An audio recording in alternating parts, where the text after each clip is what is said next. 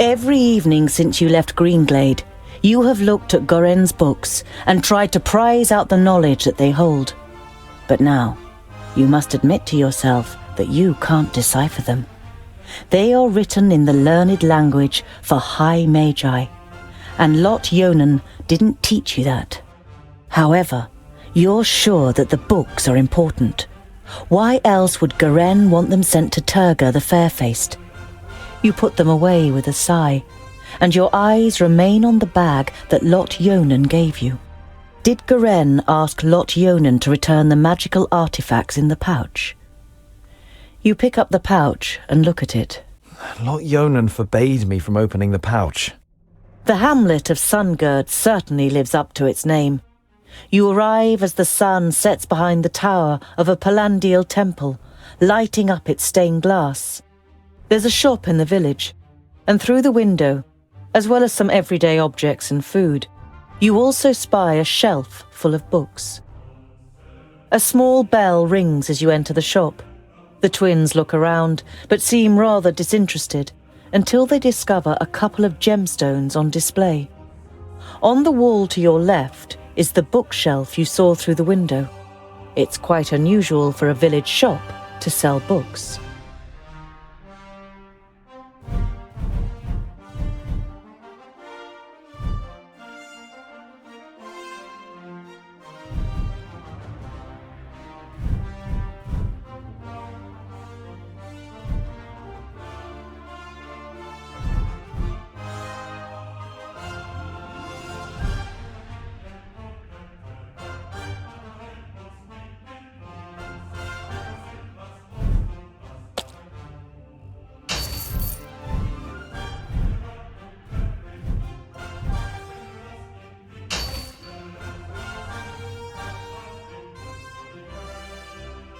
Just like previous nights, you are haunted by the image of the elf maiden nailed to the tree in Greenglade.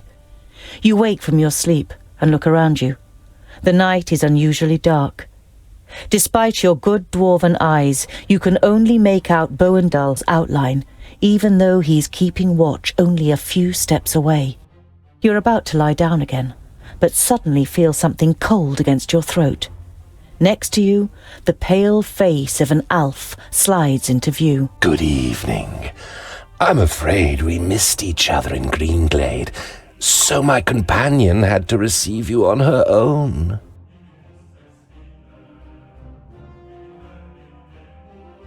You consider your options, but before you have reached a decision, the dagger is pressed more tightly against your throat, and you feel a second blade at your back. Quiet now. I'm not going to kill you, not yet. Do you know what I'm going to do instead? You feverishly search for an answer, but you can't even imagine how an Alfar thinks. I will kill everyone who means anything to you. I will destroy your life, and you will sink into hopelessness, groundling. Your downfall is called Synthoras. You tense your muscles, readying to defend yourself, but suddenly realize that the blade against your throat has disappeared. You look around, astonished. The elf is nowhere to be seen. You look over to Boendal, who is easy to recognize in the bright moonlight. Next to you, Boindil smacks his lips in his sleep.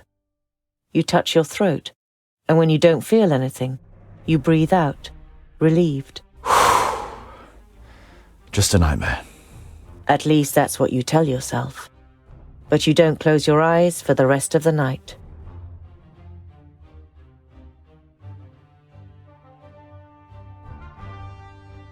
Boindil unwraps his dwarf cheese again and cooks it on the fire. When he offers you a piece, you take it. I knew we'd make a dwarf of you in the end.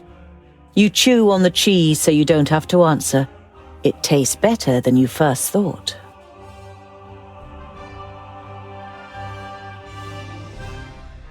A colourful trader's wagon drawn by two stocky horses is coming towards you.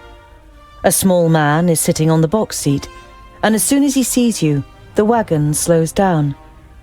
As it draws to a stop next to you, you realise that the driver isn't human. He's a dwarf. Greetings, my friends. All too rarely does one meet wayfaring dwarves around here. You can call me Mort. Greetings, Mort. I am Tungdil. This is Boindil and Boendal. You are happy to meet another dwarf, and such a friendly and eloquent one at that. Wayfaring dwarves may not be common, but a travelling dwarf trader? Now that really is weird. Then you see what great luck it is that we've met like this. Come, have a look at my wares. I'm sure you'll find something to make a dwarf's life a little sweeter. I'll make you a good price. Mort, I hope you don't mind me asking, but which kingdom are you from? The dwarf's clothes seem more like those of humans, and he isn't bearing any coat of arms. My kingdom? Is that important? I'm my own kingdom. I go where I please and enjoy the fresh air and the sun on me skin.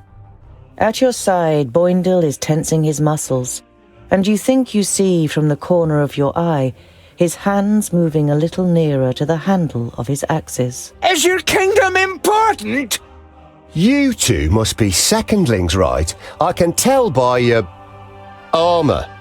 But you... He looks you over for a while. You're not a secondling, are you? As you yourself don't know for sure which kingdom you belong to, you give no answer and just shrug your shoulders. Mort throws you a knowing glance and nods slowly. Where are you heading? To Clintel, a small village where I can expect to do very little business. But the people there are nice and kind. I've known some of them since they were smaller than me. Isn't it astounding how much they manage to achieve in such short lives? After glancing at Boindil's grave expression, Mort continues unfazed. I can say in all certainty that there's not the same ambition to make a difference and change things in our halls. That is because there is no reason to change things if you do them right first time. We dwarves think first before acting. As it is Boindil of all people making such a claim, you're sure it must be a joke. But your friend continues to eye the trader with a serious and distrustful look. I grew up with Maguslot Yonan in Yonandar. I would have given anything to meet someone like you. I rarely leave this area. People know me here, so the abuse isn't too bad. Mort shrugs his shoulders, as if it were no big deal. When he sees the concerned look on your face, he adds, I don't blame them. It's our fault too. We turned our backs on other races. People fear what they don't know.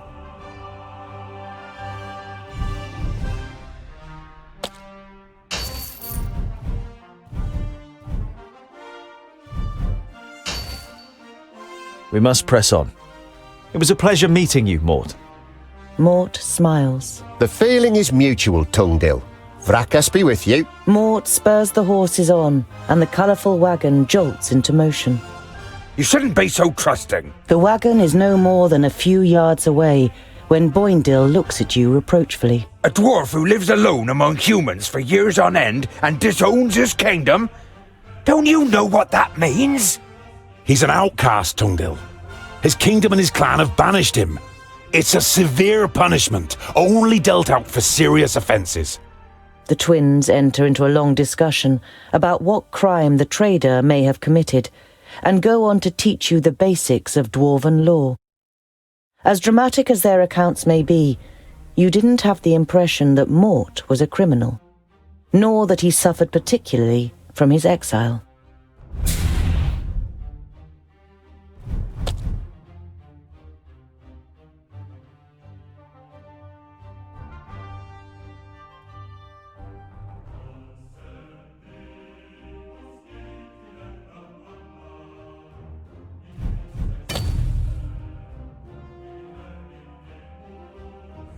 You arrive at a small, bustling village.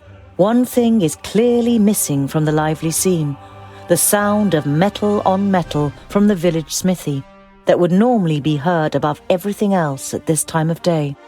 A dour, grim-looking man is sitting in front of the forge with his right arm in a sling. His expression brightens as he sees you, and he jumps to his feet. Dear dwarves, could I interest you in helping me in my workshop for a day? The man's expression is somewhere between desperation and hope. As you don't answer immediately, he continues. You will, of course, be royally rewarded for your work. I can offer you 100 gold pieces. What happened to your arm? A stupid accident. A box of blanks fell down. I was trying to catch it. It will heal, fortunately, but I won't be able to wield my hammer for a while. You must have quite a backlog of work. You nod sympathetically. You always felt bad if you were ill or couldn't work in the forge for some reason or other.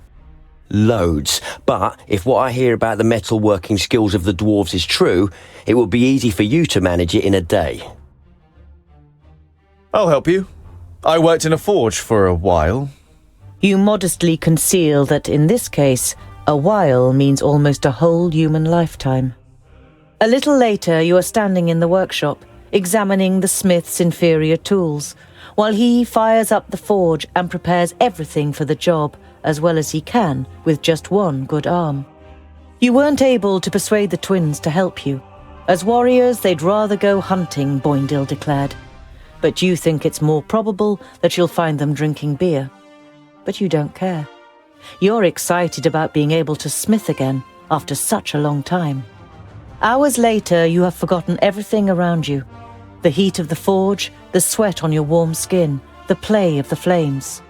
You're in your element and work as if in a trance. The smith left the workshop ages ago with a satisfied grin on his face. Hey, I'm talking to you.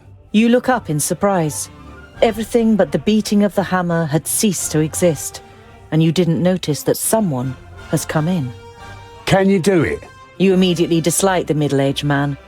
He sounds you out so doggedly with his light grey eyes that it feels as though he wants to look right through you and into your deepest thoughts.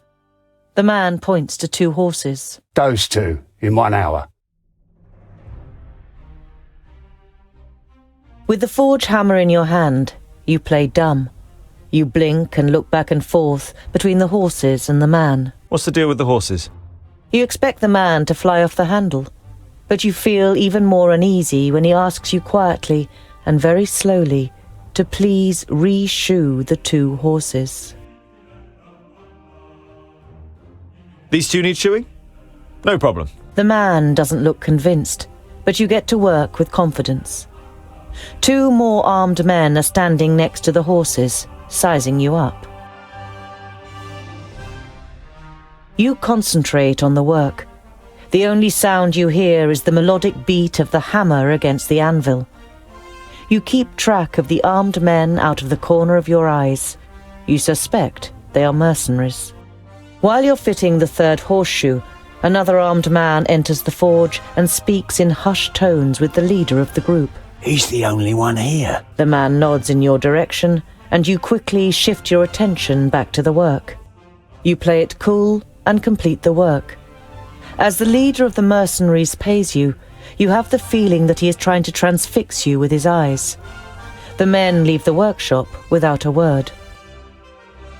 So, you're mercenaries, I take it? You're only trying to engage in conversation, but the man looks at you incredulously, as if he didn't expect dwarves to be able to talk. Something like that. Got lots of work? Oh, do you know anything about the armies of orcs from the south? We can't complain. The man's tone makes it clear that the conversation has ended here. You carry out the work in silence. As the leader of the mercenaries pays you, you have the feeling that he is trying to transfix you with his eyes. The men leave the workshop without a word. The men join a larger group of horsemen, more than a dozen, outside the village. You stay hidden and listen. Not here in the village. Go. Search the road between here and Clintal again. The other mercenaries nod and the group rides off. You can't make head nor tail of what's going on here, but you don't like it. You tell the twins about your encounter, and they decide to be especially vigilant over the next days. You spend the night in the smith's house and move on the next morning.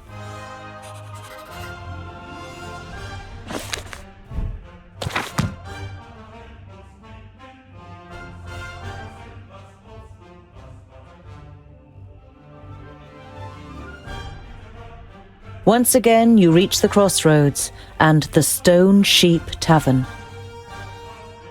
You walk to the nearest empty table with the twins in tow and sit down. The landlord comes out from behind the bar and walks over to your table. He gives a narrow smile. Good to see you again. What can I get you today?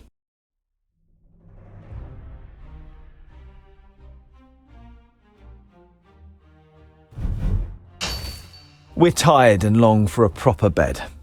Of course, gentlemen. You spend a restful night in the tavern and then head off on your way again.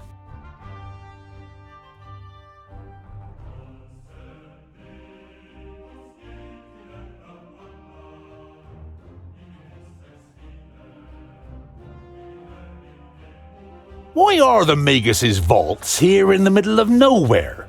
And why does the Lord of Yonendar live in a vault and not in a castle?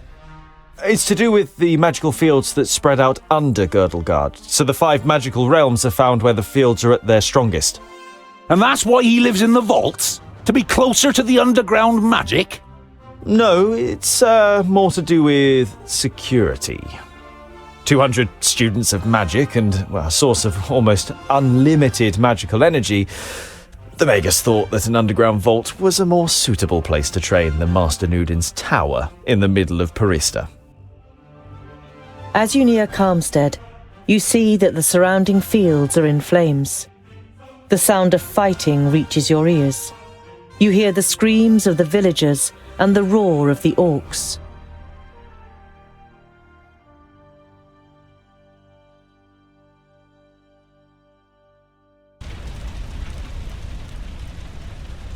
Help! Let us out! There are still people in the... Let's get them out of there, and quickly! Yeah! What is it? What is it? I can't do that yet!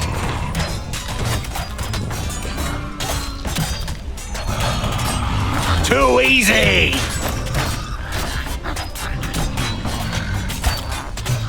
Pow! Another one bites the dust!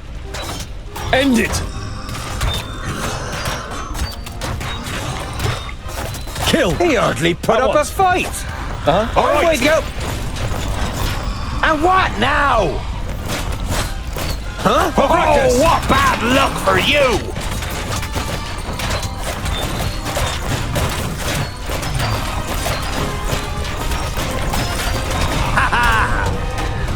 Huh? And again! Yes?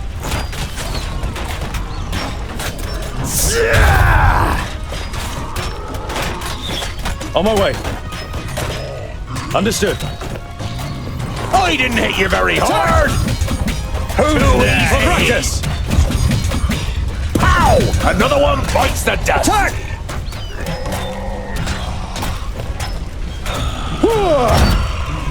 Vile creature! Fabracus! What is it?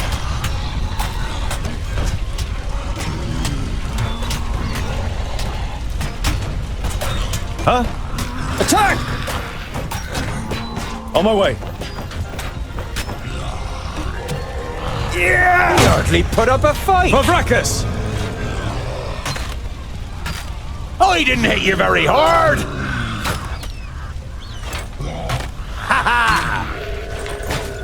And again! At once. On my way. End it! At once. Fabracus! He hardly put up a fight. Yes? Yeah! On my way. At once. End it! Understood. Attack! He hardly put up a fight. Yes? On my way! Huh?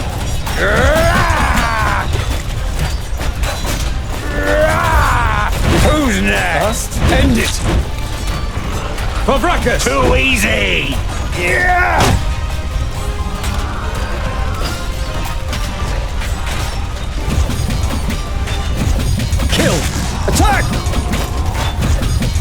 Yeah!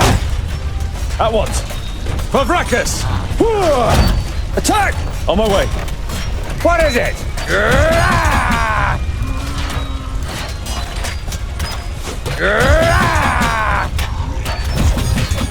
He hardly put up a fight.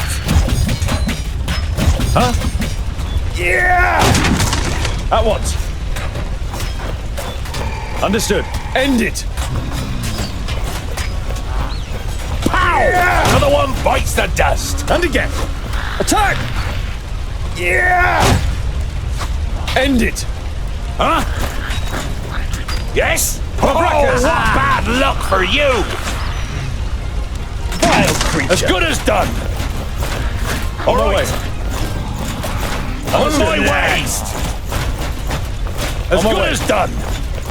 All right. On my way. End it. All right. Understood. On my way. For Say Vracus. goodbye forever. Yes? Please wait a moment. Attack! What is it? And what now?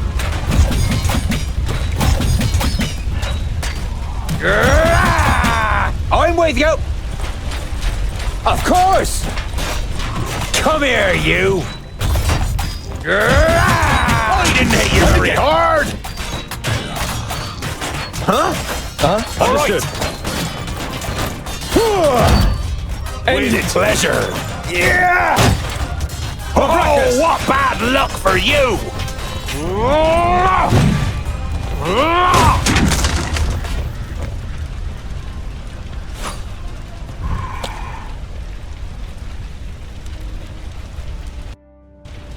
Huh? End it. Attack! Yeah! End it. What is it? What is it? Ow! Another one put up bites a the fight. dust. I didn't hit you very hard. Yes? For Vracus. Attack! For Vracus. End it. Yeah! For Vracus. Who's next? Yes, yes!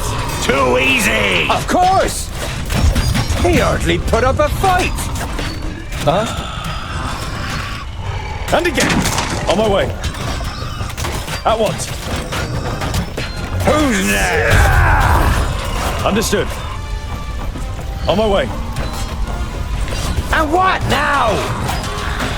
Of course! Huh? Yeah! I didn't hit you very hard. Yes? Please wait a moment. Attack!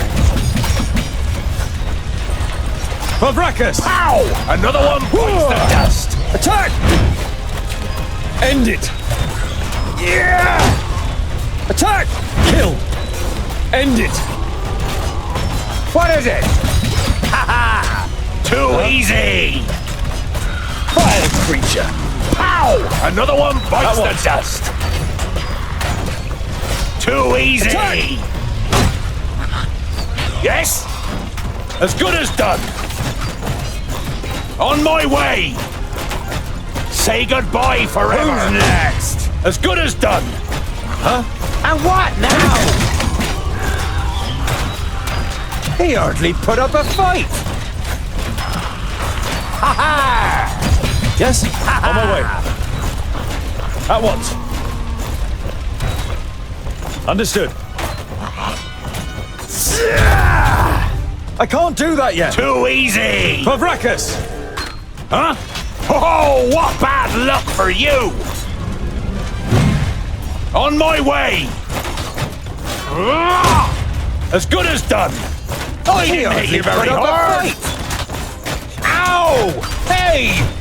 Come here, you! Ha ha! Come here, you! I'm not bad! Another one bites the dust! Ha ha! He hardly put up a fight! Too easy! Who's next? Of course! Fight! Ha ha!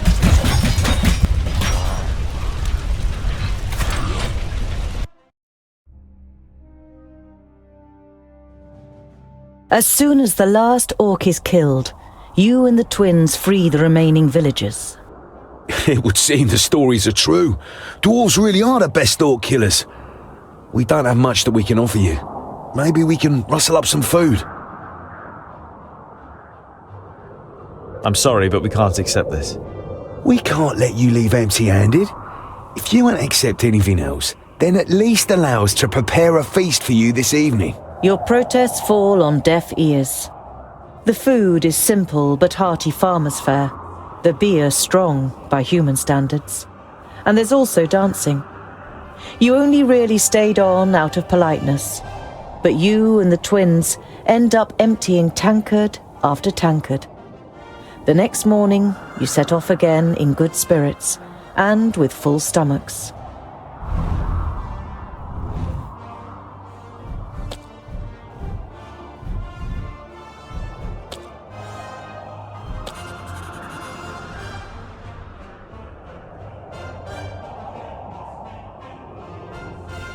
I don't like it here. All this hocus-pocus is bad news. Us dwarves know that and keep well away, just as Vracus commanded. I hope you know that too. I cannot perform magic, and I've never attempted to. Nevertheless, please show respect. Remember that it was Lot Yonan who took me in and saved me. Now then, it would seem that the tongue of the learned one becomes somewhat haughtier, and his sentences doth wind most strangely as we verily approach the vaults. You can't help but grin guiltily. With a beseeching glance at the twins, you step into the area in front of the vaults. Seeing no one there you might greet, you and your companions enter your old home through the open gate.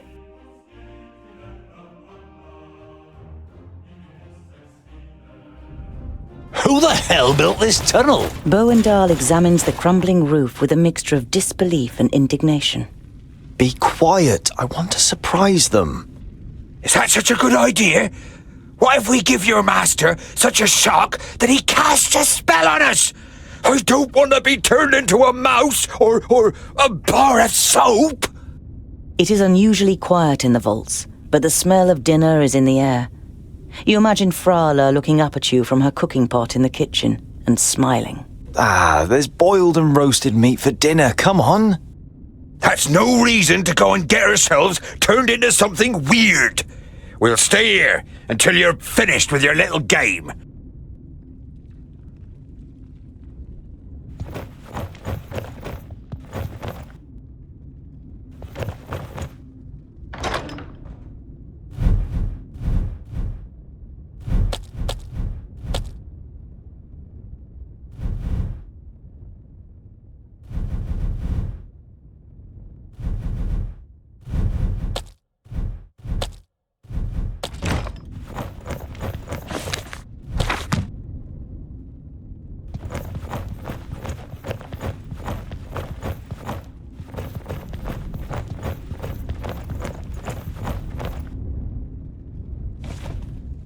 You don't know the man coming out of Lot Yonan's study. His robes identify him as a famulus of Nudin the Knowledge-Lusty. You have a bad feeling. The quiet vaults, the open gate, the strange famulus. Your hand moves to the handle of your axe before you address him. Greetings. What are you doing here? And where is Master Lot Yonan? Another one.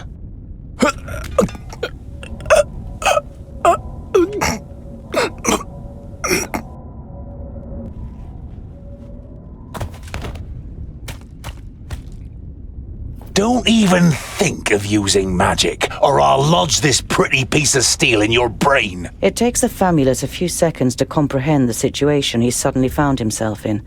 He seems to weigh up his options for a moment before he breathes out and the tension leaves his body. All right, I won't use magic.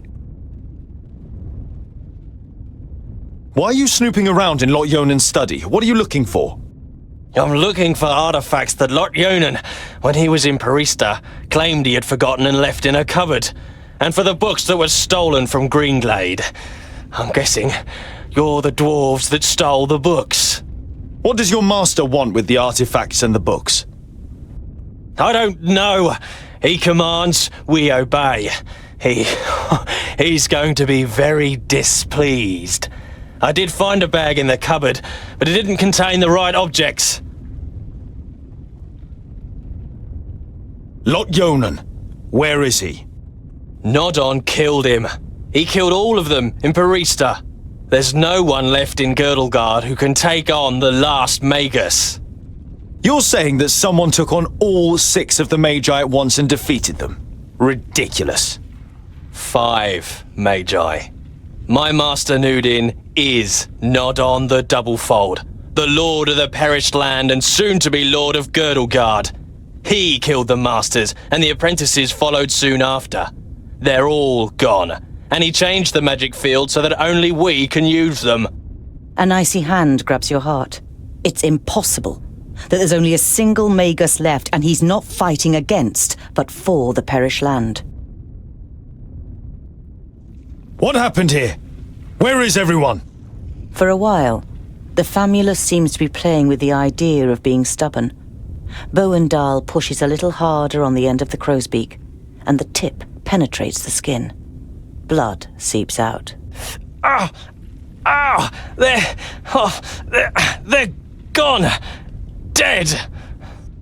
A school full of Magi destroyed without any signs of struggle? Lies. The facts seem stacked against it, but you cling on to this faint hope.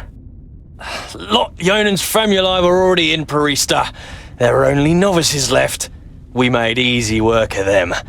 The Elfar, Syntharas, he insisted on being part of the raid after he found out that you grew up here. He opened the gates and killed most of those here before they even knew what was happening. In your mind's eye, you see a pale face appearing from the darkness. You saw what Elfar are capable of in Greenglade. You push the thought to the back of your mind and try to keep a clear head. I've had enough of your lies. They're alive.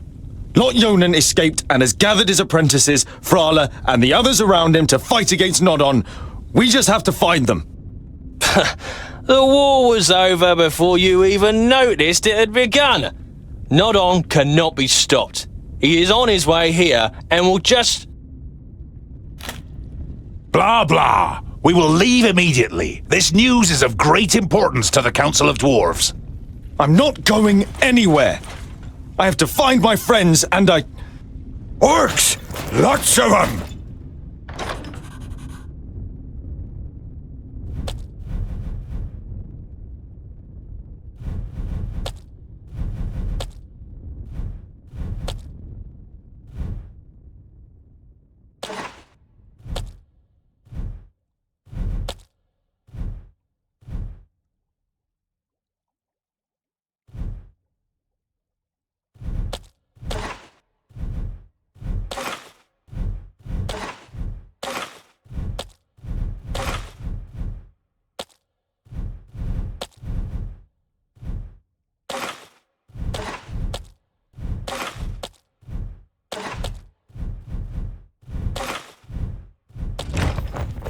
As Well done!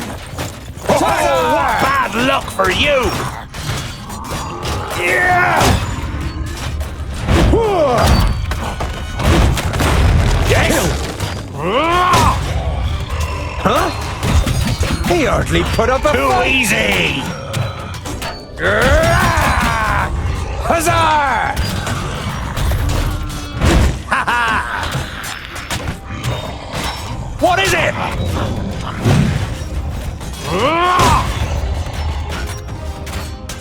Yes? I didn't hit you very hard! Yeah! Pavrakas! Understood. Pow! Another one bites the dust! On my way. Pavrakas! Yes? What is it? Come here, you! Too easy!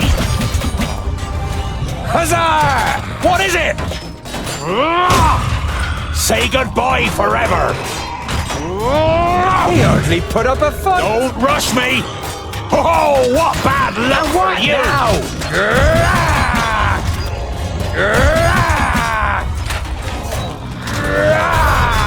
Come here, you.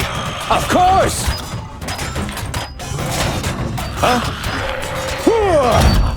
End it. Killed. Pavrakas. Pow! Another one bites the dust. End it. Pavrakas. Too easy. Just wait there are a too moment. many of them. The side door in the workshop. It's our only chance. Yes?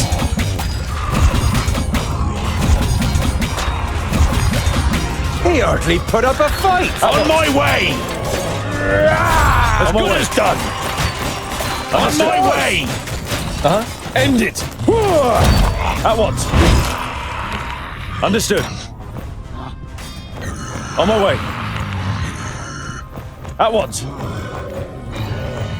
Understood. Huh? Yes? Understood.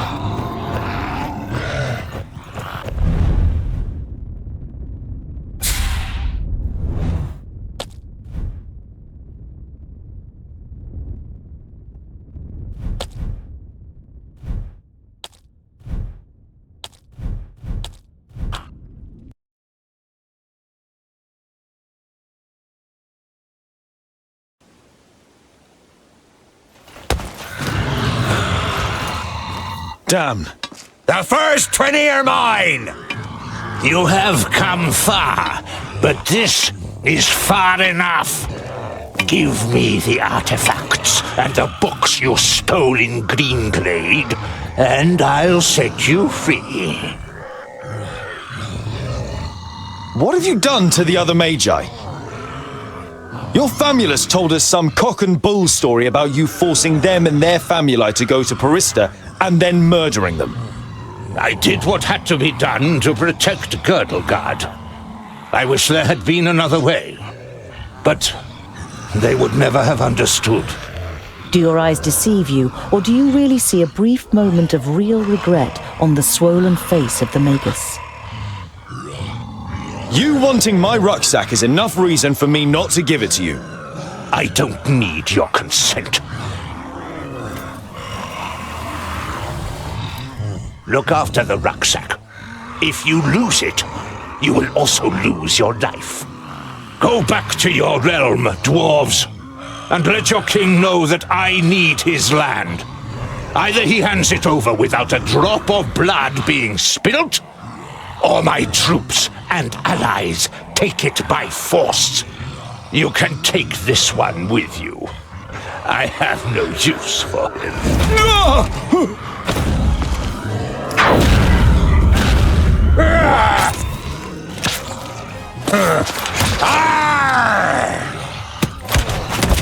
Invisible wizard, Maya! Look!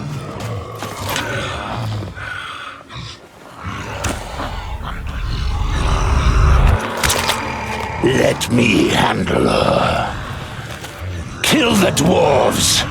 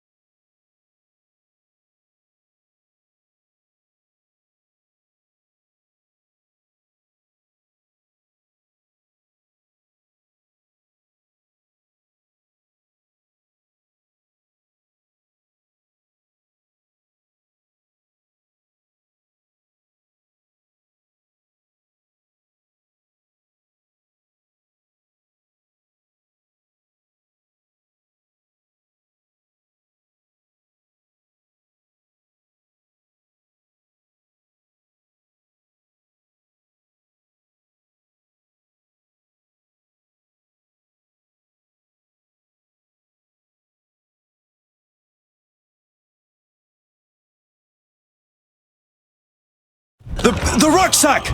The artifact! There's the orc with the rucksack! Let's get him! What is it? And I didn't even take off my gloves. Huzzah! Of course! Yes, yes! Huzzah! What a Come waste here, of you! And I didn't even take off my gloves. What a waste of time. End it! And again! Yeah. I didn't hit you very hard! On my way. Attack! What is it? Say goodbye forever! Oh, what bad luck for you! And I didn't even take off my gloves. And what now? Who's next? They're hitting it pretty Oh, hard! easy! I'm with you! Of course! What a waste of time. Fabracus! Vile creature! No chance. End it! Another one bites the dust! Fabracus! Who's next? Understood. And I can't didn't do even that take yet. off my gloves. End it! Huh? On my way! Say goodbye forever! Who's next? I'm with you! Pow! Yes, Another yes. one bites the dust! Come here, you! Very hard! I've got the rucksack! Let's get out of here. Over the bridge. Of course! Yes, yes! Understood. Yes? Attack! What a waste of time. At once. On my way. At once. I can't do that yet. At once. On my way. What is it? Come here, you! What is it? On my way! Say goodbye forever! Oh, what bad luck for you! No chance. Say goodbye forever! On my way! With pleasure! Going down! Give me a hand! Huh? On my way. Oh, what bad luck for you! I'll be ready soon! And what now? Who's next?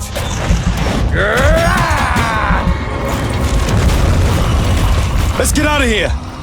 Retreat? We should fight on! We would die. Perhaps you've noticed that Nodon has risen again, headless. He is more powerful than the Perished Land itself, but the key to his destruction is in here. We will return to the Secondlings and tell them what the Magus is up to. We'll be safe at Ogre's death, and there we can hatch a plan. If we manage to get there. Nodon will do anything to stop us. Then let him try!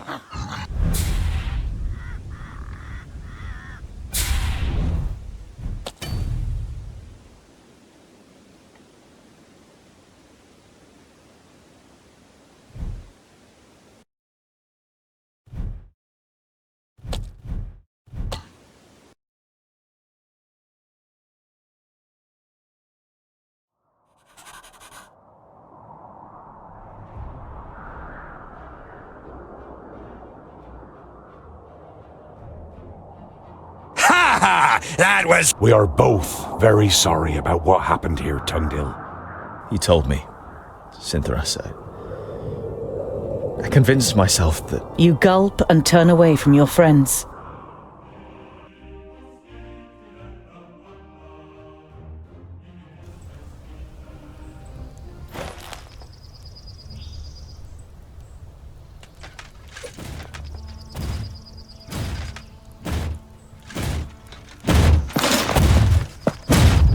Ha! That's what I call a goodly challenge. Cover me. Not a good idea if you want to go on living, dwarf. You've got quite a big mouth for someone who sounds like a girl.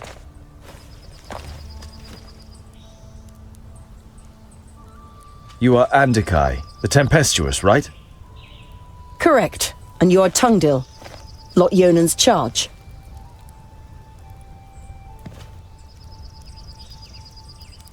Your companion, won't he sit with us and introduce himself?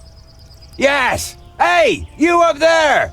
Can you even hear us with that bucket on your head? Jeroen is mute, and he won't do you any harm unless I command him to. And as long as you treat him with courtesy, dwarf. Boindil seems to briefly weigh up his chances against the two of them. I decide when I'm courteous. Just don't get in my way. And the orcs are mine! Honourable Mager, what news of Lot Yonan? Does he live? Andakai looks at you in silence, pain and rage slowly spreading across her face. He is dead, Tungdil. Along with Myra, Turga, and Sabora. Nod-On killed them all, and destroyed the Council of Magi. The certainty of their death is painful. It feels as though someone has just torn your insides out. He killed their best pupils, too. And now he's the unchallenged Magus in Girdlegard. What happened? How could he defeat the Council of Magi? Nudin called us to Perista, under the guise of reinforcing the barrier against the perished land. Instead, he tricked us, took control of most of our powers and attacked us. I cut him down with my sword, but he rose again and impaled me with his staff.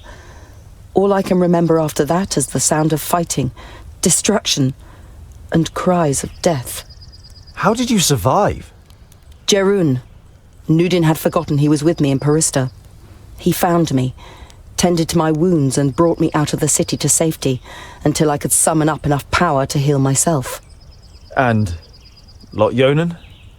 When Jeroen carried me away, he was frozen in stone, like a statue. To my knowledge, the spell cannot be reversed. You nod slowly. You don't have the strength to say anything else right now. It was you, wasn't it, that attacked them with the lightning? Were you any more successful than we were? Andakai shakes her head. He defied everything I threw at him. All of my skills. In vain. I soon realized he was superior to me, but I wanted to buy you some time. Nodon's famula said that he had changed the magical fields, but you still seem to be able to use them. Andakai smiles. I'm not quite as benevolent as the other Magi. My god Samusin is the god of balance. He loves the darkness as much as the light, which means I can use both. But my powers aren't unlimited. It is difficult for me to store and use this altered magic. We should avoid confrontation as much as possible. What will you do now? Leave this place. I'm not so foolish as to believe that I could restrain the perished land or nod on. Why should I stay here? Foolish, no! But cowardly! You're on your way to the kingdom of the Secondlings, right? Then I will accompany you and leave Girdlegard by the High Pass. We'll need all the help we can get. Nodon will have a lot worse in store for us than just orcs. The Mager nods in agreement. Then she looks pensively at your rucksack. Your rucksack? Why did Nod-On want it? I was taking some objects to Goren, one of Lot Yonan's famuli. He was murdered at Greenglade by an elf. There were books lying next to his body which he was planning to send to Turga the Fair-Faced. May I see them? You nod. Take the books out of your rucksack and hand them to her. She goes through the letter and the books, one after another, without showing any sign of emotion. Finally, she closes the last of the books. Is that all? They are only sagas and travelogues from the Outer Lands, which tell of legendary creatures and myths. I don't know why they should be of interest to Nod On. There must be something in them that's important to him. He destroyed a whole village for them, and the vaults. Possibly. I'll study the books. But let's sleep now. Jeroen can keep watch. We are still being followed.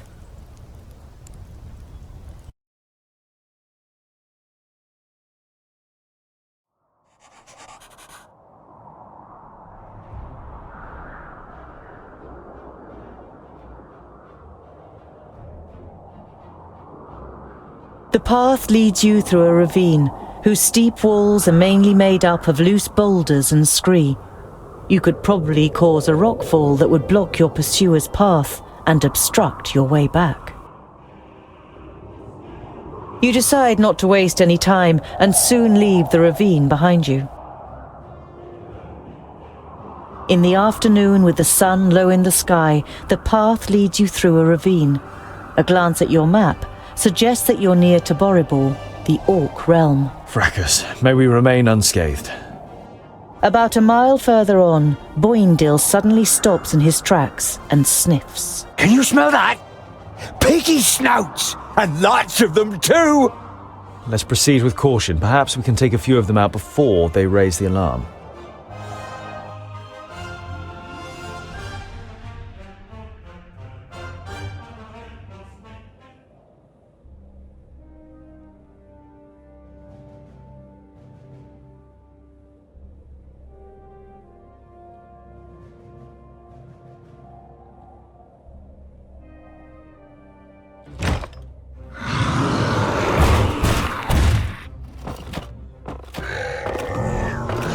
Yes?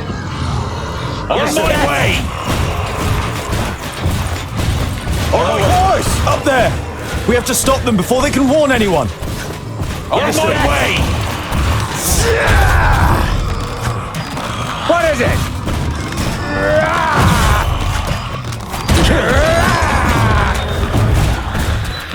Huh? On my way. At once. Attack! And again. Understood. On my way. Huh? He hardly put up a fight! Yes, yes! Yes?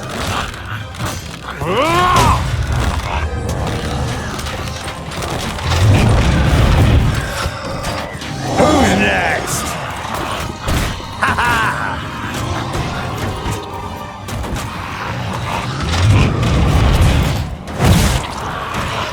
What is it? I'm with you! I didn't hit you very hard! Yes. Kill! I'm with you! Huzzah! He hardly put up a fight! All right! On my way! Yes? At once. And what now? As I'm good with as you! done! On Yes, my yes. way! Understood. All Of right! course! At once.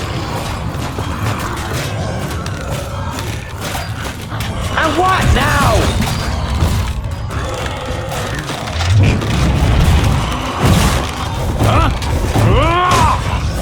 Huh? And again. Attack! On my way. He hardly put up a fight! Huh?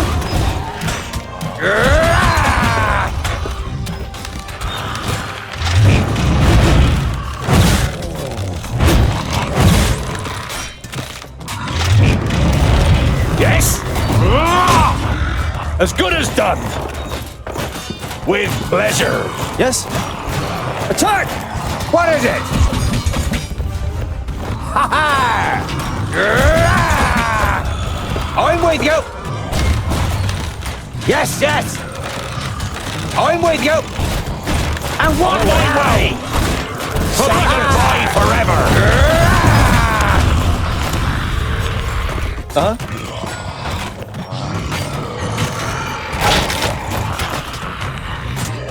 Vile creature! At once. Please wait a moment.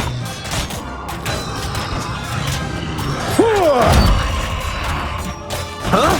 He hardly put up a fight! Yes, yes! So! Huh? Kill! End it! I didn't hit you very hard! With pleasure!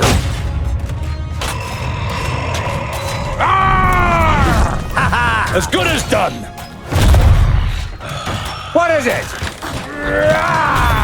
Come here, you! I'm not that quick! Yes? Huh? Yeah! I can't do that yet! Another one bites the dust! What is it? Huh?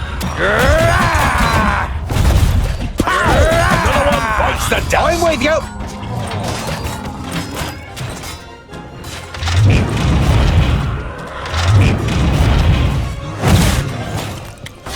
Yes? Yeah!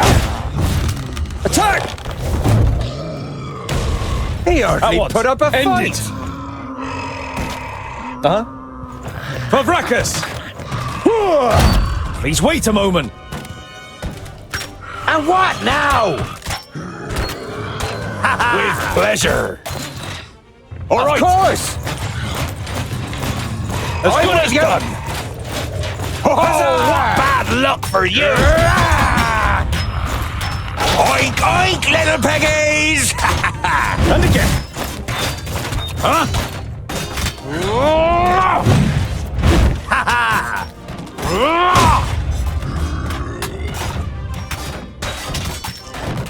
And what now? He hardly put up a fight.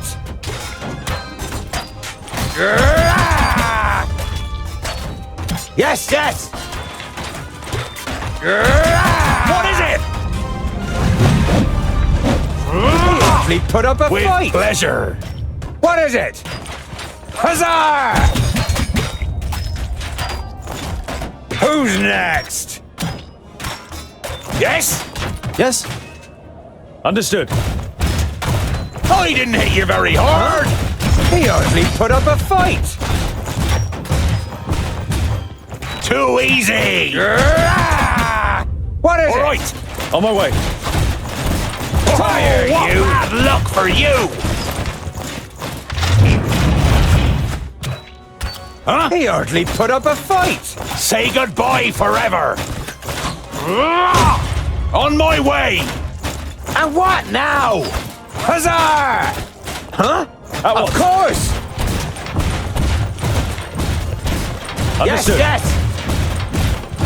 What is it? We should go down into the caves and vaults. There'll be more of them down there. Or maybe we should concentrate on finally getting to Ogre's Death Stronghold, Boindil. You ignore the offended look on your friend's face and set off, leaving the Orc Mountains behind you.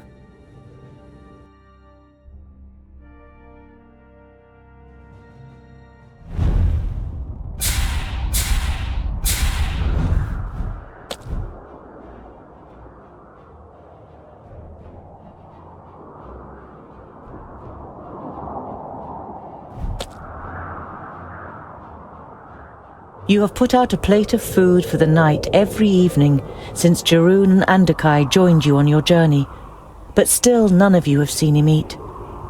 You decide to pay particular attention to him this evening, to try and find out what is under the helmet. Andakai is sitting not far from the giant, studying the books. Have you found anything useful yet? She looks up at you. You think I will stay and fight if there is a spell in the books that might defeat Nodon? Yours is the god of balance. Don't you see it as your duty to create a balance between light and dark? Instead of answering, Andakai rubs her eyes and closes the books. It's too dark to study. Let's see what tomorrow brings. Disgruntled, you watch the Mager as she walks over to her bed for the night. Your eyes fall upon Jeroen and the plate at his feet, on which not a crumb of food is left.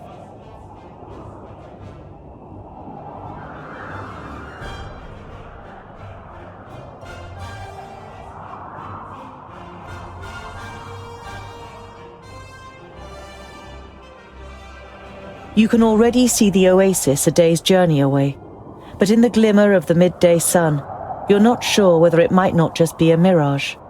But the twins are convinced that there is a village here, and the prospect of a roof over your heads for the night keeps you going. The nearer you get to the oasis, the more the uneasy feeling grows that something's not right. It's too quiet, and you don't see any movement. Once you enter the village, your fears are confirmed. Your enemies have already been here.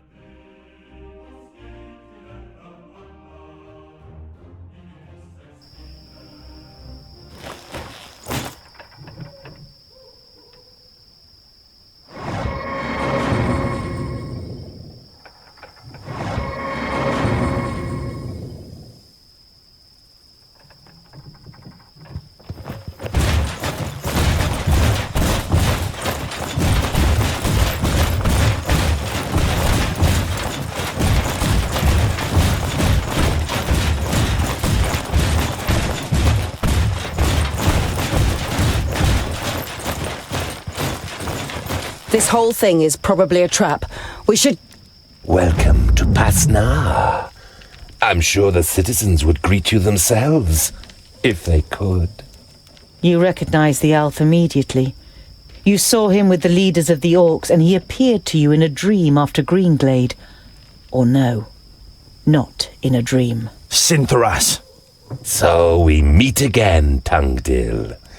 What do you think of my work in the vaults? It was a nice start, wasn't it?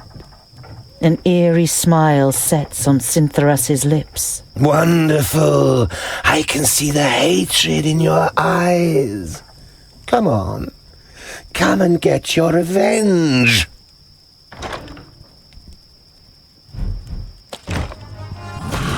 Huh?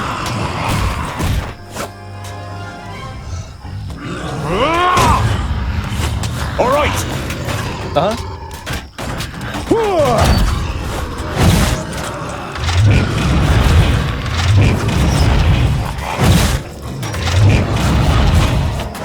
What is it?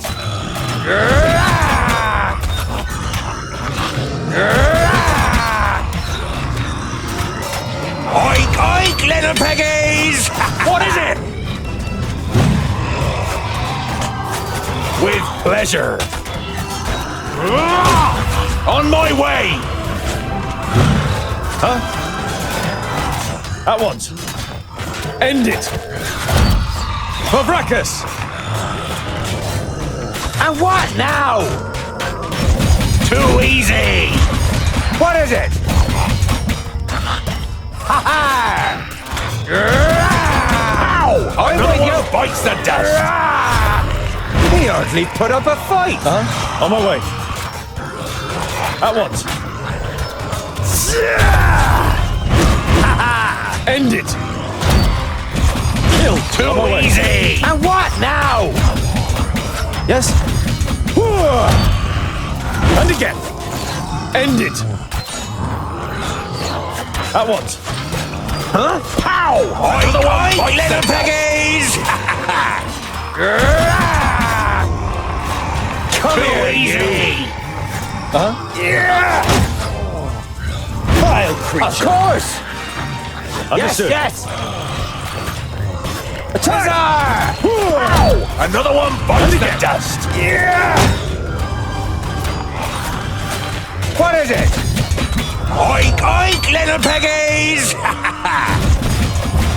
All right. Who's next? On my way! All right. With pleasure. Huh? Say goodbye forever. Arr! Oh, what bad luck for you! He hardly put up a fight! And what now? Oink, oink, little piggies! Yes? I didn't hit you very hard! He hardly put up a fight! Kill! Yeah! What is it? Huh? Yeah! Huh? Of course! Come here, you! Oink, oink, little piggies! With He pleasure. hardly put up a fight! Too easy! I didn't hit you very hard! Pow! Another one bites the dust! Too easy! I didn't hit you very hard! On my way! Vile creature! Who's next?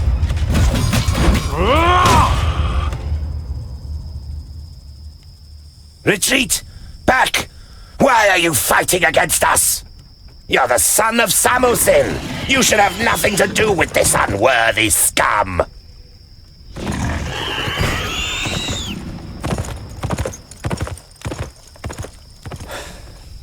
I've had enough of fighting. It's about time we head to your home.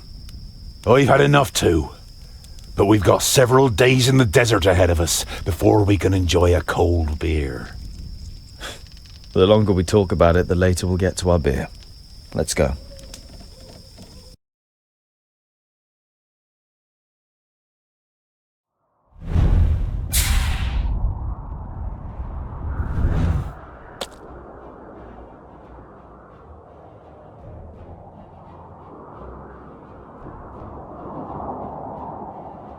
You've been traveling through the desert for days.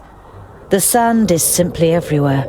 In your shoes, under your clothes, in your mouths. Even the makeshift cloths that you've wrapped around your heads is of little help.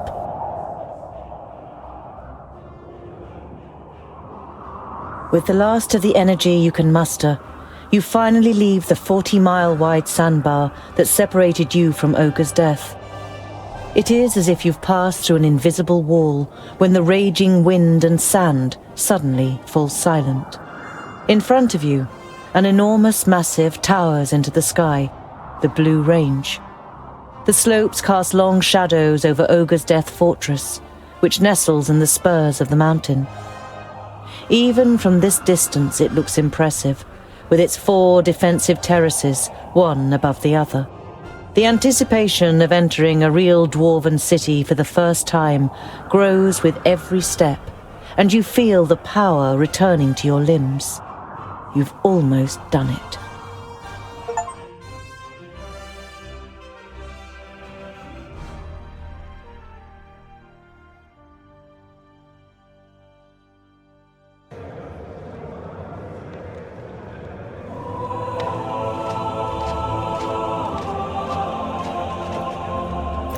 My High King, you have called me to succeed you to the throne.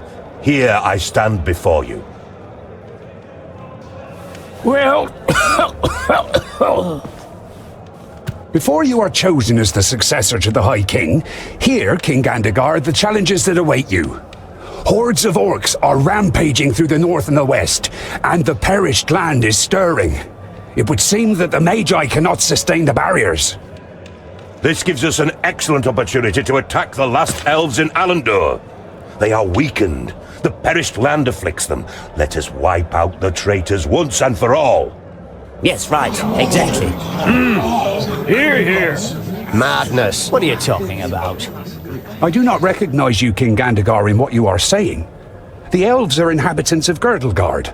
Has your hatred for them clouded your senses to the point that you wish to ignore the words of our god? Belendelin's gaze falls, as if incidentally, on the King of the Fourthlings' advisor.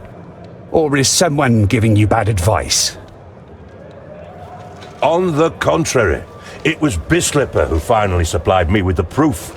A report titled How the Fiflings Lost the Gate. It was the elves that poisoned the brave Fifling warriors in their stronghold. A devious disease spread by the pointy ears in the shafts of the Grey Range. Impossible! I always knew it! Treason! I don't believe They should that. pay for it! To the pointy ears! Enough! Don't be so short-sighted! We are talking about the safety of Girdlegard. We must reach out and forge a large coalition with the elves. Yes, and even with the Thirdlings, if we are to defeat the perished land. My High King, you cannot be serious! Drivel from a dwarf who has grown too old in his post. Are we not here to choose a new High King? We have waited long enough.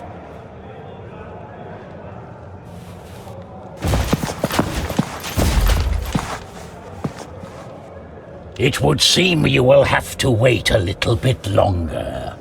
The second aspirant has arrived. Our guests must be tired from their long journey. The meeting is adjourned till tomorrow.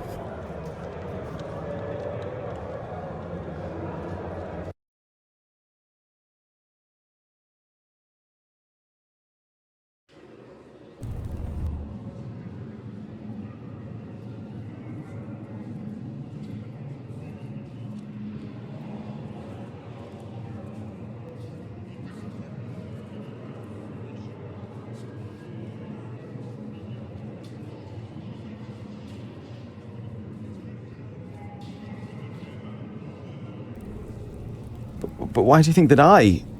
Everything will become clear. I've had a room prepared for you. Before you take to your bed, please pay the High King and I a visit in the throne room.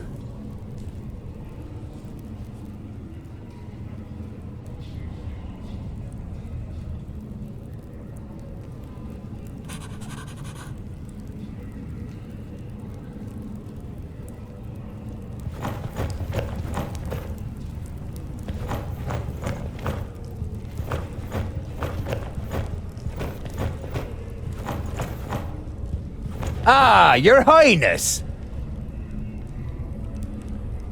For the first time, you have the chance to appreciate the beauty of the place. You suddenly forget what you wanted to say. I've never seen such masterful masonry. To be honest, I didn't even know that stone could be worked in such a way. Ha ha ha! The secondlings are the best masons of all the kingdoms. That's how Fracas made us.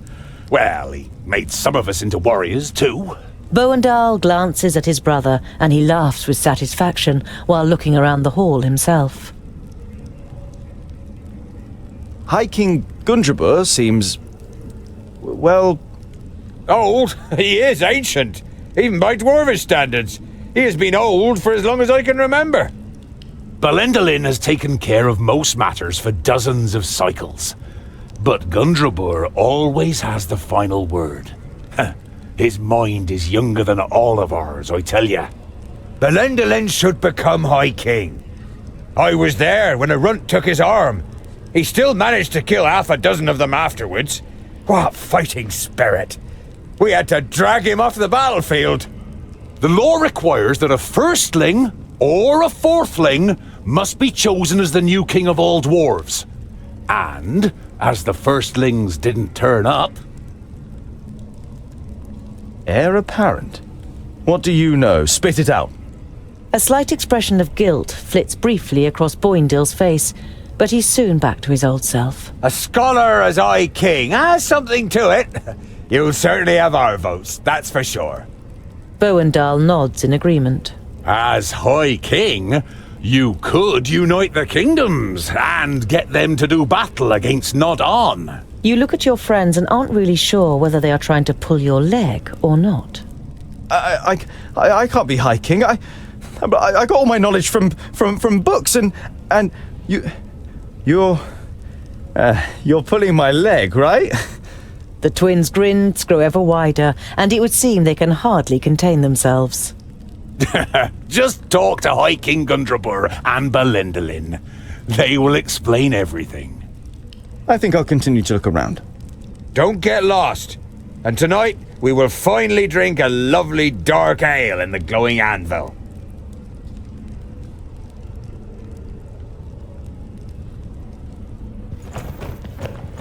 You can't see the bottom. When the secondlings named the Blue Range their home, there was nothing here but hard rock and a few small caves. Fantastic.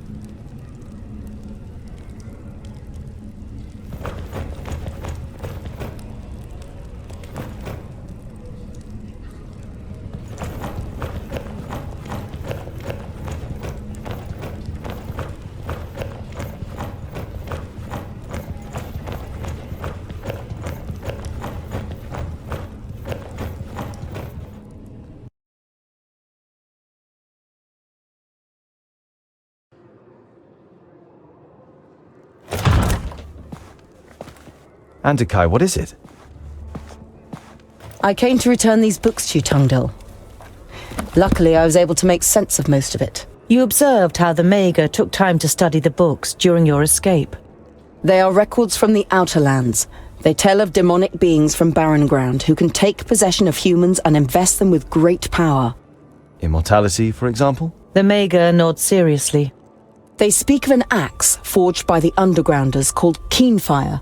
It is said to have the power to cut through the flesh and bone of the living and completely destroy the demonic spirit deep within their soul. Do you know these Undergrounders? I have never heard of the Undergrounders, but I've been to the Outer Lands before. It must be terrible. The hordes of Tion have marched from there against our strongholds for thousands of years. It's not as bad as you think. It is certainly safer than a land in which a Magus possessed by a demon is on the loose. So you think a demon from the Outer Lands has taken possession of Nudin? He looked very different when I encountered him in Parista, and he rose from the dead even though you cut off his head. That can't be explained purely through the power of the perished land. And he wanted to prevent these books from falling into our hands. That would only make sense if Keenfire had the power to defeat him. Where is this Keenfire? I don't know if this weapon was ever forged. It requires rare materials and masterful craftsmanship. The purest, harder steel, stone barbs decorated with runes, a hilt of Sigurdaisy wood, inlays made of all the noble metals, the blades studded with diamonds, smithed in the hottest forge. We are dwarves. We have the most talented craftsmen. And you have the Sigurdaisy wood. It is amongst the objects in your rucksack, which is fortunate as there are no more Sigurdaisies in Girdlegard. But even if you manage to forge the axe, it might all be just a fairy tale. It's too little to wager our lives on. We can get all the missing materials, as well as a gem cutter, here in the stronghold. After all, Gandagar and his fourthlings are here. A stonemason from the secondlings, and I can smith. The Mager looks at you thoughtfully, and for a short time it seems as though your enthusiasm is rubbing off on her. But then she says, I wish you good luck, Tungdil. You still want to leave Girdlegard, but what will happen to your realm and all the other realms? I admire your optimism, my friend, but it isn't wise to stand in the way of a rolling stone. I don't wish to give up my realm, but I would only be prolonging the suffering unnecessarily. But you don't want to let the last Mager in Girdlegard go. Unfortunately, you can't think of anything that could cause her to stay. Many thanks, Honourable Mager, for all that you have done.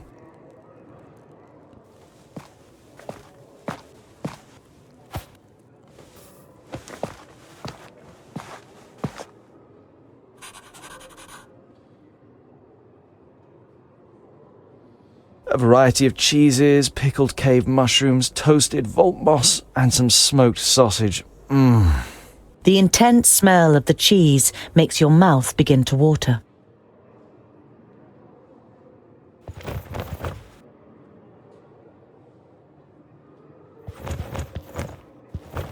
Goren found an answer to the threat. Keenfire. No matter how difficult it is to forge it, we must do it. We don't know of anything else that could injure a demon.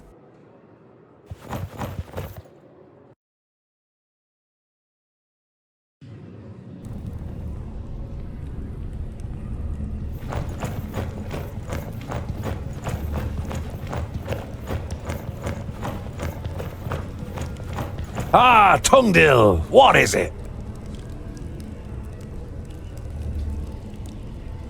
Andakai deciphered what was written in the books that Goren wanted to send to Turga the Fairfaced. They tell of a demonic threat from the Outer Lands and how it can be stopped. Nudin cannot be killed by normal weapons, but Undergrounders have developed a weapon that might be able to do it. Keenfire. Undergrounders? What's that supposed to mean? You shrug your shoulders. Maybe there are dwarves in the Outlands too. Either way, they have described how this magical weapon can be made. If it's got anything to do with magic, the weapon cannot be dwarfish. We shouldn't go anywhere near it. Nudin fears the books. I believe that Keenfire is our best chance of stopping him. I think I'll continue to look around. Don't get lost. And tonight, we will finally drink a lovely dark ale in the glowing anvil.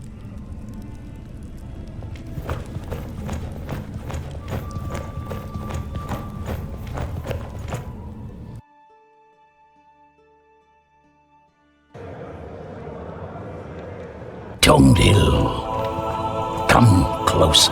The power that the old High King radiated when he called the assembly to order has drained away from him.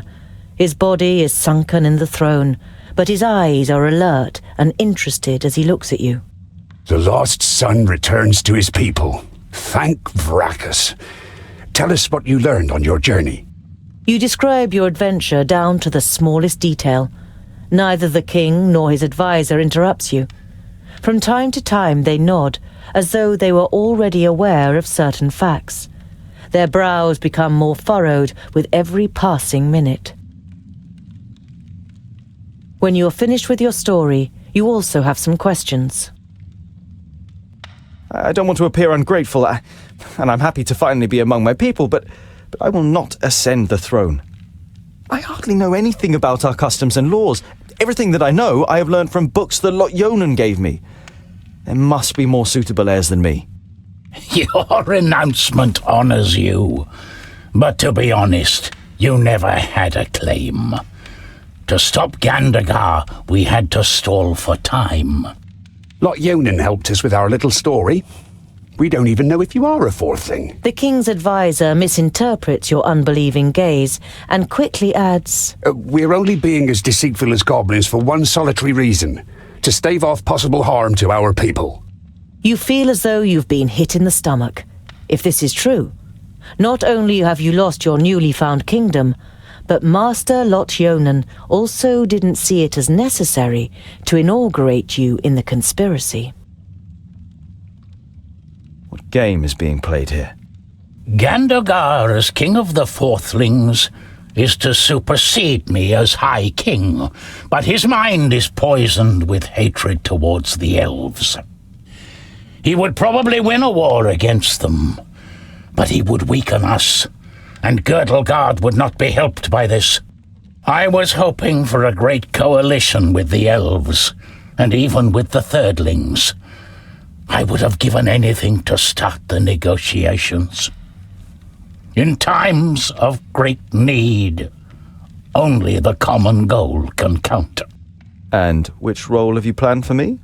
Well, with you as a second aspirant, certain possibilities of protocol open up to us. Why is Gandagar so full of hatred towards the elves? His father and brother were murdered by elves. At least that's what's claimed.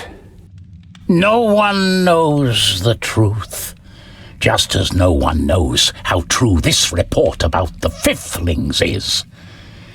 But isn't it strange that this letter has turned up now, just when it can play into the hands of the elf-haters? Many dwarves' hatred towards the elves is great, perhaps even greater than their honesty. I understand why you want to prevent a High King Gandagar. He will be blind to our real problems. Gandagar's only liability is that he lets Bislipper whisper dark thoughts in his ear. The advisor is the problem, not the king. A problem that I am fortunate enough not to have. The High King smiles weakly at his advisor. Gandagar is a good dwarf and a good king, and I am certain he could also be a good High King if he was free of Bislipper's lies and false advice. Your plan has a flaw. Even if I were to line up, I couldn't win. No one on the council will vote for me. You don't have to win. Belendalin points to the Steelies in the throne room. It's written in our laws that the High King can oppose an heir if he isn't elected unanimously. He can then demand a duel or a contest in order to determine the winner. Such a contest could take weeks, if not months, and it would win us some time.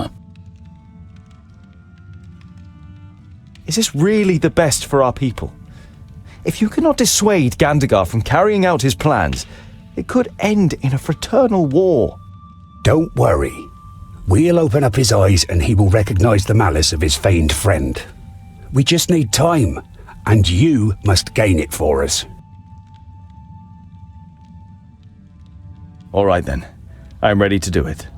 But I will need all of your support. You can be certain of it, Tungdil. Belendalin smiles at you encouragingly. You say Andakai may have found a way to defeat Nodon, and she suspects that the Magus is possessed by a demon from the outer lands. It may be possible to kill this demon with an axe called Keenfire. What kind of contest will you have us compete in? Gandagar is surely superior to me in many things. Everyone in the council will write a task on a piece of paper, and from them the contest will be drawn. And this only once you have made a speech, and have won over as many as possible in the council to your side. The more sympathetic the council is towards you, the higher the chances of a contest that fits your abilities. Speech? You're beginning to like this whole thing less and less. I have commissioned armor that is worthy of a prince. It will be delivered to your chamber by sunrise. You say goodbye with a queasy feeling in your stomach. You always thought that you were articulate, but the prospect of having to make a speech in front of the large council doesn't exactly fill you with elation.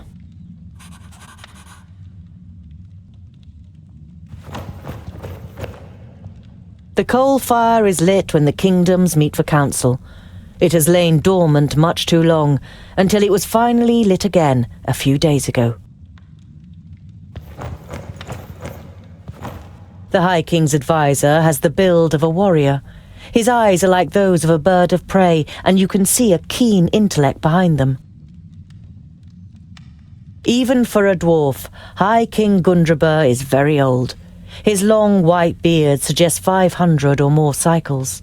He seems weak, but when you talk to him, you feel an aura of grandeur. Vracus, who made the dwarves of stone, has himself been hewn from stone by these self-same dwarves. A masterly piece of work, like one of which only the masons of the Secondlings can still accomplish today. You skim over the ornate runes and look for the passage that Gundrabor and Belendalin told you about. If there is more than one candidate from a kingdom, and none can bring together all of the votes for themselves in a ballot, the High King can decide whether to declare the candidate with the most votes the winner, or to have the candidates compete in a contest to determine the victor.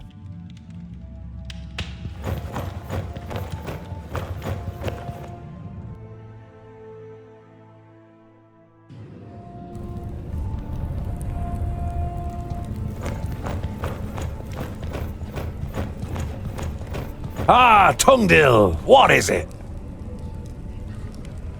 The High King and his advisor don't know where I come from either. But they only want to use me to delay Gandagar's coronation and ultimately prevent war with the elves. Whatever happens, we will stand by your side, Scholar. You're not sure whether the moral support of your friends will be much use in a contest with Gandagar, but it feels good not having to go through the whole thing on your own. I think I'll continue to look around. Don't get lost. And tonight, we will finally drink a lovely dark ale in the glowing anvil.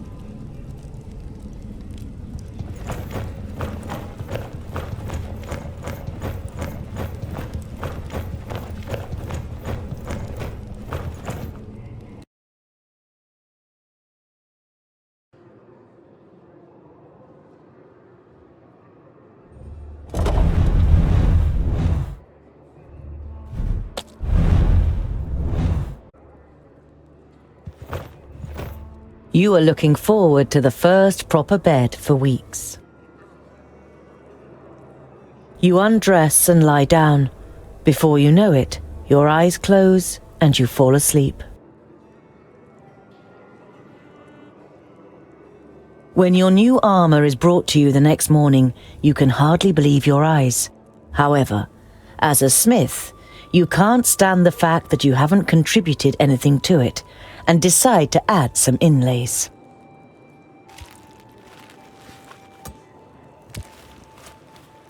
Even one who wears the armour of a prince can still be a farrier underneath it, don't you think, Tungdil Bolafar? Just like a snake in elegant clothing is still a snake.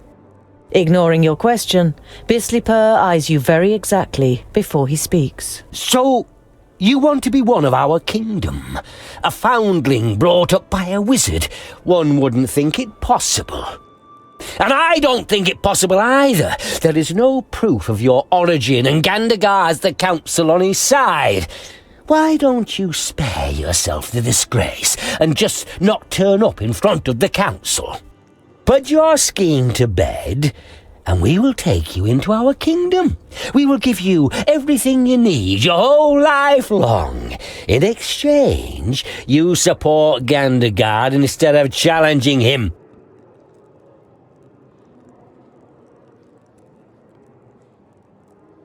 And what if I don't withdraw my candidacy? You wish to stand against your own king? A stray dwarf offending a deserving leader such as Gandagar through his claim? No one in the Brown Range will like that. Prepare yourself for life as an outsider among the Fourthlings. Children of the Smith cannot be silenced. You are a dwarf, I confess, but no Fourthling can remember a dwarf child ever going missing. And you know thousands of the Fourthlings personally, and know exactly where they live in the mountains, what they're planning, or what small tragedies take place in their lives? You have a sense that all the long evenings in the library and debating with Lot Yonan weren't for nothing, as Bislipper struggles for a reply, then lets it go. Proof? Oh, you mean like your letter that has been found after 1,000 cycles and makes the elves responsible for the fall of the Fifthlings? It is no secret that the elves are deceitful, and what could possibly be more suited to get one over on us than letting the perished land in and presenting us as the scapegoat? The elves have been displaced by the perished land and are now almost eradicated. I said they are deceitful, not wise. You have had enough of this dwarf. He makes you feel uneasy, or worse still. Get out! A humanized bastard will not issue me orders. Know your place, false dwarf.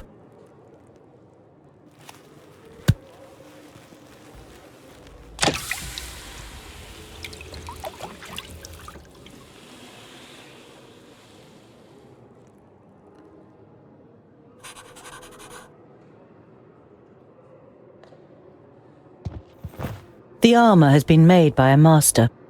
Over the chainmail is steel plate, alloyed with gold in many places, which certainly appeals to you. There are also several decorative elements made of stone to honour its origin in the kingdom of the best stonemasons. You had just finished setting the last inlay, the seal of Lot Yonan, who brought you up and is gone, when Bislipper interrupted you.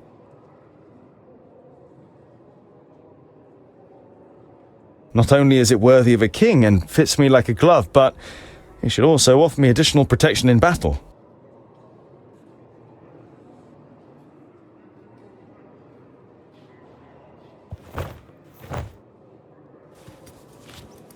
Sigurdaisy wood. Very rare. I guess Lot Yonan wanted it to examine or experiment with.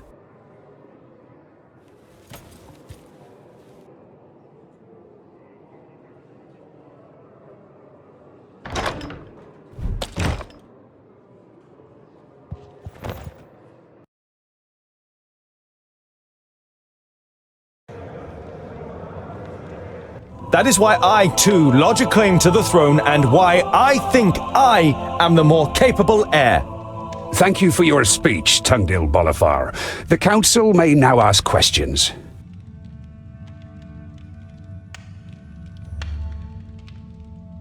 Yes? Your question? Just so I get this right, you want to forge a weapon that is described in a book of fairy tales from the perished land to kill a demon that none of us has ever seen? I have most definitely seen it, Goimgar, Yellow Belly Shimmerbeard.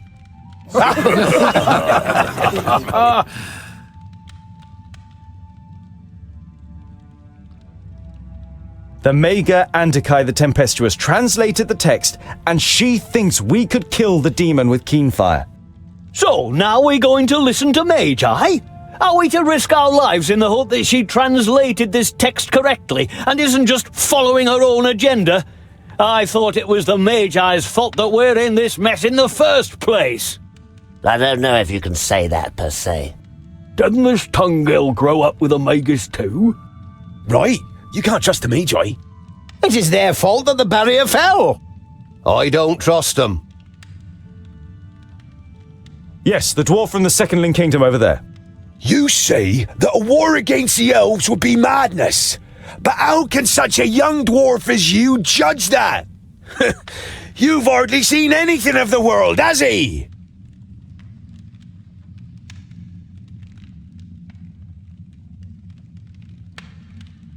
It is true. There is much that I only know from books. But it is written that it is our duty to defend and protect Girdlegard, and that includes the elves. And don't the elves have the same enemy as we do? They could stand by us in battle. Why should we play into the hands of the enemy by attacking them, rather than working against the enemy together? That is true.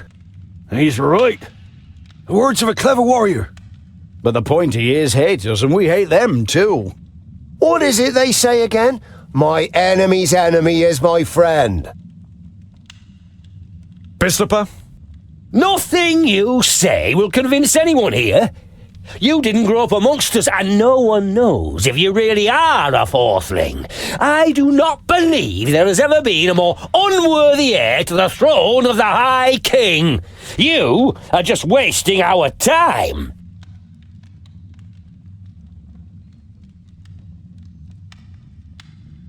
It's true. I have nothing to present to you regarding my lineage that would eliminate all doubt. But is that really important? Shouldn't my deeds count for more than my lineage? Let me prove what I can achieve. As long as he's capable. Well, when you put it that way. Lineage is important. And if you aren't capable of anything? I have heard enough. The council has heard the words of both candidates and must now make its decision. Those of you who wish to see Tungdil Bolafar, the returning son from the Fourthling Kingdom, as my successor, raise your axe. And those who wish to see Gandagar Silverbeard from the Silverbeards, the king of the Fourthlings, as my successor. Gandagar has received more votes. Very good. Ha ha! Excellent! Here's to Gandagar! Long live our new High King! However, the result was not unanimous, and as acting High King, I avail myself of my right to demand a contest between the aspirants. What is this? But he won the ballot. It's the rules. The High King has the right to do so.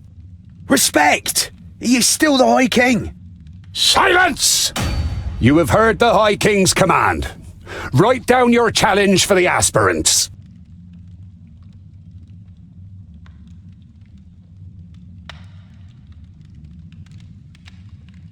Are you ready? The one that masters this task first will become the High King. It is an expedition. The trial is to lead a group to forge the axe Keenfire in the Grey Range, which can then be used to fight against the Magus Nod On. An expedition into the perished land? Ha ha! Brilliant! You can't be serious.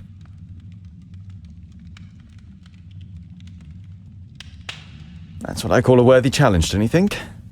I call it luck, Scholar. Of all the challenges, Bistloper draws this one. Ha ha ha! Yes. Luck.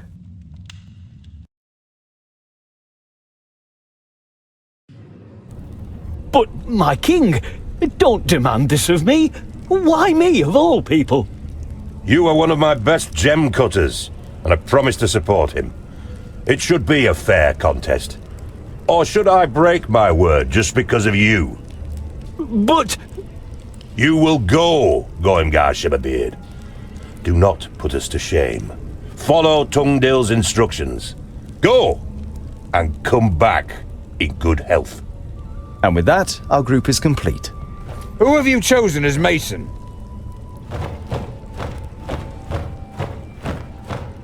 Good day, gentlemen.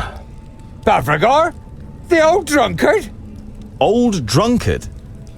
He assured me he's the best stonemason here. The High King himself sent him. Well, I said I was precisely the stonemason you need. I didn't exactly say I was sent by the High King. You let yourself be tricked by a drunkard. I don't want him with us. Rest assured, Boindil, I too could imagine better company. But Tungdil gave me his word. Yes, I gave you my word.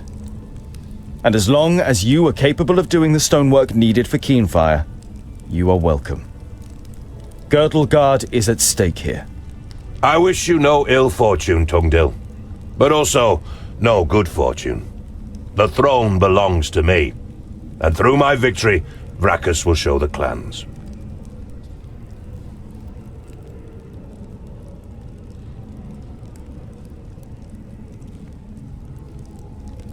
The task is clear to the contenders? The first to forge Keenfire and bring it back here has proven his abilities and will be our new High King to lead us in battle against Nod-On. It will take months to complete the task. The journey to the Fiflings alone is a long and dangerous business. Dangerous, yes, but not necessarily long. Do you know the old tunnel system that connects the Dwarven kingdoms? Tunnels are all well and good, but why should we get there so much quicker under the ground than over it? A knowing smile plays on the mouth of the advisor. Well...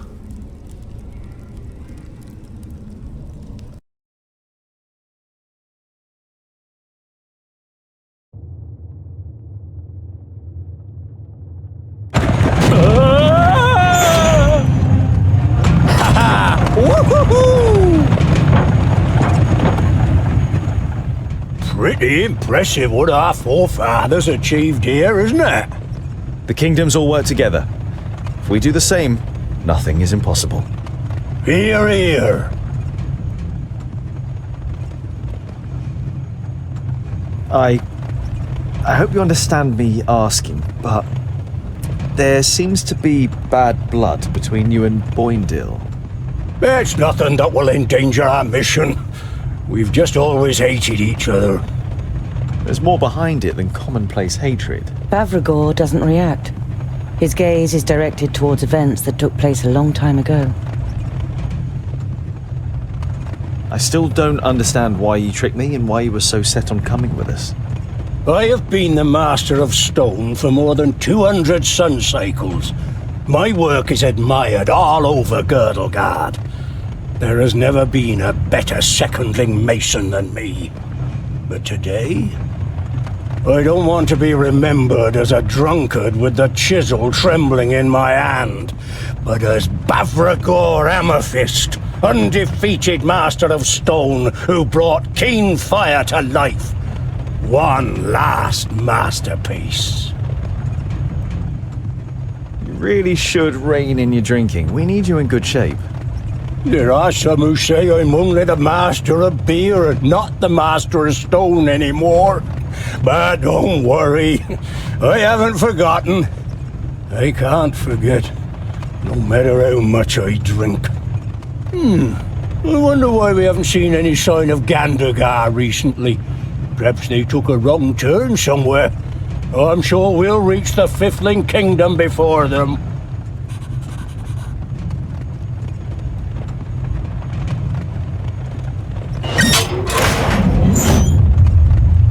We're not on the way to the Fiflings. We are on the way to the Firstlings. We're probably already under the land of the Custodian. The Firstlings? Why? The Firstlings have been the best smiths in Girdlegard since the Fiflings were wiped out. Only they can alloy Tionium and Palladium, which are actually mutually repellent.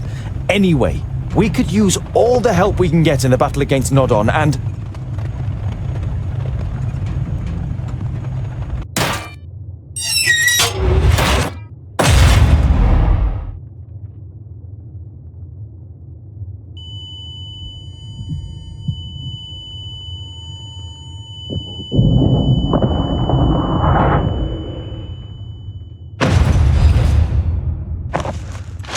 Damn. Goimgar!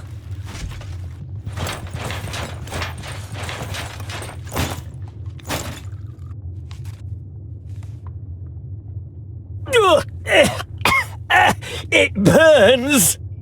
We won't get further this way, Scholar. What now? It's all your fault, you imposter.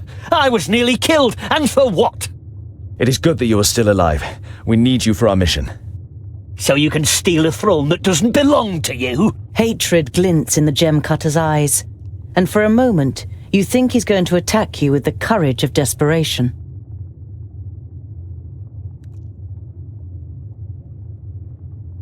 I'm not interested in the title of High King. I am trying to save Girdlegard.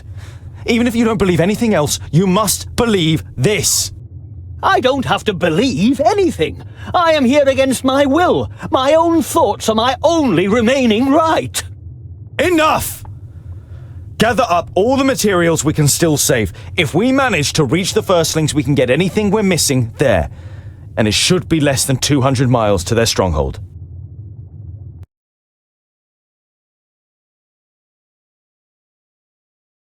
After you have gathered together the materials, you begin to search for a way out.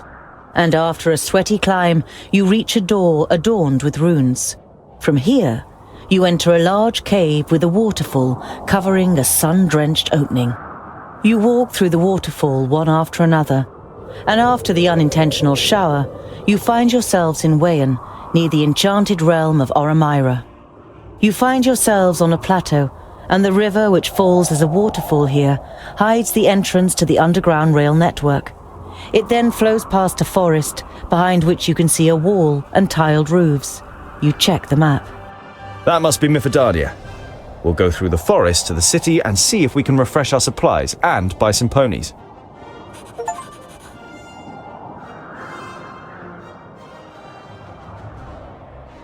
Boindil strikes up song during your hike. A short while later, Bavrigor joins in. But rather than actually singing along, he tries to outdo Boindil with his own songs. When he finally strikes up a love song, Boindil becomes absolutely livid. You take the stonemason to one side and ask him if he's doing it on purpose. Of course I'm doing it on purpose. I'm gonna make him suffer the old journey. It can't go on like this. We can't fight amongst ourselves and save Girdlegard. You take a short break before you dare breach the roots of the problem. It's to do with a woman, right? Not in the way you might think. Smeralda was my sister, a young thing of only 40 cycles. Bavrigor takes a large swig of his liquor before he continues. She was almost as belligerent as Boindil, and she got it into her blockhead to stand by him in battle. A bad decision. You can see the pain he is suffering in his eyes. You place a hand on his shoulder and put him under no pressure to carry on. The constant bickering between Boindil and Bavrigor distracts you. Goimgar hears the clanking of armor first. Something's coming! Before you know it, the orcs are charging towards you over a hillside.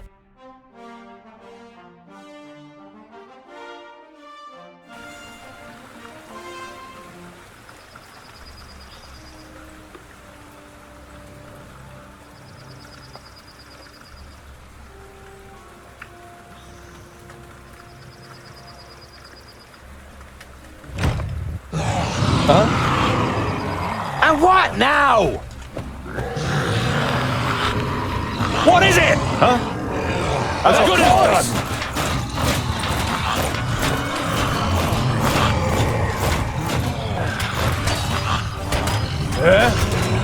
Vile creature! Let's go! Kill! Why not? Vile creature! Kill! Yes?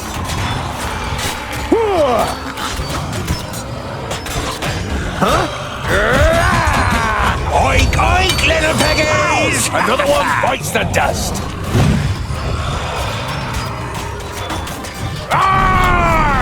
Huh? Please wait a moment.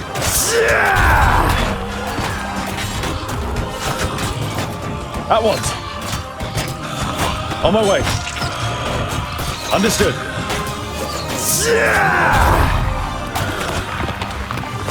And what now? Kill. And again.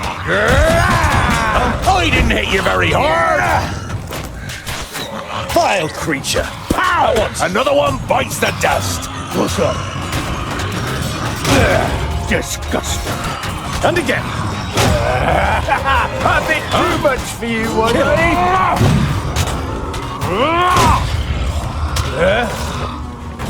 And again. Pow! Another one bites the dust. He hardly put up a fight. Huh? I didn't hit you very hard. Oink, little piggies! Don't take it personally. Understood. On my way.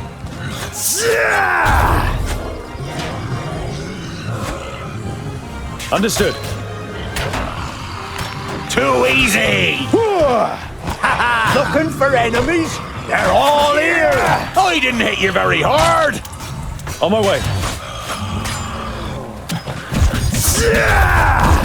He hardly put up Another one bites the dust! Of course! Yeah, why not? Let's go. What is it? Vile creature.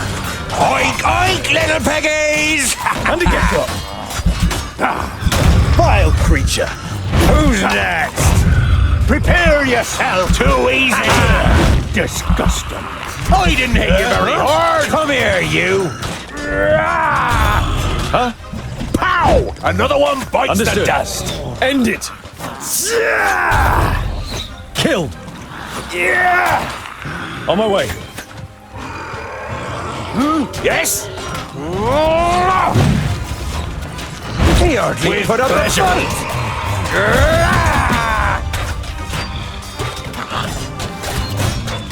fight.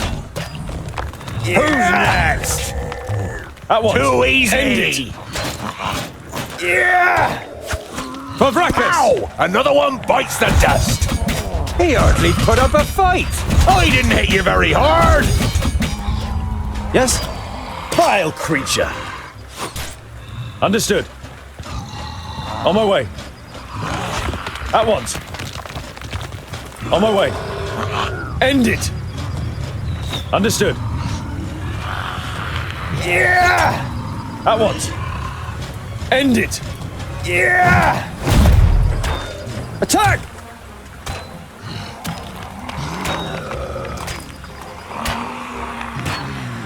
And what now?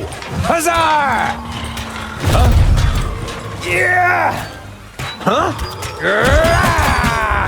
Ha ha! What is it? For Vracus. I'm Understood. with you. What is it? What's up? Yeah, why not? Yeah. And what now?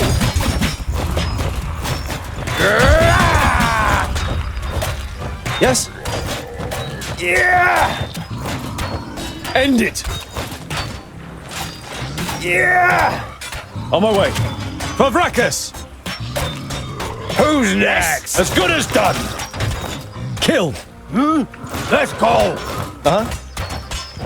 Yeah. What is it? Huh? On my way. Yes? Yeah. Huh? Pow! Another one bites the dust. Of course. A bit too much for you, was I? Prepare yourself. Don't take it personally. Too easy.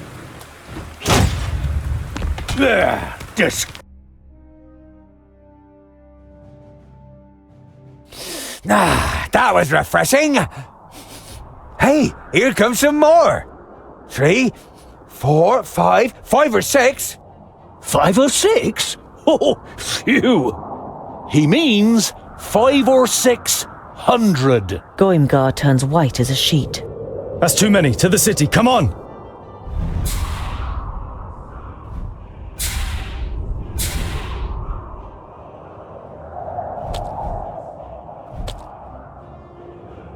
You flee towards Mifadania, with Goimgar out ahead. The orcs at his back seem to have mobilized unimagined powers in him, and he reaches the gate first, hammering manically against it. He says something and scurries through a small gateway that has been opened to him. Moments later, you also reach the gate. Get in, quickly! You push your way through the gate as the first orc arrows slam into the wood next to you.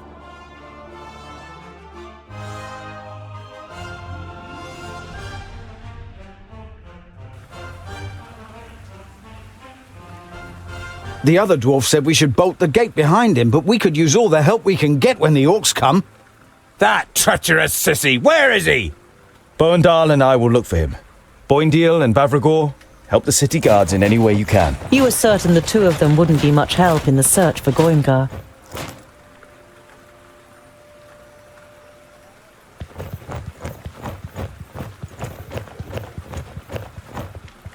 So, have you found the little coward?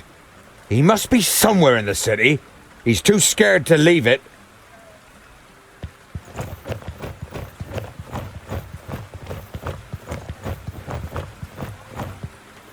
The main gate is bolted shut and makes a sturdy impression.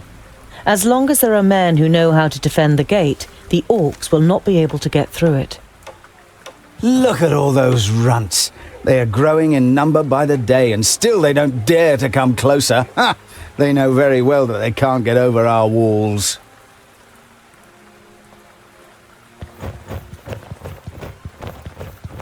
There's a whole load of orcs out there. But the walls should hold out. They're quite solid. For human walls.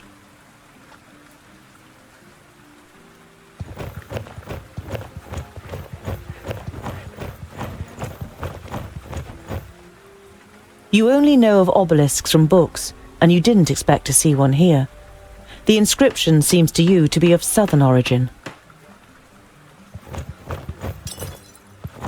You see some good horses and ponies in the stables. You decide to find out about prices as soon as you have found Goimgar.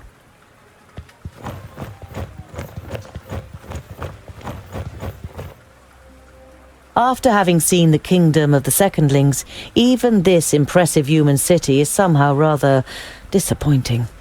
The only thing that attracts your attention are the oil lamps that line the street.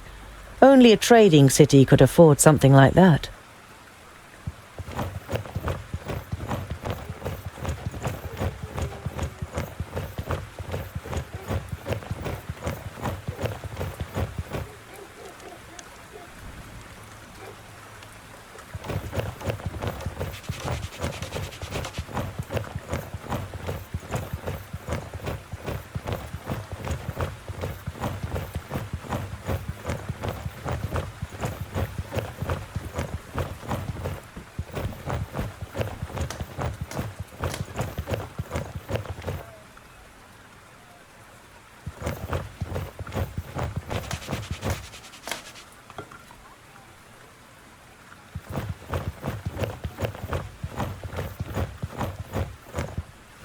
In the past, travelling showmen regularly put up tents like this in front of Lot Yonan's vaults to draw a little money from the pockets of the servants and the famuli, with plays, vocal performances, and all kinds of fun.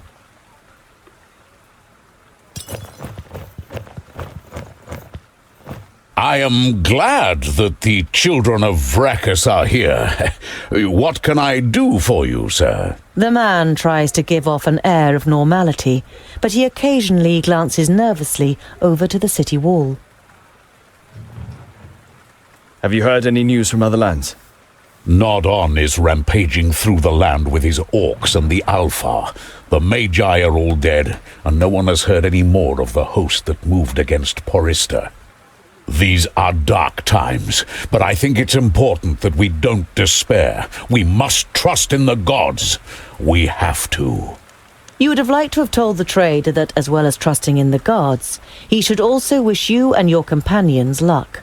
But that would have just led to more questions. This is the biggest human city I've ever seen, after Porista. You haven't chosen a very good time to take a look at Mifadania, sir, and I don't just mean because of the orcs outside our gates. The winter is only just now retreating into the mountains. In a couple of weeks, it will be spring, and the city will burst into bloom. The man glances at the city wall once again. At least, I hope it will.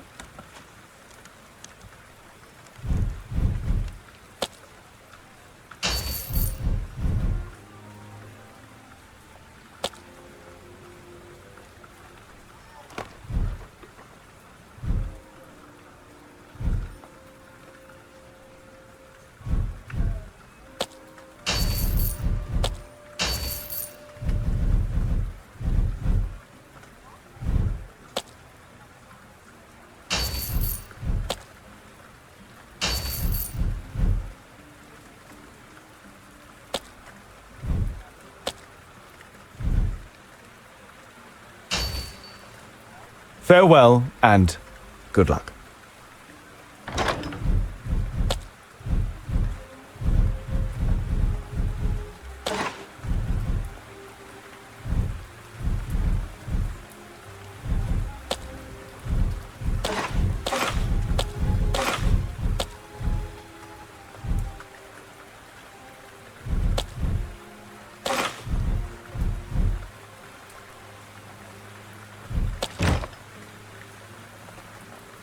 I am glad that...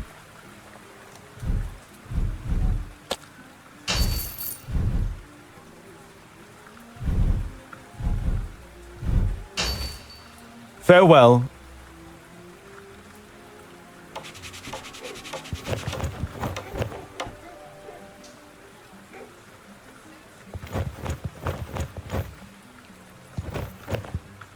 Weyern has many huge lakes and is rich in a variety of fish and seafood.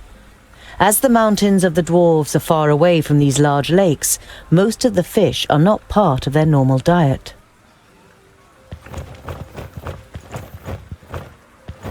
The fabulous Rodario. Cometh, dear spectators, cometh and see!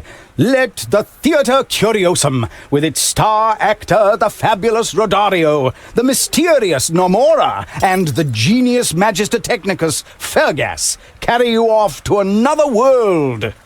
Now see and hear, dear spectators, the truth about Nudin the Knowledge Lusty, who disposed of the other Magi in a most horrifying way and plunged Girdlegard into disaster. Girdlegard, it will be mine! Lord Yonan?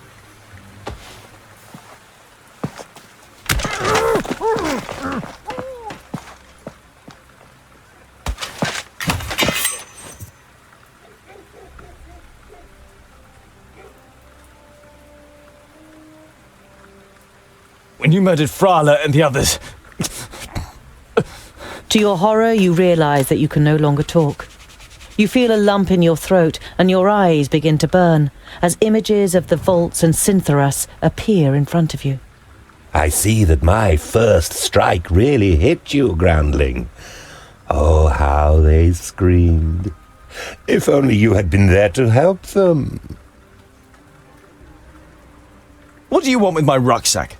If you're looking for provisions, you could have just asked me nicely.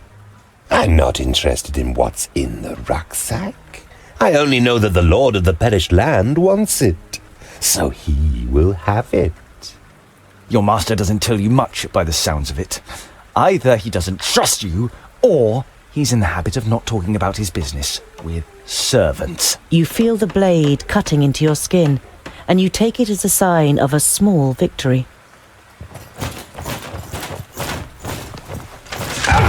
This way!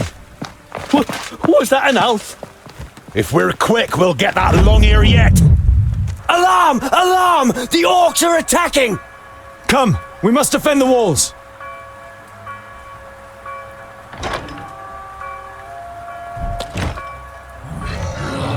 Huh?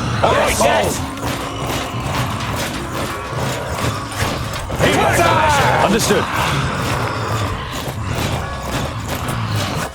Yes? On my way. What is it? Of course! Yeah? Let's go! Yes? As good as done! On my way! As good as done! What's up? Taste my hammer! Huh? Say goodbye forever! Yes, yes! I'm with you!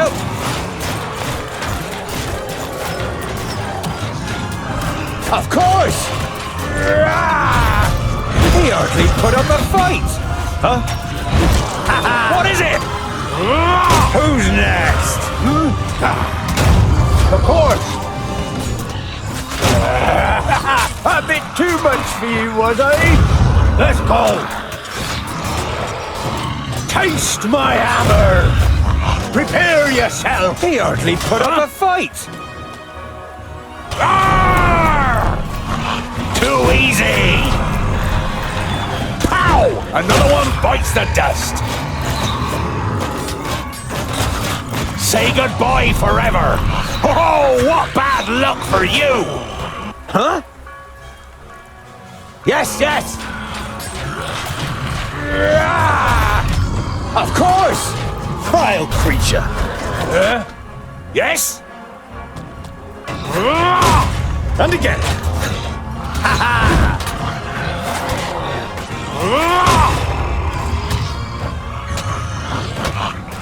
And right now! Another one bites the dust. Yes, yes! I didn't hit you very hard. I'm with you. Another one bites the dust. Very good. We're able to stop them. Simple as. You wish it weren't so. But it is clear to you now that the city can no longer be saved. To the side gate. It's our only chance. Yes? A bit too much for you, was I? At once. Understood. At once. What is it? Huh? With pleasure. As good as done. All right. Vile creature.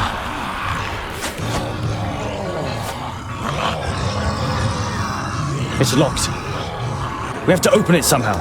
Perhaps we can be of service, gentlemen. Step aside. Are you thieves? Certainly not. We are artists. People with extraordinary talents. Say, friends, as you clearly mean to leave Mifadania too, would you have anything against us joining you? We have a long and dangerous journey ahead of us. I don't think you really want to join us. An epic and dangerous journey? That sounds like an adventure. And anyway, I have already seen that you know how to handle those weapons of yours. In these dangerous times, a big travel group offers the best protection, don't you think? The fabulous Rodario. Oh, an admirer of my skills? Who would have thought it? I am indeed the one and only fabulous Rodario. This worthy gentleman here is Fergus, the best Magister Technicus since human thought. And last but not least, the enchanting Namora, whose beauty makes the mayor's roses wither in envy. Perhaps we should discuss the rest when we are out of this mess. I don't know. The orcs are still surging through the gate and over the wall. You decide that this isn't the right time for discussions. All right then, let's go. Let's get out of here. We'll be safe with the firstlings. The firstlings. The splendor of their halls is said to be unrivaled. And I have heard they have fascinating contraptions, Fergus, that are almost reminiscent of magic. It's open, let's go.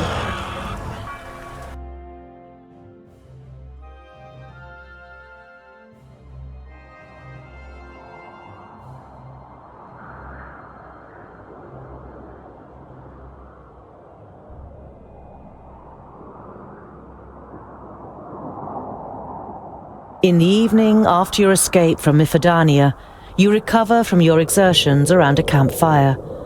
Goimgar withdraws to a solitary corner. Bavragor devotes himself to his alcohol, and the twins get their smelly dwarf cheese out. Namora and Fergus exchange hugs and kisses on the other side of the fire, while Rodario sits next to you. Ah, a journey with real dwarves to the stronghold of the firstlings. I'm sure I can write that into my new piece. Our mission is to forge the legendary axe Keenfire and destroy the traitor Nodon. If you wish to accompany us through hunger, coldness, and danger, then do so. It's your decision.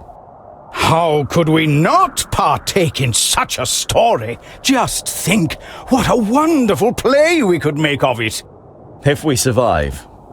I was hoping to only resurface once we reach the Red Range. Instead, we have a long journey and a dangerous climb ahead of us. There may be another way apart from the old trading route. A few years ago, an old man from the north told me of a place called Wackenstein. Apparently, there is an old path there, older than the dwarven tunnels themselves. Legends and stories. There's too much uncertainty. Let's just see what the next few days bring.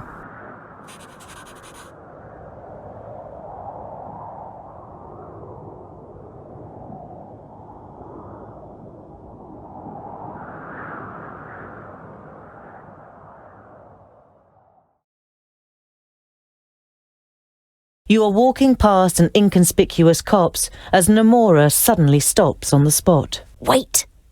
We are not alone. Someone is watching us. A trap?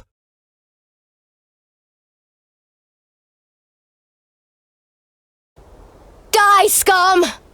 What are you doing? Why are you attacking us? We're dwarves too. We're on the same side. I see honest dwarves here, but they are accompanied by scum. I will free you of it! Oh, really? And what are you going to do on your own against 8? You! Come here. What? Ha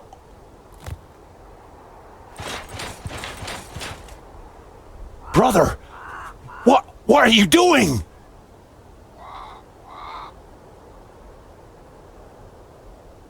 Boindle, what's wrong? Come to your senses! It's no use. They belong to me. Now die, scum.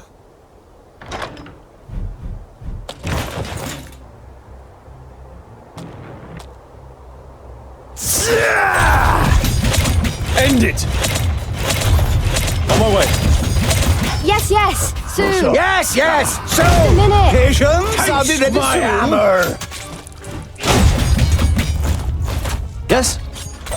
I can't do that I'm not back, right? Even I am not that Anyone quick. I can do with some help! Yes, soon. Yes, soon! How many more of them I are there? can't hold them back.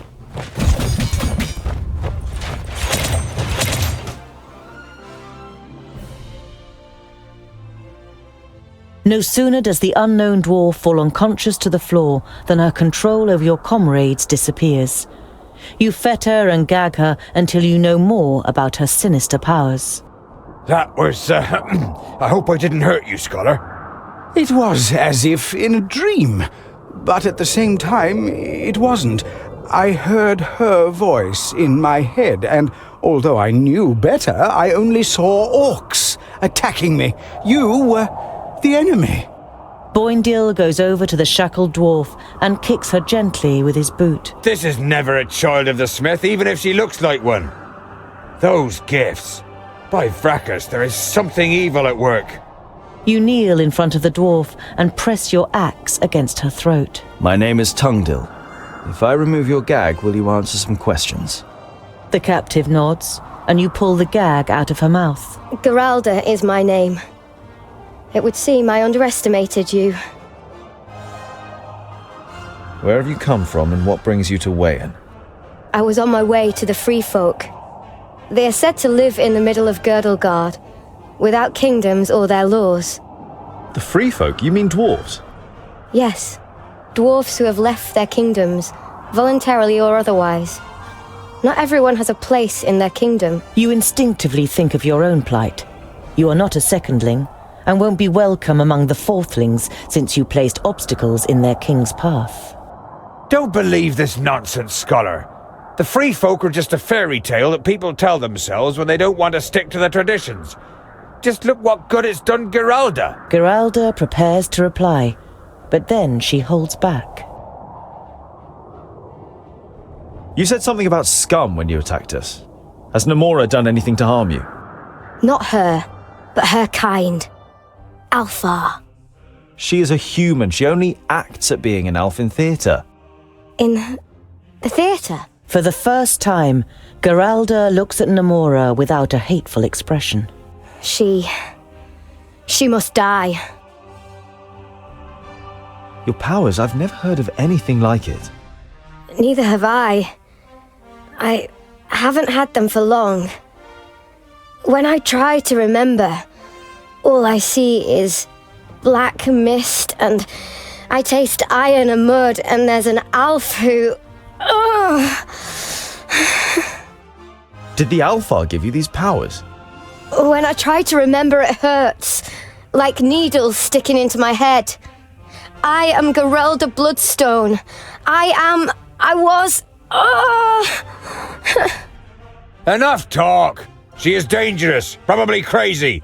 She attacked us, we should put an end to her. It's what you call amnesia, memory loss, a tool often used in stage productions. We don't know what happened to her, and maybe she doesn't either. We can't just kill her.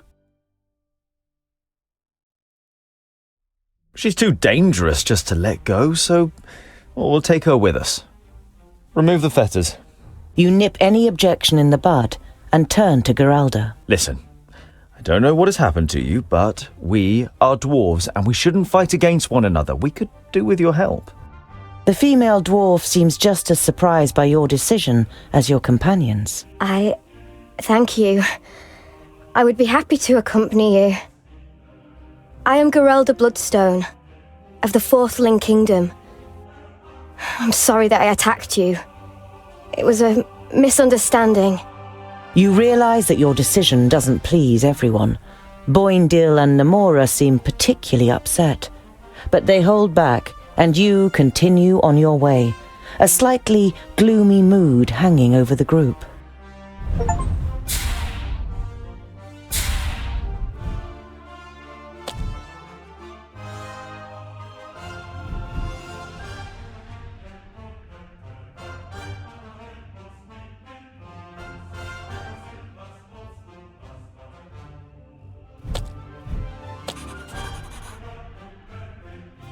When you enter the pretty little village with its richly ornate houses and its temple to Palandil at its centre, you can see an angry mob some distance away.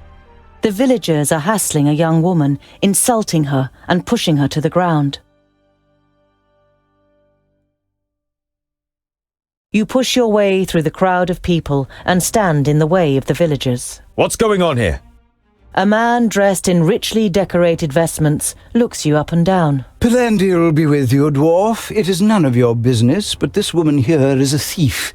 She and her henchmen have emptied the monastery's granary and were willing to abandon us to our fate. That's a lie. We asked for help and these people turned us away. I came back to ask again.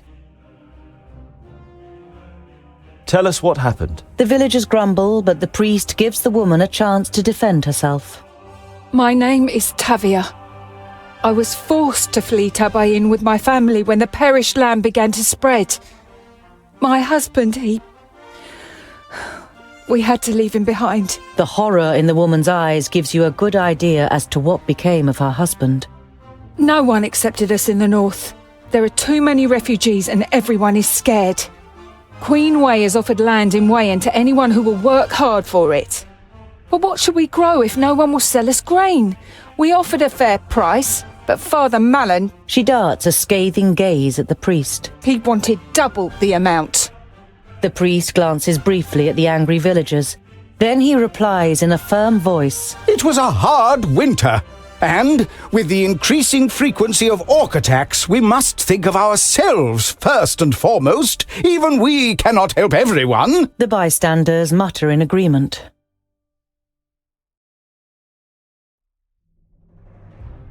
Let the woman go. The priest looks at you in astonishment. He is not used to being given orders. But before he can reply, you step towards him and beckon him down to you.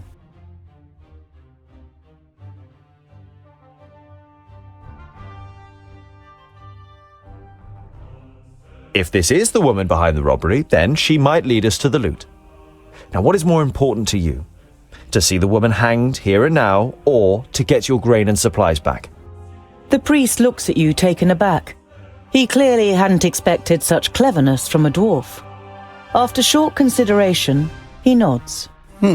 Let the woman go. Dissatisfied grumbles come from the crowd, which the priest tries to dampen with appeasing gestures. That is an order in the name of the goddess! The woman gets to her feet.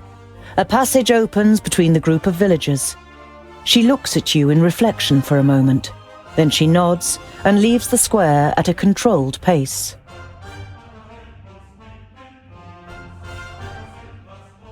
Namora, find out where she's heading and then rejoin us. Fergus wants to raise an objection, but before he can think of the right words, Namora has kissed him on the mouth and has disappeared round the next corner. I hope you know what you are doing. The priest's scrutinizing gaze lingers on you, and then he leaves. The crowd slowly disbands. The priest is lost in thoughts, standing in front of the temple, as if he couldn't decide whether to go in or not. Unfortunately, we haven't been able to find the thieves' hideout yet. Please hurry. People are getting restless. They want justice. Supposing Tavia really did steal the grain and supplies, but only to save her family, would you turn a blind eye? Palandiel teaches generosity, but that too must have its boundaries. We cannot help everyone. At some point there won't be enough for us. So, if you had sold the grain, the people of Seaton would have starved? Maybe not. Not yet. But if we always give everything we have away... No one is saying always, and no one is saying everything. The priest shrugs his shoulders apologetically. He doesn't wish to spoil things with his flock. I was wondering, what was here first, the temple or the village? Ah, a keen eye. The temple is indeed much too big for such a small village. It was built on the foundations of an old stronghold when salt was found nearby. The village has grown over the years in the shadow of the temple. Good people live here, honest and pious children of Palandiel. He glances at the place where the woman was surrounded. Why can't we just be left in peace? You nod goodbye, and the priest returns the gesture. You enter the village's large storehouse. The ground floor of the two-story building is full of turnips, with large barrels and clay pots on the floor and on high shelves. Several villagers are carrying out stock-taking. They're being supervised by a weedy man who observes them with a grim expression and writes things on a wax tablet every now and then. There are sacks piled up on top of one another on the first floor. They are most likely filled with different kinds of grain and, judging by the omnipresent white dust, flour. You walk towards the only area in the storeroom where you can see the floorboards. You hesitate as your boots slip on the floor, as if you're walking on mud. Tongue deal. The Magister Technicus carefully observes the roof beams above the empty corner. He grabs at a beam and crumbles something between his fingers. You can't make out what it is, so you copy him and feel damp, rotten wood. It's very easy to pull away small pieces. What are you doing here? The man with the wax tablet is standing on the stairs. He sounds half angry, half shocked. No one is allowed in here. The rain has gotten here. The roof and the floor are damp. Those savages! It wasn't enough that they steal from us, they had to damage the roof too! That was probably where they got in. The wood didn't start to rot yesterday, good man. The steward's face turns bright red. And you are the experts on such things, are you? Assuming the roof here has been leaky for a long time, what would have happened to the grain in the sacks directly underneath? Wouldn't it have turned rotten? The man wets his lips. His gaze darts around the room. The roof was fine. I'll have it repaired. And now, get out of here! The steward angrily blocks off all further attempts at talking to him, and even when you threaten him with Father Malin, it doesn't have the desired effect. The father trusts in him, he says, and he's always been a devout follower. The heavy door of the storehouse closes behind you, and you hear a bolt sliding into place from the inside. The priest is lost in thoughts, standing in front of the temple. The roof of the granary is leaky. We saw some rotten wooden planks. Again? Morris only had the roof repaired last summer. Did he? If he didn't, some of the grain would have got damp and rotten. Out of the question. Morris would have reported that. He checks the grain once a month and there were no complaints. The priest has absolutely no doubt in what he is saying. Often a sign that someone hasn't thought things over. You nod goodbye, and the priest returns the gesture.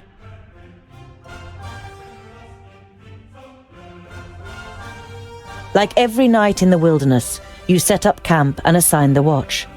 Bavragor takes first watch this evening, while the rest of you sit by a small fire, toasting some bread. You're not particularly surprised that neither Bavragor nor any of the others notice the guest who suddenly appears out of the darkness next to you. Nomura! Fergus jumps up and moments later has embraced her tightly. Were you able to find out anything? She didn't detect me and led me straight to the hideout. I can show you. It's a cave some miles off from the path. Almost 4 dozen people, men, women and children. You nod. You have tracked down Tavia's hideout. I also noticed your weapons, Nomura. I've never seen such swords before. Their names are Crescent and Sunbeam. I designed them myself. It took a long time until I found a smith who was able to make them. She looks like a pointy ear too. Nature hasn't been kind to her. For this absent-minded remark, Boindil receives evil looks from Nomura and grins from the men. Perhaps I really am an elf and will bring you a nightmare in your sleep tonight. Don't be surprised if you wake up screaming. For a moment, it seems as though she has merged with the darkness, but when you blink, everything is back to normal. By the gods, isn't she magnificent in her role? There is no denying what Rodario says. The group isn't overly friendly towards Geralda, and this evening she's sitting once again apart from the others. You ask yourself what you can do to break the ice when you see that she has a file in her hand. The file is wrapped around with silver wire and has a snap lock. The liquid in it is black. Geralda opens the lid and takes a big swig. As she puts down the bottle, a smile flits across her face, followed by a short expression of deep satisfaction. It is the first time that you have seen a positive emotion on the face of the somber dwarf. Is that medicine? No, it's... I don't know either. If I don't drink it, I have a longing for it. It gets stronger and stronger until I can't stand it anymore. When I drink it, the longing disappears, and I feel rested and strong. And when the file's empty? I don't know. I don't know where I got the drink from, let alone what it is. But if I don't drink it, Frackers, give me strength. I think I would go crazy or die. Geralda plays with the file, lost in her thoughts, as if she were trying to remember where she saw it for the first time.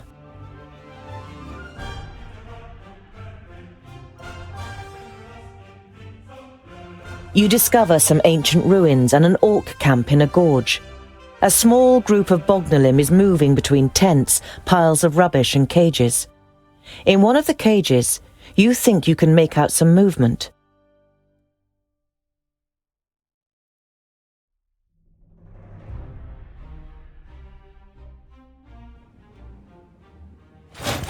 They're coming out the holes.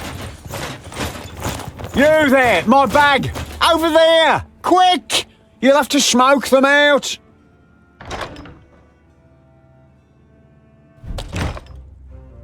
Yes? Grenades! And I'm on my way. Vile creature! Why not? Don't take I'm on my way. personally. Killed! All right then. Vile creature! And again! Why not? I'm Killed. on my way. And again! Why not? Vile Swift creature! and quiet. And again! Vile Why not? creature! Killed! I'm on my way. Vile Why not? creature! Killed! All right then. And again! Vile creature! I'm on my way. Why not? Vile creature! Yeah! Well, good And again. night. Vile creature! Huh? Killed! Disgusting. How many is On my that way. now? Yes. Swift and quiet. He won't last long. Victory for Don't technology! take it personally. Welcome to the future! End it! A bit too And much again. for you, was I? A victory for technology! Disgusting.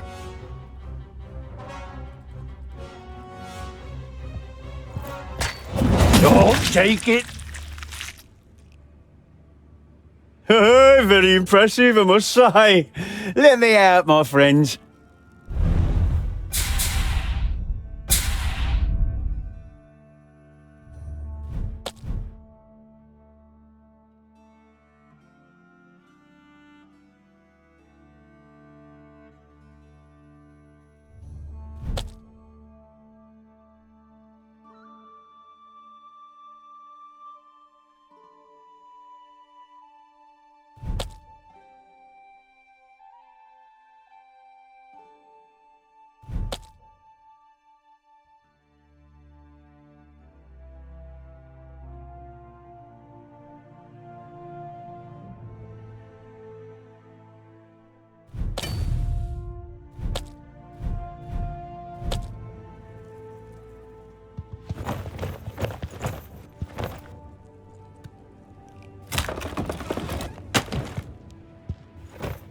Oh, thank you.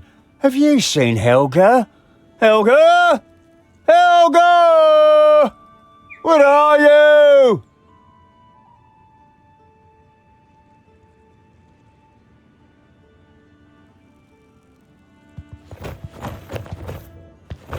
A pile of wood? Or is it actually a pyre?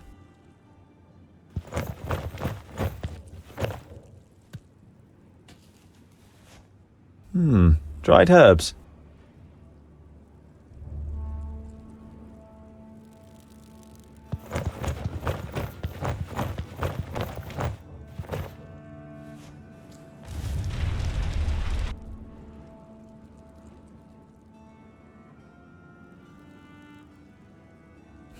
Something's not quite right.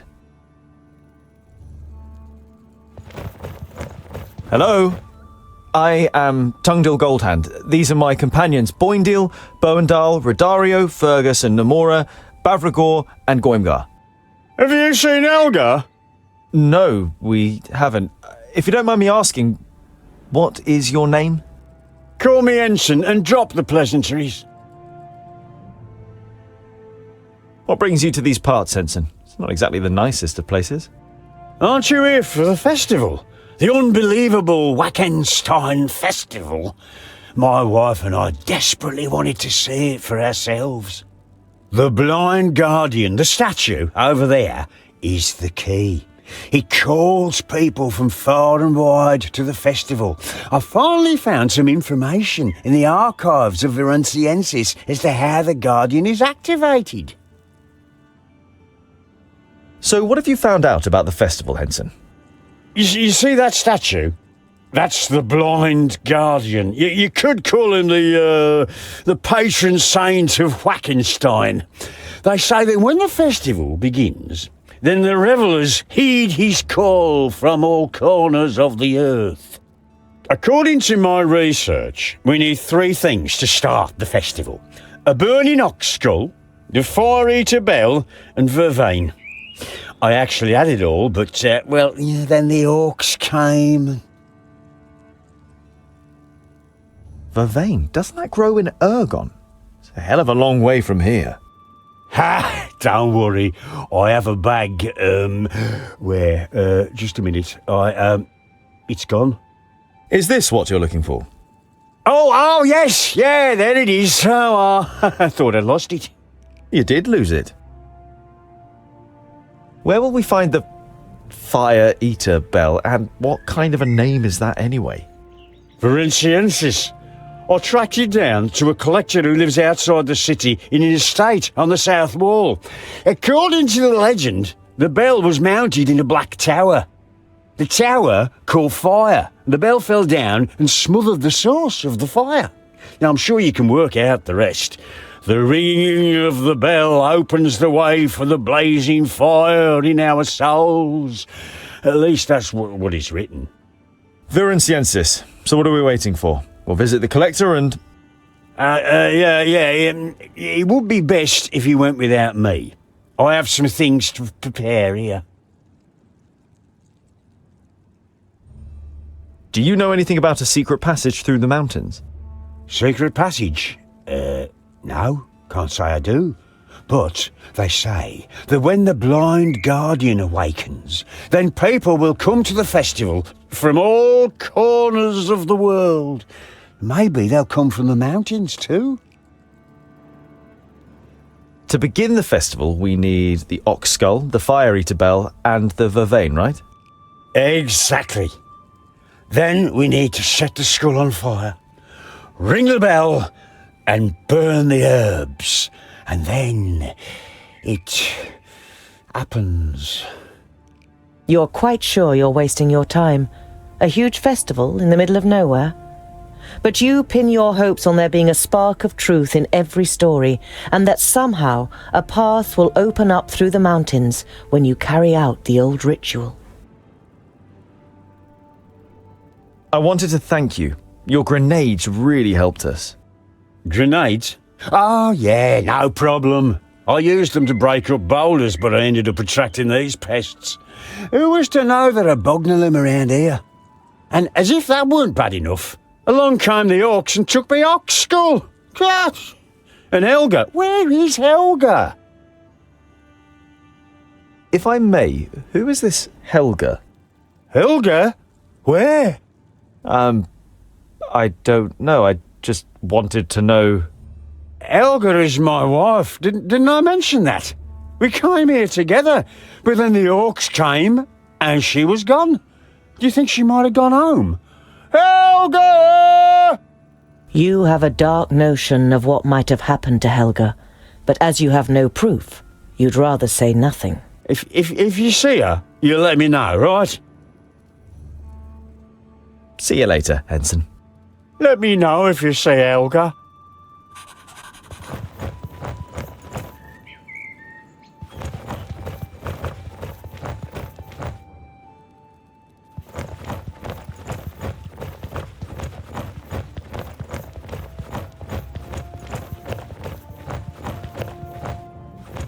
A bracket on which you can hang something.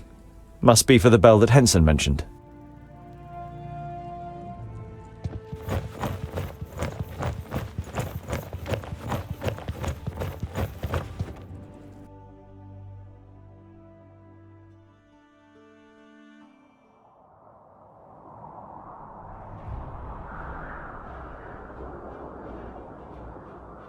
As on the previous evening, Bavragor sits apart from the others. But tonight, he waves you over. Smeralda, my sister. You want to know what happened, right? You nod and sit down. She followed Boindle into battle. We tried to talk her out of it, but she was as unyielding as a mountain. Then came the day when the High Pass was attacked. Bavragor drinks from his liquor. He killed her.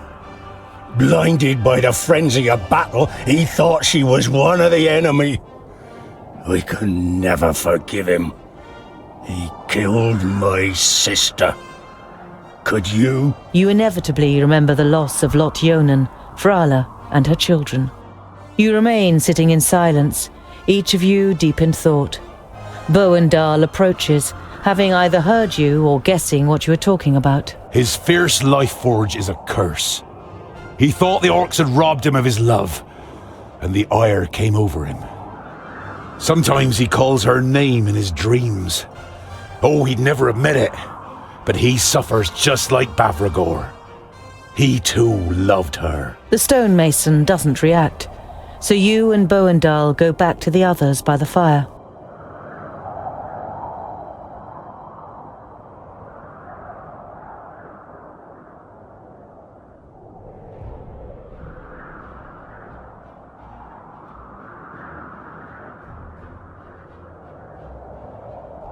The size of the fields and the farmsteads grow as you get closer to Varenciensis, the old border city in the north. The old city wall is much too small for the size of today's settlement. Everywhere little cottages, and even the odd magnificent estate, extend beyond the wall. The house that Henson was talking about must be somewhere on the south wall.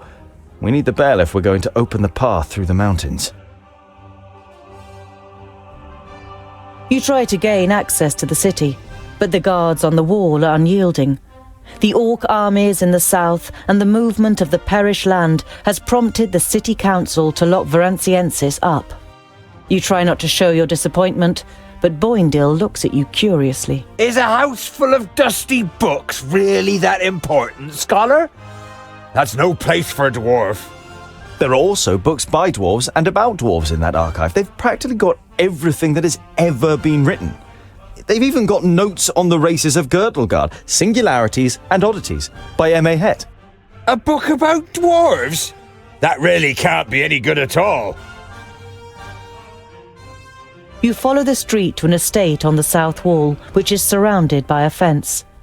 The paved path to the door is lined with hydrangea. You knock on the door gently, and after a while it is opened by a chubby man in expensive clothes. The man gives you a fleeting glance. We don't want to buy anything. He intends to close the door again without waiting for your answer. Wait, I've been told you have a rare bell, Fire Eater. The man pauses. Fire Eater? How? Before he can finish what he's saying, a red-haired woman pushes past him. She is also wearing expensive clothes and is heavily made up. After she gives him a stern look, the man disappears into the house. She scrutinizes you with greenish-blue eyes. How do you know about that, Shorty? I, heard from someone in the city. In the city? The city whose gates are closed to everyone. Of course, I believe that. Go to Tion, groundling, and don't come back. Before you can reply, the door is slammed in your face. You go back to the rest of the group. Doesn't look like it went too well. Maybe I should try my luck, Tungdil. I can be very persuasive. Redario follows the hydrangea-lined path to the door in elegant strides. He knocks on the door energetically, and a little later the door is opened by a red-headed woman. When she sees Redario, her expression lightens. She opens the door fully and takes a tentative step forward. What can I do for you? Are you a singer? An actor? Or a lute player? The name is Rodario Fairmaid, gifted showman, mime and dramatist. At your service. Redario elegantly pulls the hat from his head and bows before her. Your wonderful hydrangeas really caught my attention. You have exquisite taste. The woman's greenish-blue eyes sparkle at his charm, and Redario can't deny himself a smile, confident of victory. Oh, you are a real charmer, Mr. Redario. I'm sure you flatter all the ladies like this, don't you? Oh no, by no means, my love. I just can't avoid it when I see beauty such as yours. Oh, don't play with my feelings, Mr. Redario. You probably haven't even noticed the colour of my eyes. She playfully turns her head away to hide her face.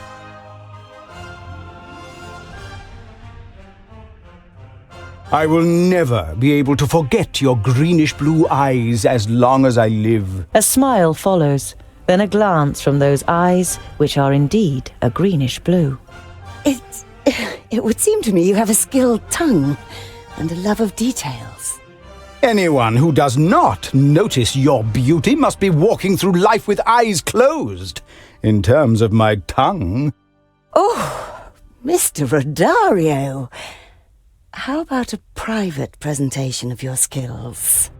Redario lays an experienced hand around the woman's waist and disappears into the house with her. At your service, my dear. After an hour, Redario comes out of the house with a broad grin on his face and the bell in a bag. The bell, as ordered.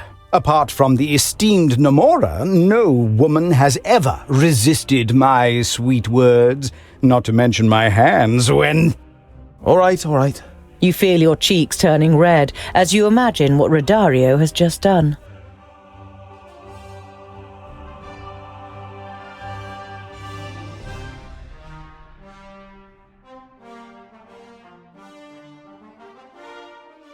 You can make out a cave in the bank of a dried-out riverbed, with several small fires burning in it. You don't see any guards, so you approach carefully.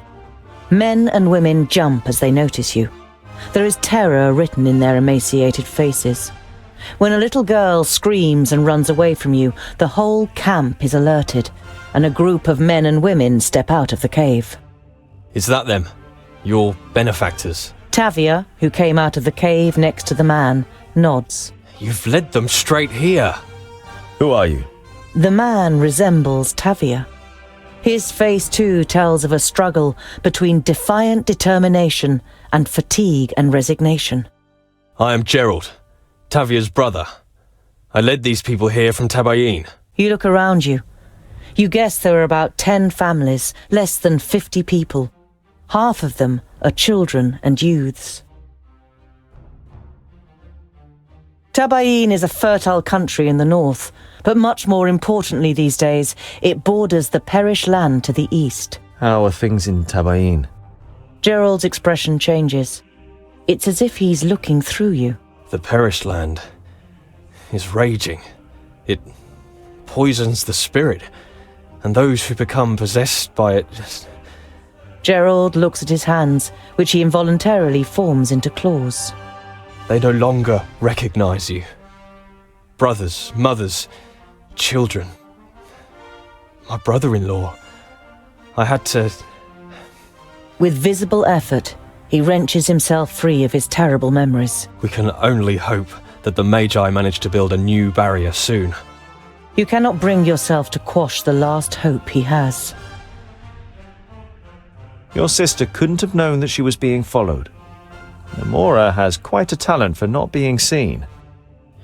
She shouldn't even have gone to Seaton in the first place. I knew that nothing good would come of it. Tavia went to Seaton on her own initiative. Our gold was gone and our supplies were dwindling, despite being on half rations. I said we should just take what we need if no one is going to help us, but my sister wouldn't have anything to do with it. She took the wedding jewellery from our village, the most valuable thing we had with us, and sold it without my knowing. She then took this money and went to Seaton with several men. I was completely beside myself when I heard about it, but then they came back with food and grain, and I thought they had really done it. He laughs cheerlessly and shakes his head. For a few minutes we thought we were saved. What's wrong with the grain from Seaton? We thought we finally had a change of luck for the better. We were praying for a new start, but then we discovered that most of the grain was rotten and unusable. They'd been ripped off by the bloody steward. We all got together and discussed what was to be done. The majority was in favour of going to Seaton and taking what was due, at any price.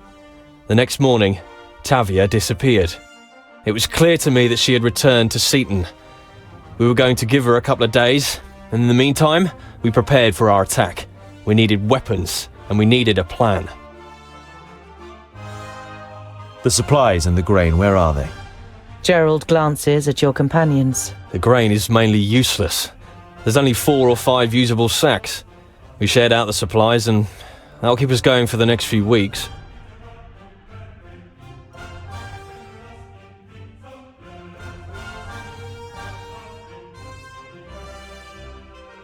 You're in greater need of the grain and the supplies than the people in Seaton. Keep both. Gerald stares at you. Only after a few seconds does he finally close his mouth. Thank you very much, sir. When I saw you turn up here heavily armed, I thought the game was up. How could we ever justify letting people on the run die if we have enough to share ourselves? You see tired but happy faces all around you. The people breathe a collective sigh of relief. Know this, good dwarf. Whenever you need help, we'll come. We'll stand by your side. We don't have much to offer you, but we can muster together a few strong arms for battle, and we have some outstanding archers. You nod, and are happy to have made some new friends. So long, my friend.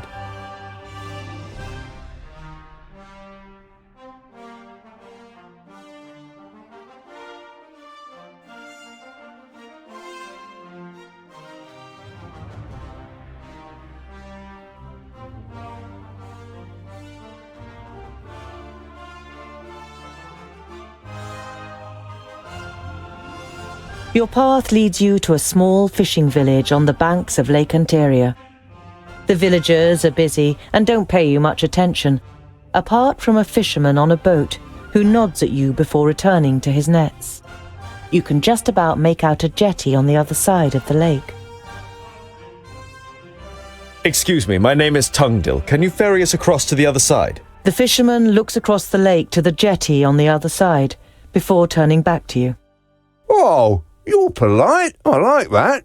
Samuel is my name. I'll ferry you across for 10 provisions or 20 gold, whichever you prefer.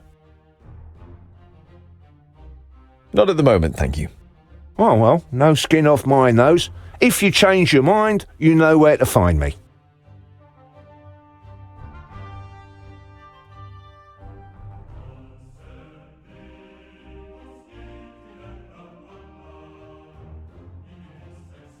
The all too familiar stench of tallow and grease reaches your nose. You know what this means.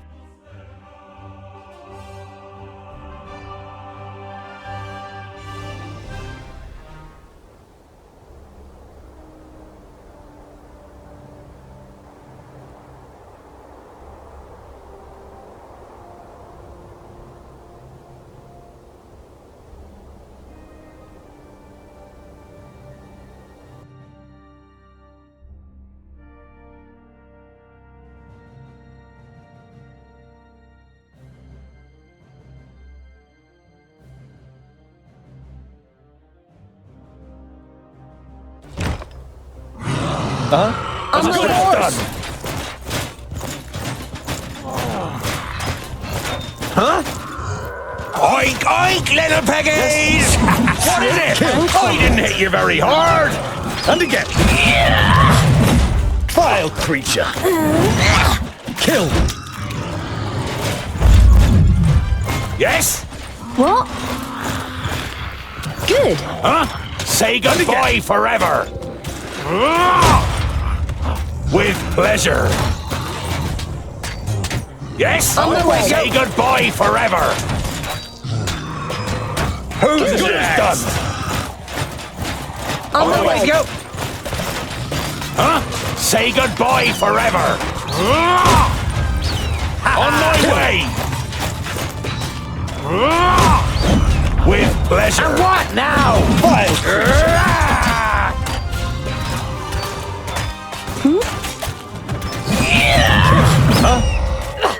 Yeah! What is it? Oh, what bad luck for you! Huh? Yes, yes! Oink, oink, little piggies! Vile creature. And what now? On my way! Come here, you! On my way. On my way! Already done it. What is it? What? Good. And what now? Come here, you! Vile creature. Ha ha! Kill. I'm with you! Oink, oink, little piggies! Yes? As good as done, huh? With pleasure. Yes? Yeah! Yes? Say goodbye forever. Huh? On my way. Yeah! I didn't hit you very hard. For breakfast. What is it? Creature. And again. All right. Yeah? At once. Kill.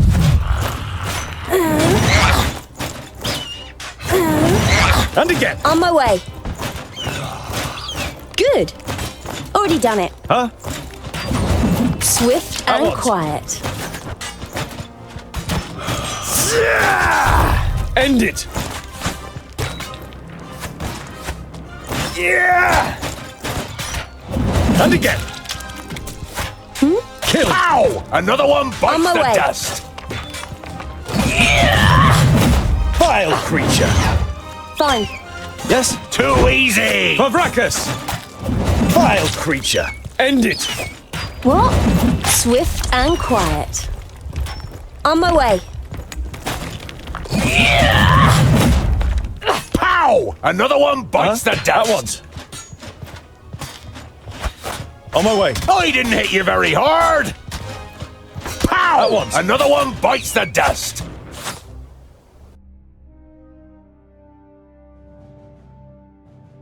What the hell were those things? Goimgar carefully pokes one of the dead little creatures with his sword, as if he fears it'll jump up and attack him. Have you never defended your past, Simmerbeard? Those are Bognalim. Small, ugly, stinking, cowardly. Sound like anyone you know? Goimgar looks angrily at Boindil and is going to reply, but Namora speaks first. They are like little orcs. They are even more primitive and make up for their physical weakness through their sheer numbers. They live in caves all around here. While the others talk about Bognalim, you examine a decorated ox skull that the orcs had with them. It wasn't made by them, and somehow looks valuable. You pocket it.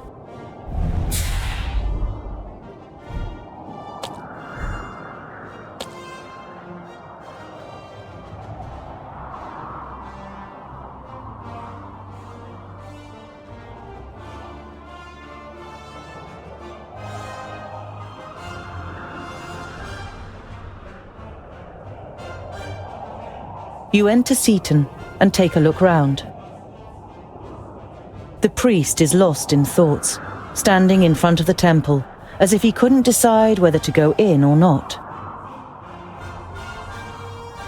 I'm sorry, but we couldn't find the thieves. We will have to call off the search. The priest's expression darkens. What will I say to the villagers? People want justice! Justice has been served. Good day. You leave Seaton and don't look back. You nod goodbye, and the priest returns the gesture.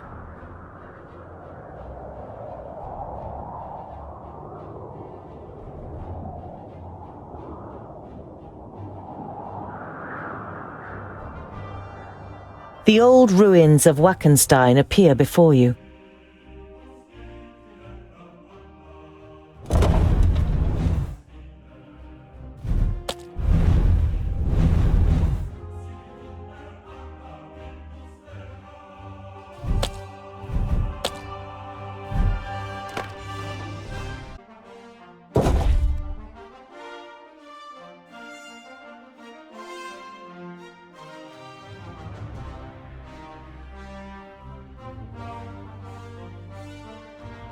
The old ruins of Wackenstein appear before you.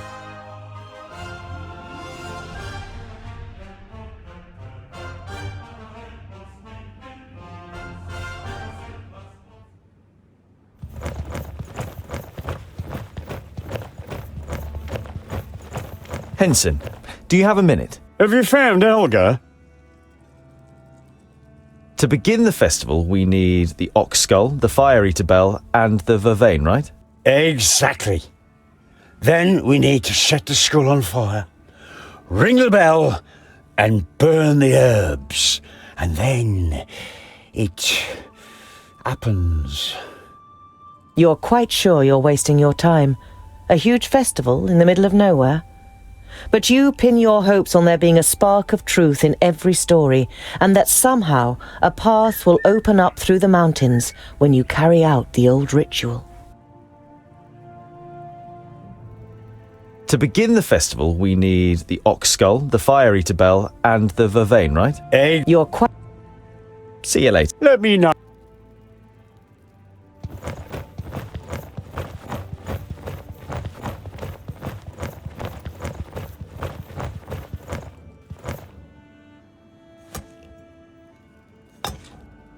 Fits like a glove.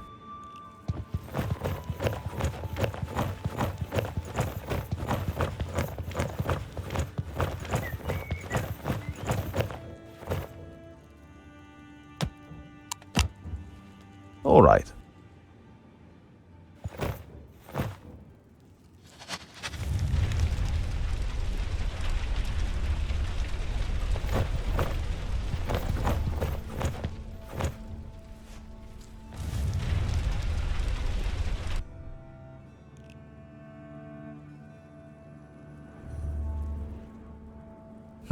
Something's not quite right.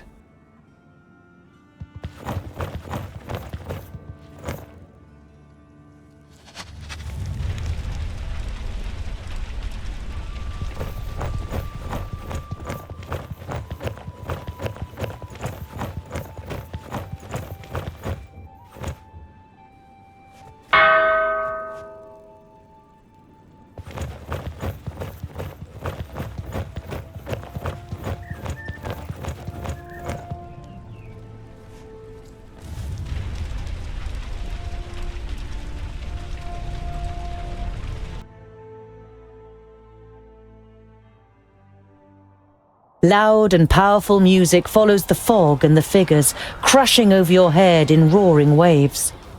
The force of the music clouds your senses, and it seems as if the statue of the blind guardian rises from his throne. You want to draw your companion's attention to it, but then you suddenly realize that you have a tankard of ale in your hand. You instinctively try it, and are happy to note that you haven't drunk such good ale since Ogre's death. The night becomes a colourful whirl of ale, music, dance, and ecstasy. You can no longer remember why you're here or who you're celebrating with. For a few hours you forget what was and what is to come. You are completely in the here and now. You wake up the next morning. You're lying on your back and staring into a sky that is much too bright. You turn onto your side with difficulty and see your companions all around you, but no one else. The remains of a wild party, campfires, tents, and ale tankards are still there, but the magic has gone. You stand up, muttering curses, and try to suppress the taste in your mouth and the pain in your head. To your great surprise, you see that the stony figure of the blind guardian has revealed a tunnel that leads into the rock of the mountain. If we go on now, we probably can't come back. The mechanism looks like it will close the pass behind us. We should be sure that we have done all we need to.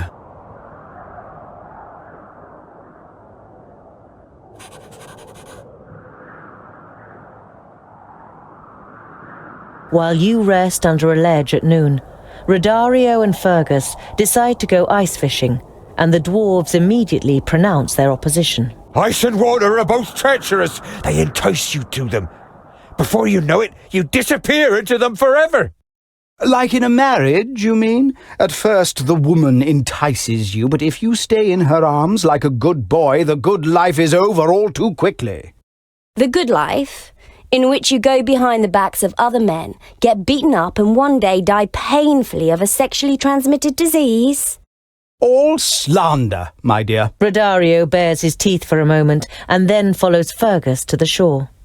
He reminds me of a billy goat we used to have. Mounted everything that got in its way. One day, he mounted a goat that was standing too close to a cliff. The two of them fell down the cliff in the best of spirits.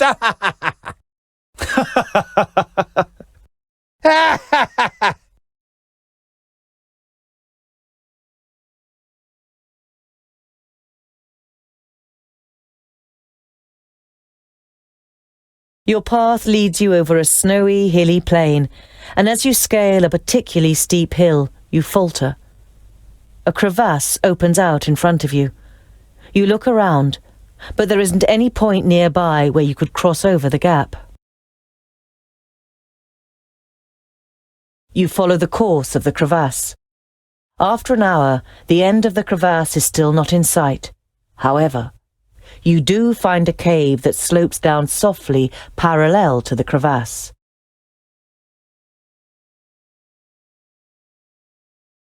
After half a day's march, you finally reach a place where you can safely go around the crevasse. At the end of the day, you are back on course to the Firstling stronghold.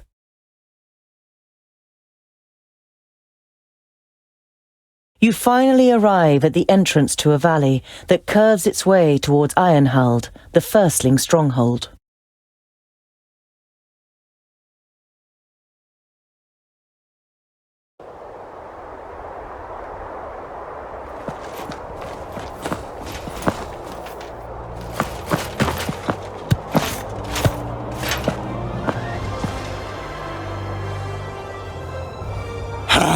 By Vracus, we've done it! Get down! Up there!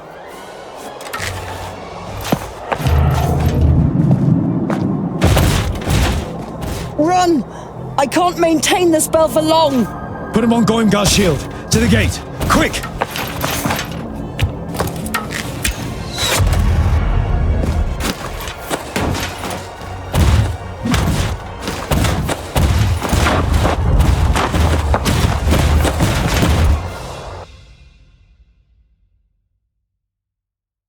As you approach the first gate, you see guards on the battlements. You call as you run. By Vracus, we are dwarves of the kingdoms of the secondlings and the fourthlings. Open the gate! Their leader gives orders that you cannot hear, but moments later, the gate opens up for you. Report back! Man the walls and the defences! The guards follow the orders immediately. Who are you that lead the Alpha to our door? How dare you speak to us like that? Dwarf who seems to have no name? Boindale steps forward before you can stop him. I am Boindale Doubleblade, a child of the smith of Burrowin folk. And that is my brother Boindal, who needs a healer immediately. The commander pulls down his scarf, and his face leaves you speechless. Only a dwarf could make such a fuss. Ballinder Steelfinger. I protect the main gate of the firstlings, therefore it is my duty to regard all guests precisely before I invite them in. But you were a woman. You have a keen eye, Boindale Doubleblade. The tender features and soft fluff leave no room for doubt. A female dwarf is the commander of the guard. She gives orders for the injured Boindale to be taken care of. 4 dwarves pick him up on his shield, and Boindale follows them. Stay with your brother. I will bring the rest of you to Queen Zamtis, where you can explain what you're doing here.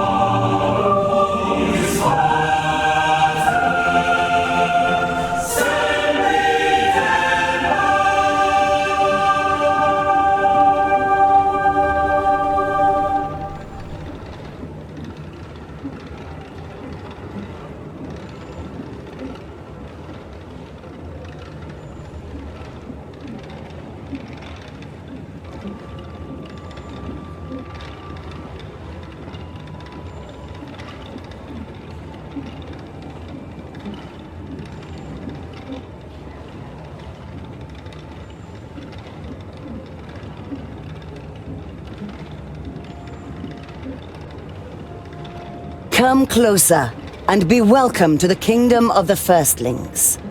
I am Tungdil Goldhand of the Fourthling Kingdom. You introduce your companions one by one, not forgetting to mention the twins and the Mager too. You then explain the reason for your visit. You report on the advance of the Perish Land, the death of the Magi, and the dispute about the next High King. The dark brown eyes of the Queen fix on you for a moment before she speaks. What you report sounds very serious, Tungdil. You can be sure of the support of the firstlings. How may we assist you?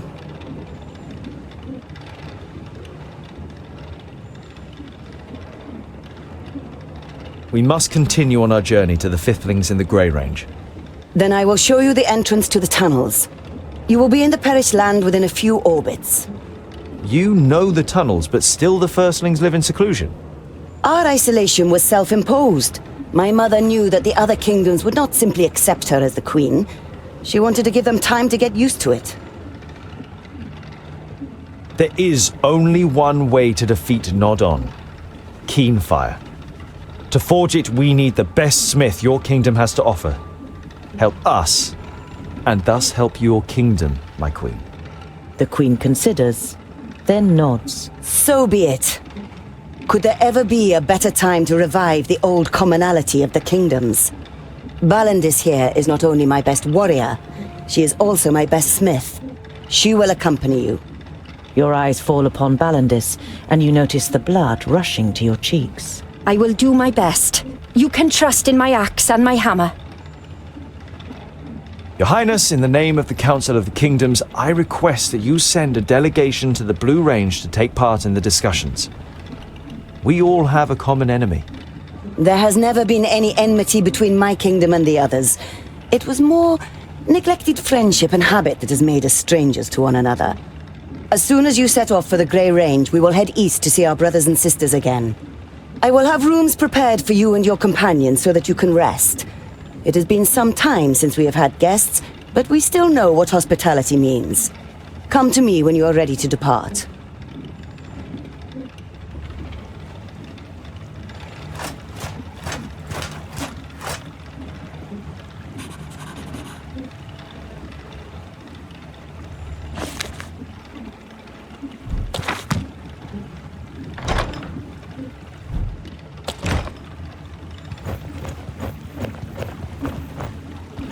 Hello. What is it, Tundle? What is it like living with the firstlings? I haven't seen much yet, but many things seem to be different to life with the secondlings in Ogre's Death. I can't make any real comparisons either. I grew up here and have never left our kingdom. I can hardly wait to see the halls of the fifthlings. They were the best smiths before we took on the mantle. Don't expect too much. Their halls have been in the hands of the enemy for over 1,000 cycles. I read that the orcs avoid the stronghold, as if there were a curse on it. Even reading doesn't seem to be frowned upon among the firstlings. You feel at home here. But that isn't only down to the books. It would seem that a lot of important positions are occupied by female dwarves in the Firstling Kingdom. Is it not common where you come from that men and women share the duties? Of course. Among the humans and the secondlings, the women help out in the house so that the men have time for their duties. That's how it is written in the books, too. Here, posts are assigned according to the skills of the applicant, not gender. It's only natural that the most important posts are occupied by women. She winks at you and gives you a knowing glance, although the whole thing still befuddles you. See you later.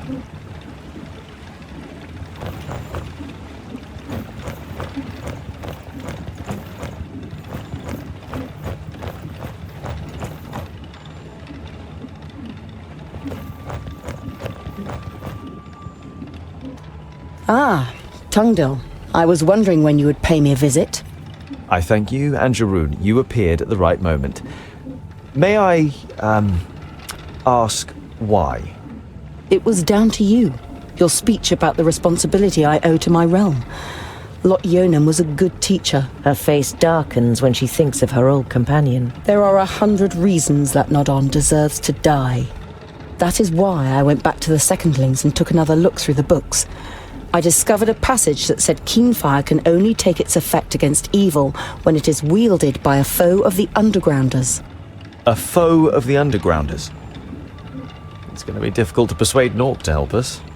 I didn't mean to eavesdrop, but I think I might have an answer to the problem.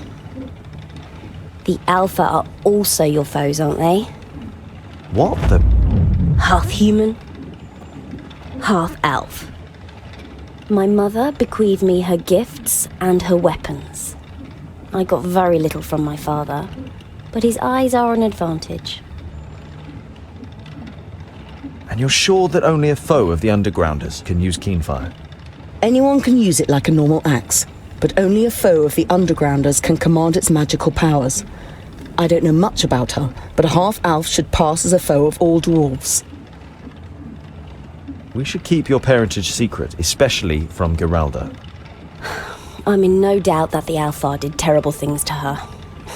And I'm not keen on letting her kill me. If what Nomura told me earlier is true, this Geralda could be just as great a danger as Nodon. She could take control of generals or kings, maybe even me. You are aware of the danger, but you don't have the energy to think about it right now. You push the problem aside. Then that's agreed. We will keep Nomura's secret to ourselves. All right then.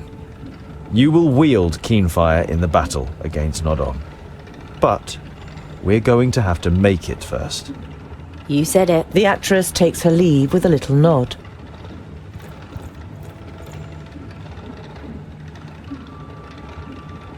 How was Synthras able to overcome your shield? Can Alfar use magic? No, certainly not. I don't know much about their people, but I think they have innate powers. Conjuring darkness, extinguishing fire, changing dreams. Little things that fill humans with fear and ensure the potency of terrifying legends about their people. Syntherast used a trick, not a spell. We killed 2 Alfar near Sovereignstone. They had crystals on them which they had received from Nod-On to protect them from the spells of the Magi. He must have used a stone like that. How are you and your powers? You look a little exhausted. I won't lie to you. It has already been too long since I was in a place where I can draw new strength. My power is trickling away like water from a leaky pipe. Is that perhaps a way to weaken Nod-On? No, I wouldn't count on that. Even if we could keep him away from the magical realms, The being that lives within him has given him unknown powers. How are things with Jarun? Could you help him? He's doing well. He should be back to full strength after some rest. You still don't know what kind of being is hidden under the armor, but the Mage's powers seem to have done a good job. The firstlings have offered to improve his armor, and when one of the best smiths in Girdlegard offers something like that, you should definitely take them up on it. Take some rest. And I hope you'll still be here at dawn. The Mage gives you a reproachful look. Don't worry. We'll stand by you until this expedition has reached its destination. It feels good having the Mage and her companion at your side again.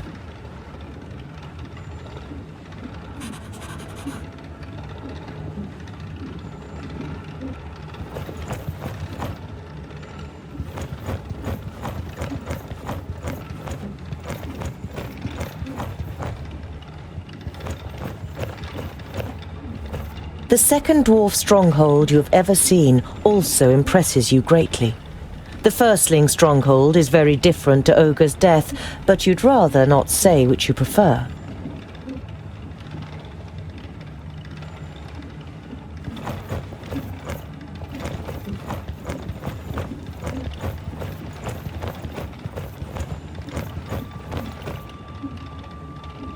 Geralda looks depressed.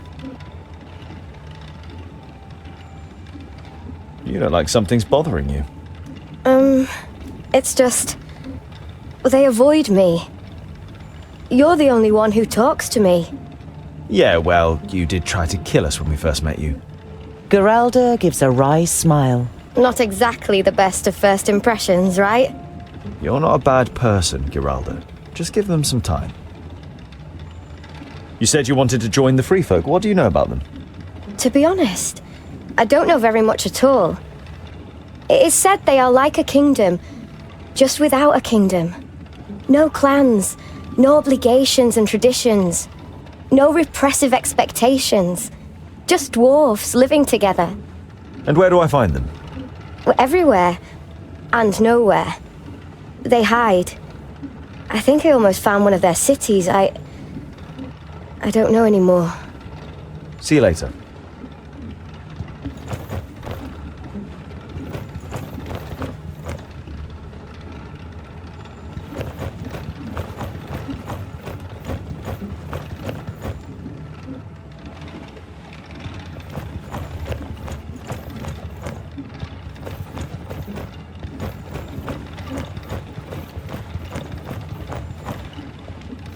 Namora, may I speak with you? This might be a strange question, but do you sometimes wish... That I wasn't half elf? Of course I've thought about it. But what's the point? This is how I was born, how I am, and it's something I can't change. And well, perhaps it might now serve some benefit for the first time. My heritage could be the key to saving Girdlegard. Your parents, relationships between humans and Alfar is uncommon. My mother brought me up on her own. I don't know what happened to my father. You look at her compassionately. Namora notices your expression and shrugs her shoulders. I never knew him, so I don't miss him. You don't believe her. You never got to know your parents either, but you still miss them even though Lot Yonan raised you. I was wondering how you ended up being an actress with Rodario and Fergus. I have seen many places and done many things that I would like to forget. For a long time, I didn't know what to do with my life. But then I met Fergus. There are no secrets between us. I have never had to pretend with him. He introduced me to Rodario, and I feared the worst, but he was delighted. He immediately wrote me into a new play. That sounds like Rodario. See you later.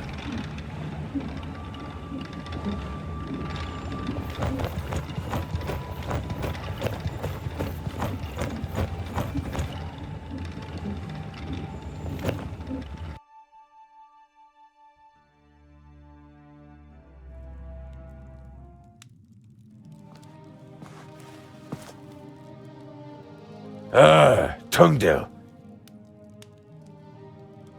How is he? He's lost a hell of a lot of blood. The crazy glint in Boindale's eyes has given way to serious concern. I'm doing fine. You must rest, brother. Stay on your back so the wounds can heal. Fortunately, he hasn't lost his pig-headedness. As long as he has that, he'll come through. Boindale forces a grin, but you can imagine what he's really thinking and feeling. I thought Andakai was going to look after him. Didn't her magic help? We don't want her help. Magic is no use. And we certainly don't want anything to do with Samerson. You know there is no point arguing with the twins about magic. There is too much of a fine line between conviction and stubbornness. Boindale would rather die than be healed by the Maga. We'll have to go on without him. He won't manage more than 100 paces without dropping down dead the state he's in. No! I'll manage, Scholar. Just give me 2 orbits, then I'll be fine. It's just a scratch. Boindale tries to stand up, but he doesn't have the strength. You shake your head. Stay here and recover, Boindale. We'll meet you again in time for the big battle against Nodon. You have done your bit. But where one of us is, the other is too. It is the greatest deed that has ever been carried out by our people. Oh. It would seem you are right, Scholar.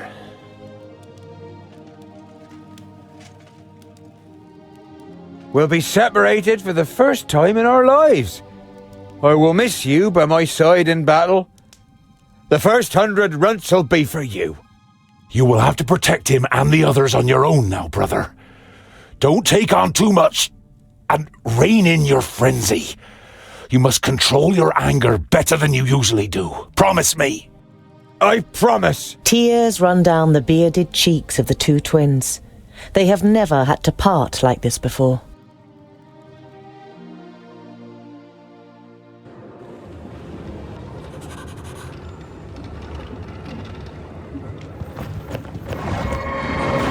It is simply legendary. No, it is mythical. We definitely need a large theatre so we can convey the impression of this grandeur to the spectators. It's going to be difficult, but we'll manage it. But it will be more expensive. It would appear you like it here.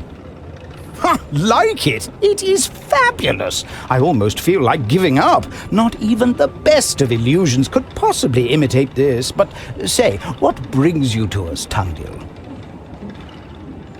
Why didn't you say that Nomura is half-elf?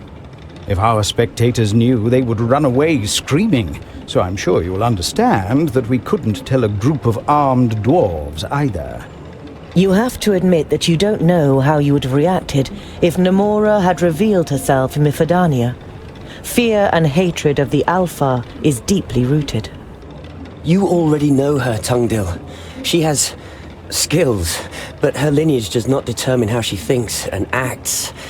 She is the love of my life, and I would go crazy if I were to lose her. Every step from here on is more dangerous than the last. Are you sure you want to continue on our journey with us? Of course. Every story needs an end. What kind of play would it be without a third act? There is no way I'm going to let Nomura ride into battle on her own. I will be there to assist her. And how is your new play coming along? Good, very good. The band of adventurers who set off to defeat Nodon, aided by the Queen of the Dwarves from the Kingdom of the Firstlings. It's going to be a real challenge to present this story in all its greatness. Do you already have a title? I haven't decided for sure yet, but at the moment I'm thinking along the lines of the heroic dwarves and their loyal companions who opposed Nodon despite all the challenges to destroy him and save Girdlegard. I must go. Rest now. Rest? Haven't you seen? There are machines that keep the whole city alive. I must take a look.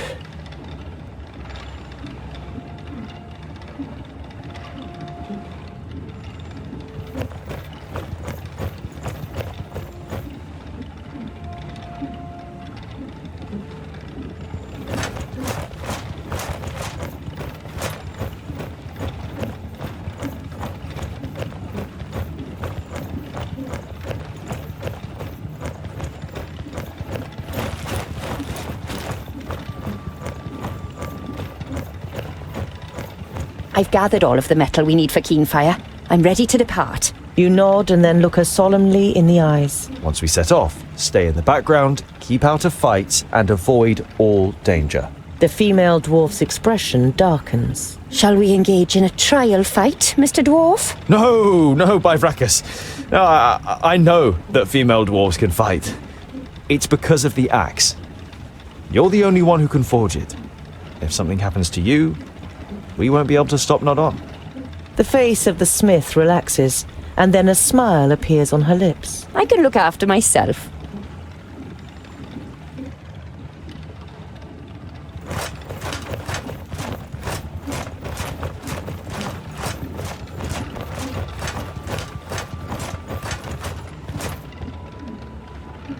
Greetings, Queen Zamtis. The Queen bows her head slightly, prompting you to speak. Your Highness, with your permission, I will take my leave to prepare for the journey. Of course. Let me know when you are ready.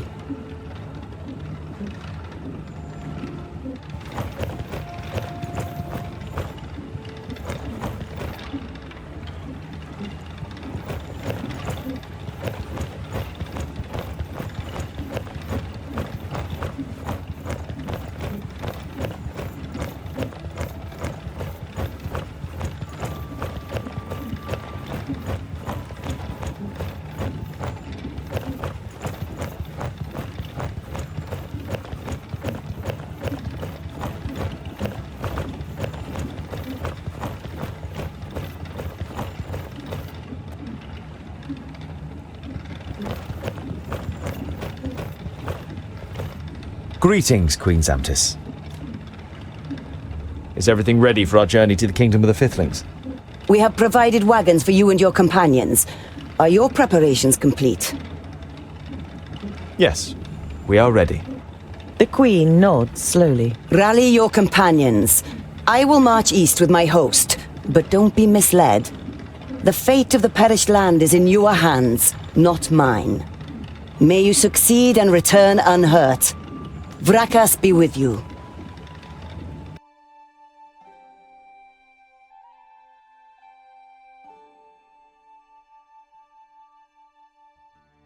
The plains of Tabain are the most fertile in Girdlegard, and rightly give the kingdom its nickname of the breadbasket. The east of the land has been in revolt since the perished land advanced, and the peace seems to have broken in the heartland too, as a group of strangers crawl out of a hole in the ground. Why don't we just look for a tunnel that hasn't collapsed? And what if we don't find one? If we're overground, we at least know that there's a way, even if it's dangerous. Let's go. Rudeka is, contrary to what the name suggests, a large city. If Rodario is to be believed, more than 70,000 people live here, a number that you find it hard to even imagine. But while you walk through the streets, you don't doubt that it's the truth. Never before have you seen such huge masses of people. If we are looking for somewhere to quench our thirst or for a roof over our heads, then I would recommend the Golden Well Tavern. And we can find everything we need for the rest of our journey at the Big Market. Just say where you want to go, Tungdil, and I'll show you the way. The Big Market at the city's south gate certainly lives up to its name. You have never seen a market on such a scale. Stands, large and small, as far as the eye can see. Everything you could possibly need can be found here, as well as plenty of things that seem to have no use at all. While you push your way through the crowd to get to the trader Rodario wants to introduce to you, you overhear two peasants talking about elves. No, I tell ya, it was elves. Pale skin, pointy ears. Yeah, something strange is going on these days. Old Trundlewood from down Acre Hill way said he saw some pointy ears too. Come to think of it, where's he been all week? Here we are. Rodario's sudden announcement draws your attention away from the locals, to the tent that you're now standing in front of. Welcome to Brand's Potpourri. Whatever your heart may desire, I can supply.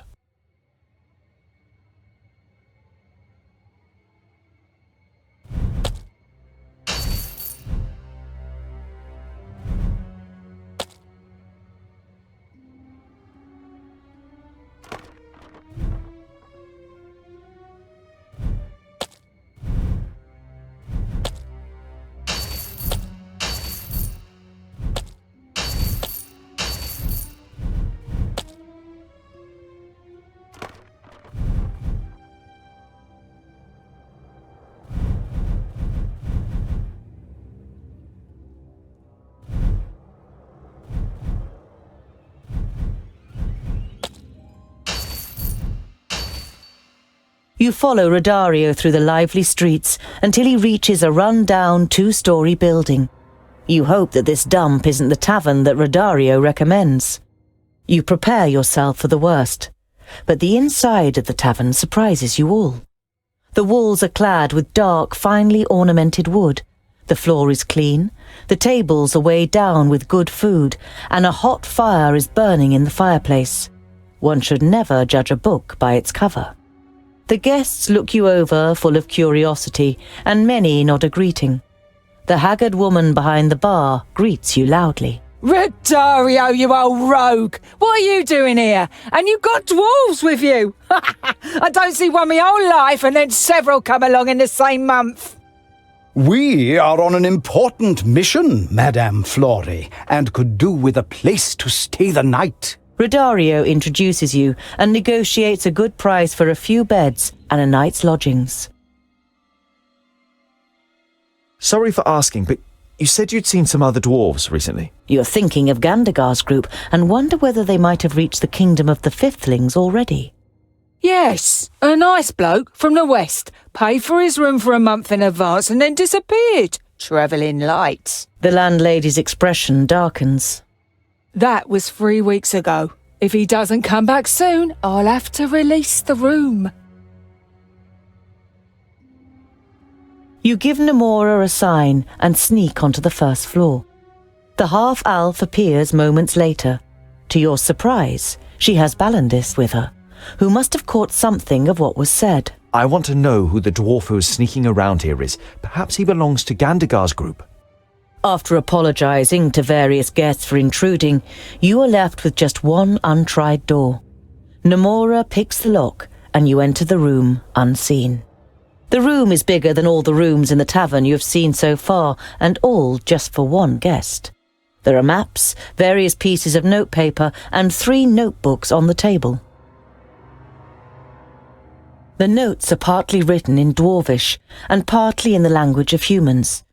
The 3 of you scan through them until Balandis draws your attention to a map on which the route from the kingdom of the Firstlings to the kingdom of the Fifthlings is marked. What would make a firstling travel to the perished land, or even to the kingdom of the Fifthlings? You believe you found an explanation. Here, this letter. I have found a way, but I don't know if I will return safely with Star Slasher. That's why I leave to you, dear Barris, my notes, may you, and so on. Star Slasher? You have come across this name in the notes a few times already, but you just shrug your shoulders and throw the letter back onto the table in disappointment. You had hoped to have found out some news on the whereabouts of the other group. A sword. Apparently it was given to Giselbert I and I by a caravan travelling from the other lands. It seems we're dealing with a treasure hunter.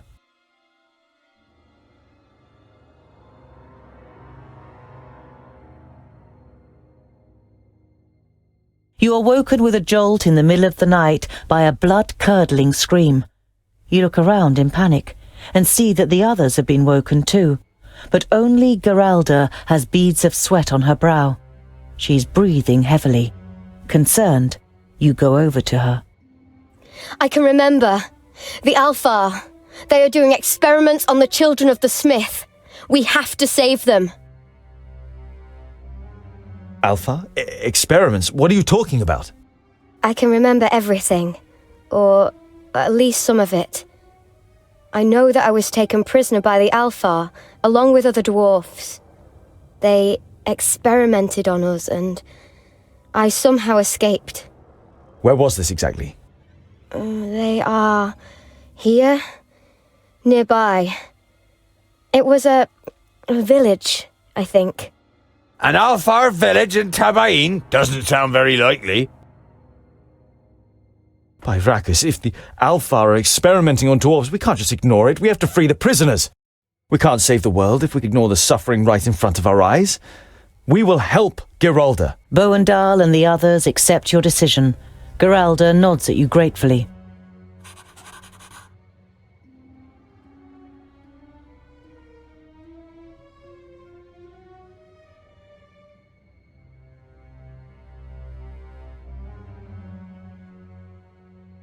When you reach Acre Hill, there isn't a single villager in sight. An uneasy feeling creeps over you, which finally turns into certainty when you see red paintings on the walls of the houses. Alpha. The pictures, painted in blood, tell the horrifying story of how the Alpha came to the village and killed the inhabitants. You also find a few elaborately carved bones, some larger ones, like those of humans, some smaller and stronger, like those of dwarves. When you reach the other end of the village, disgust is written in the faces of your companions. None of you says a word. You gather all the bones you can find together and burn them. You wash over the paintings with water from the well. You weren't able to prevent this gruesome incident, but you don't want to leave a single trace of it behind. As expected, you don't find any survivors, but there are also no undead. The perished land has not yet advanced this far. You discover some footprints on the northern edge of the village. It was orcs. Looks as though they waited here while the point ears wreaked havoc in the village. It seems like they moved on towards the north.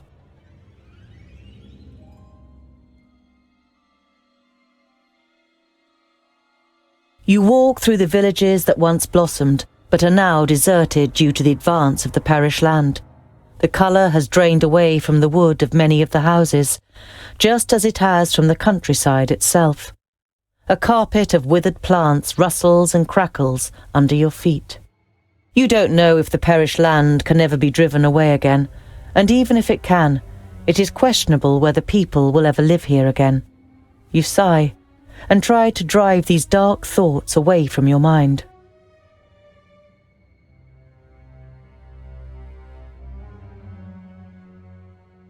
Ooh, do you smell that? Come! Oink, oink! Without even waiting for you, Boindil runs over the hill and disappears behind it. You follow him, and as you reach the brow, you see a very strange scene before you.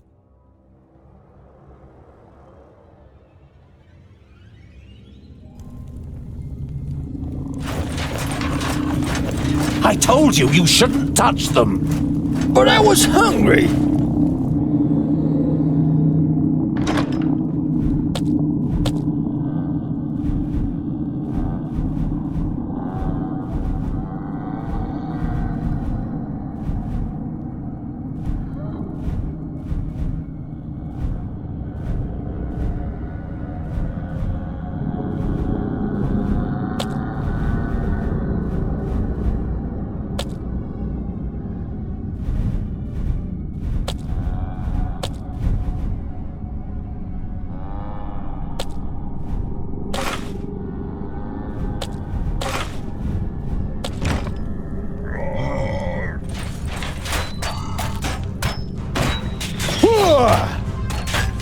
What is it?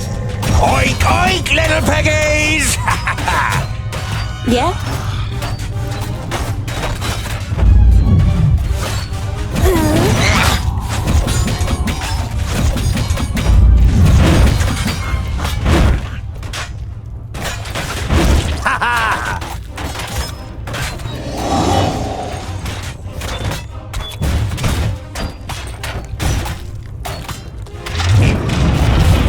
Good night. Huh? Oink, oink, little piggies! Huh? Yeah! Yeah! Who's next? What is it? Oink, oink, little piggies! Kill!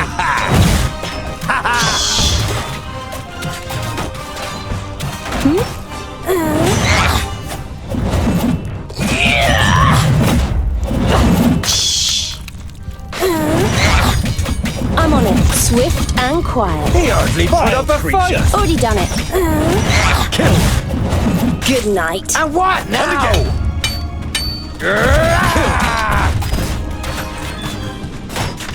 And again! Who's next? Vile creature! Yes? He hardly put up a fight! What?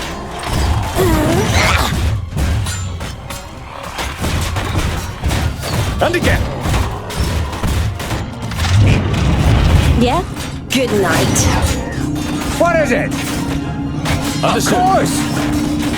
Yes, yes! I'm with you! Oink, oink, little piggies! Vile creature! And what now? And again!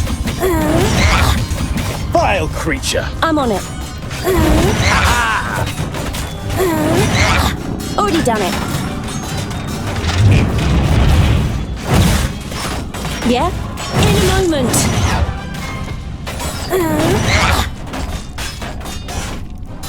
Kill! Good night. Fine.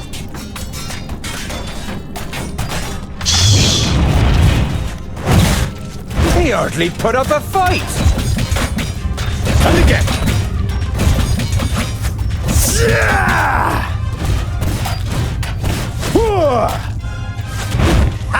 I can't do that yet. What is it? Oink, oink, little piggies!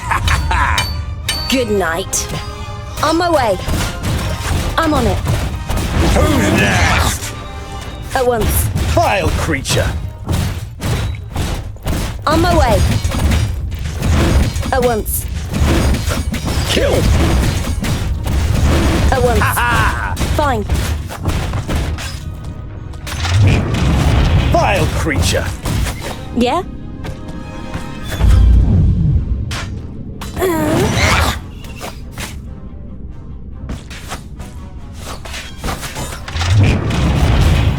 And again! Vile creature!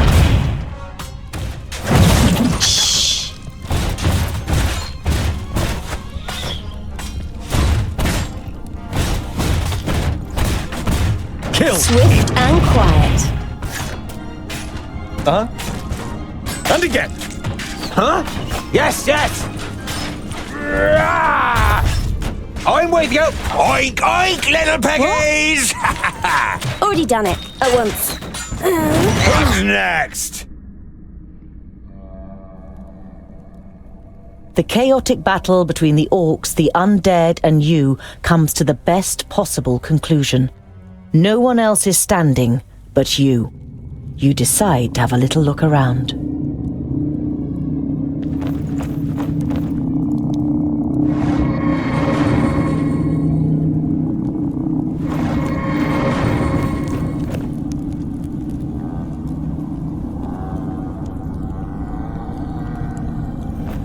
You discover a file that looks like the one Geralda carries with her. Before you can get a proper look at it, Geralda is suddenly standing next to you, and she wrenches it out of your hand. She turns it back and forth excitedly, but then disappointment spreads across her face. The container is empty. Without a word, she goes back to examining the surroundings. You tremble at the thought that you could end up the same way. You hope that one of your companions would have sympathy with you if you were to die in the perished land.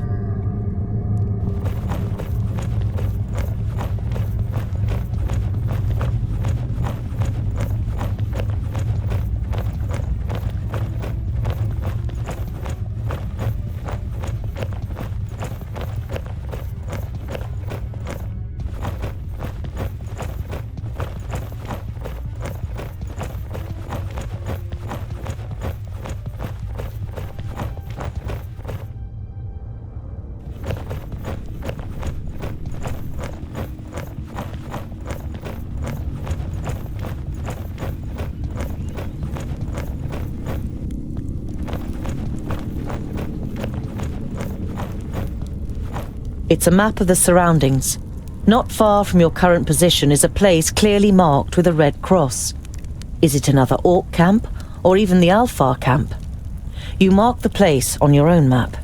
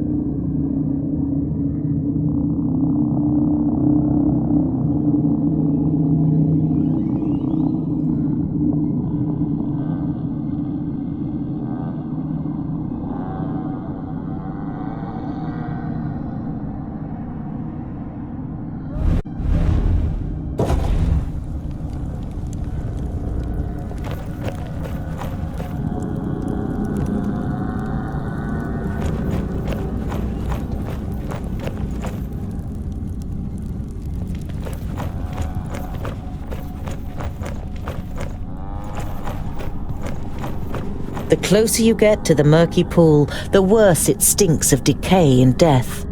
At first you thought it was only dirty water, but for as much as you can make out through the gloom, it seems almost black and has wondrous streaks.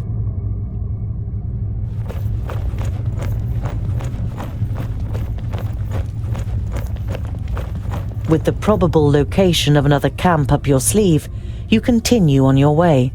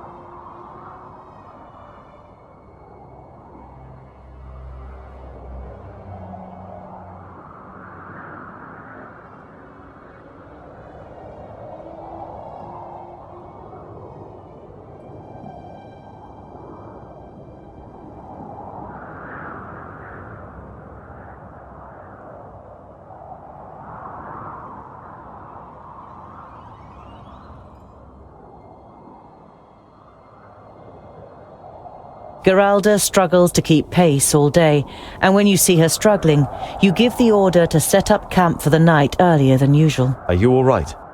The female dwarf looks ill, and as she's aware of the fact, she doesn't even try to make excuses. The potion! It's finished! I need more of it! She looks at you imploringly, as if you could help her. Over the next few days, Geralda's condition grows increasingly worse. She begins to shiver, and more than once you catch her muttering to herself and glancing at Andakai surreptitiously. The Mager claims she does not know what kind of potion it is and why Geralda might need it. You believe her, but you also notice that Andakai doesn't really seem interested in finding a solution to the problem either.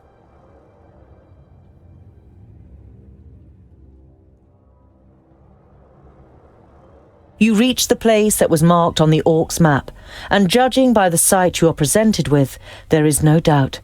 This is where the Alfar did their experiments.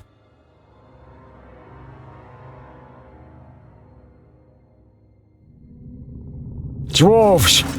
Oh, how glad I am to finally see members of my own race again. How glad I am to see anyone at all who doesn't want to kill me. We're here to save you. We've heard that Alfar are experimenting on dwarves. Where are the others? I am the last one. There's me too. You? Ah, so you escaped? Oh, I should have known it. You and Geralda, you know each other? She was already here when I arrived. The Alpha did experiments on her. They fed her with a tincture from this device, and then it was as if she was a doll. She had to follow their orders. They trained her in battle, and she could do Alpha magic. I swear it. But the last time, something was different. She fought against the orders of the Alpha, beheaded one of them in the end. She set me and the other prisoners free and ran away in the chaos. The Alpha recaptured all of us, apart from her. Where are the Alpha? Oh, forget it.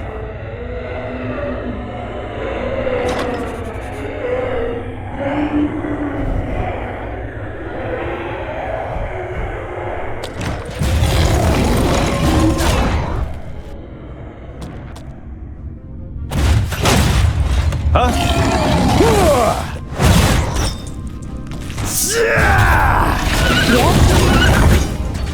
Vile creature! Fine. At once.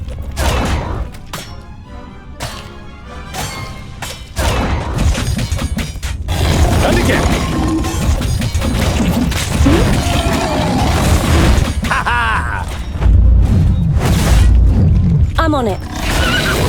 Who's next? I can't do that yet. Shh. Yeah? At once. I'm on it.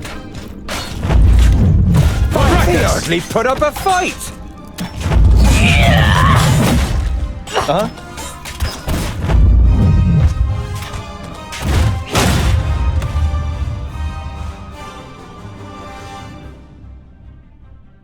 On my way.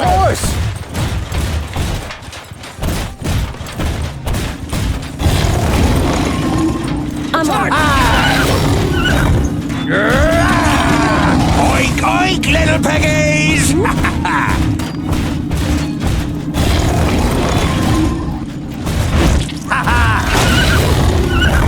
Who's next? What?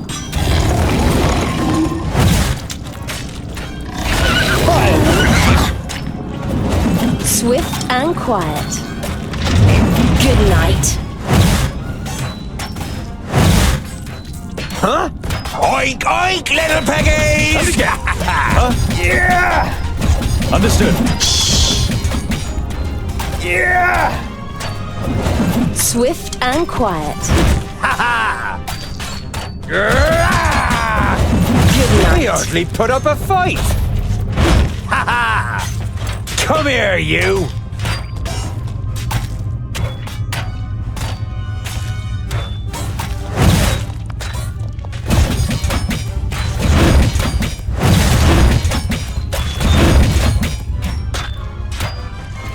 Who's next? I was hoping never to see a single Shadowmare again after Greenglade. Good job, there was 2 of them then! Let's have a look around. Maybe there are more survivors, or we might find out something about the potion that Geralda needs.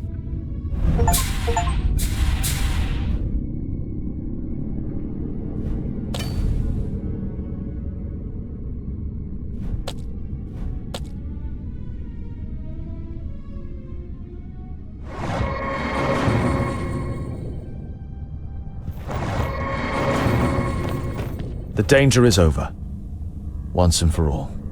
Now the horror finally comes to an end. A rucksack containing everything needed for a few days in the wilderness and an exotic-looking sword. A rucksack.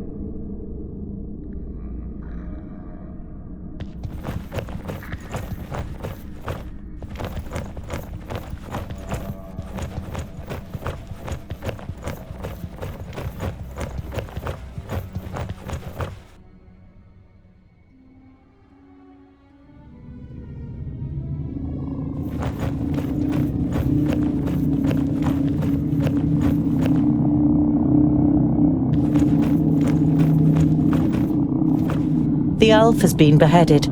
He is dead. And even the perished land won't be able to make him rise again. Well, that's him. I remember now. He forced me to drink a potion. That's what gave me my powers.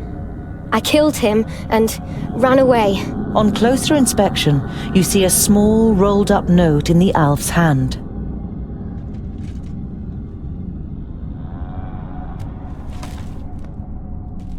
A recipe. If I had to guess, probably for Geralda's potion.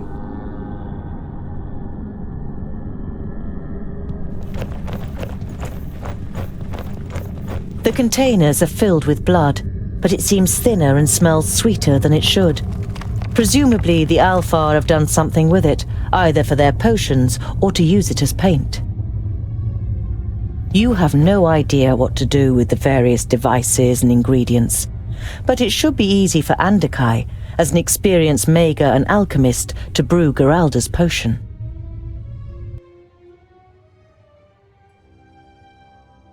You don't wish to spend the night amongst the dead, so you set up camp a little way off. You decipher the recipe for Geralda's potion together with Andakai and Namora.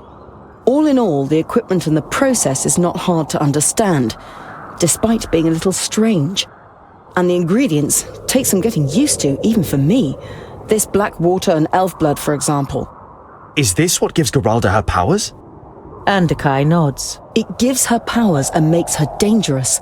What will she do if the potion runs out and she is driven to madness by thirst? She could force me to brew more and more of the potion for her and find a way to supply the elf blood that is needed for it.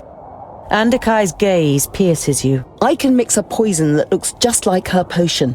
She trusts you, Tungdil. If you give it to her, she will drink it, and we will remove an uncontrollable danger from Girdlegard. That would still be murder.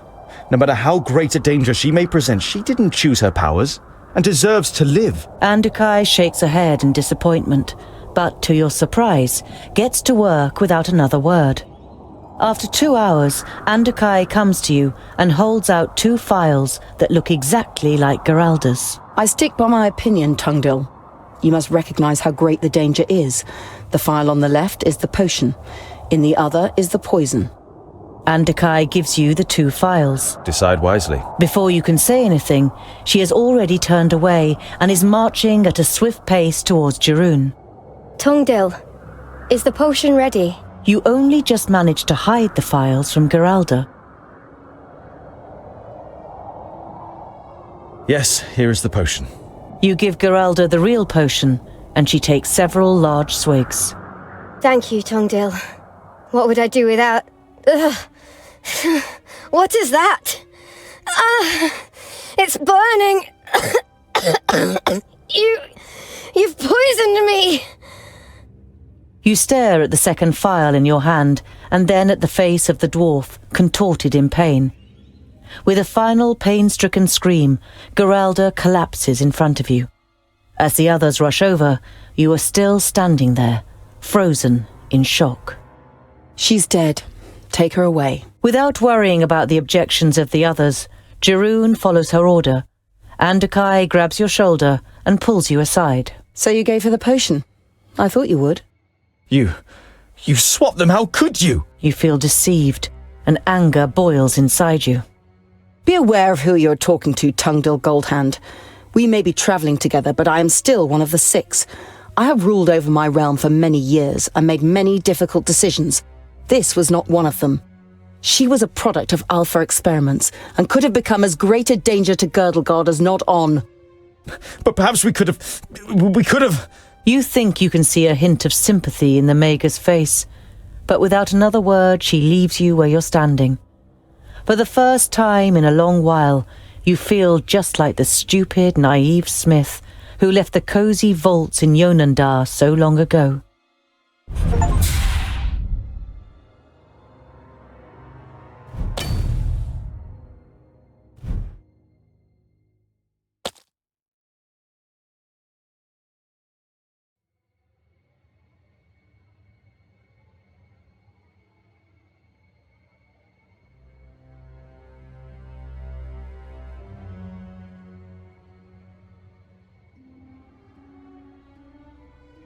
As night falls, you find yourselves on a hot mountain face covered in sharp crags. You would favour pretty much anywhere else to spend the night, but it is too dark to go any further. You are woken in the middle of the night by Boindle. Scholar, can you smell it? There are piggies nearby. You sniff deeply, but don't smell anything but the stench of sulphur. But you do see something moving in the shadows and are immediately wide awake.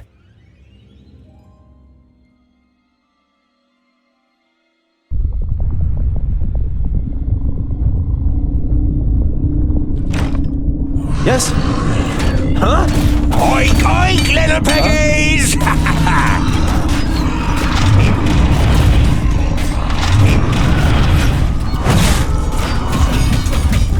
Yeah?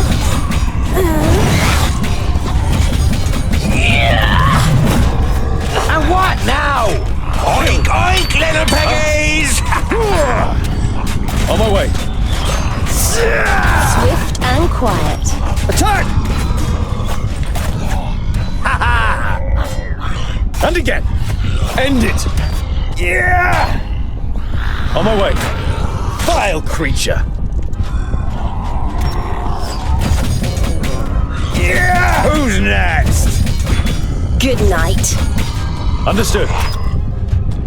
Yeah! At once.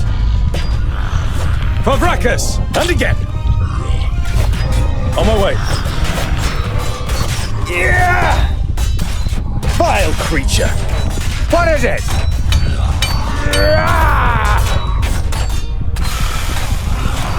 He hardly put up a fight! Huh? Yeah! Understood.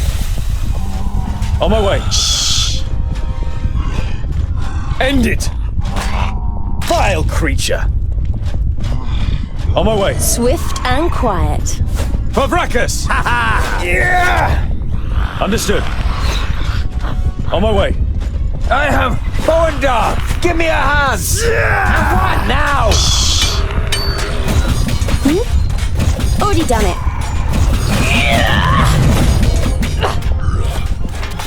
Who's next? What? I'm on it. Vile creature! Kill! Vile creature! Oink, oink, little piggies! Oink, oink, little piggies!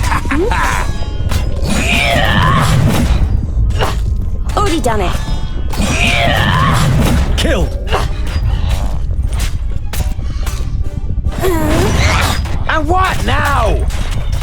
Oink, oink, little piggies! Oink, oink, little piggies! He hardly put up a fight!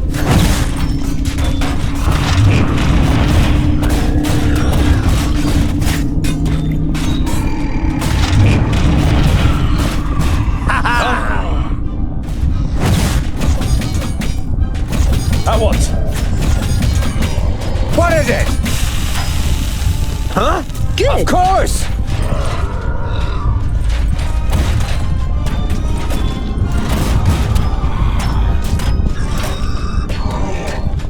What? Yes, yes! On my Of way. course!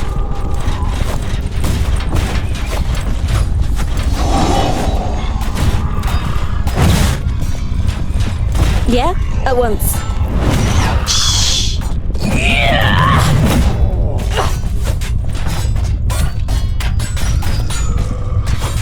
And what now? Creature. I'm with you! Come here, you! And again. What is it? On my way. Huzzah!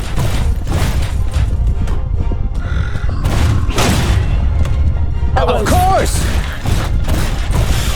On my way. With you! At my once. way. Yes! On my Of way. course! Huh? Oink, oink, little piggies!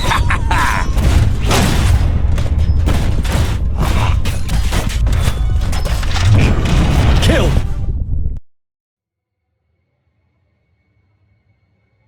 After the battle, you finally have time to catch your breath.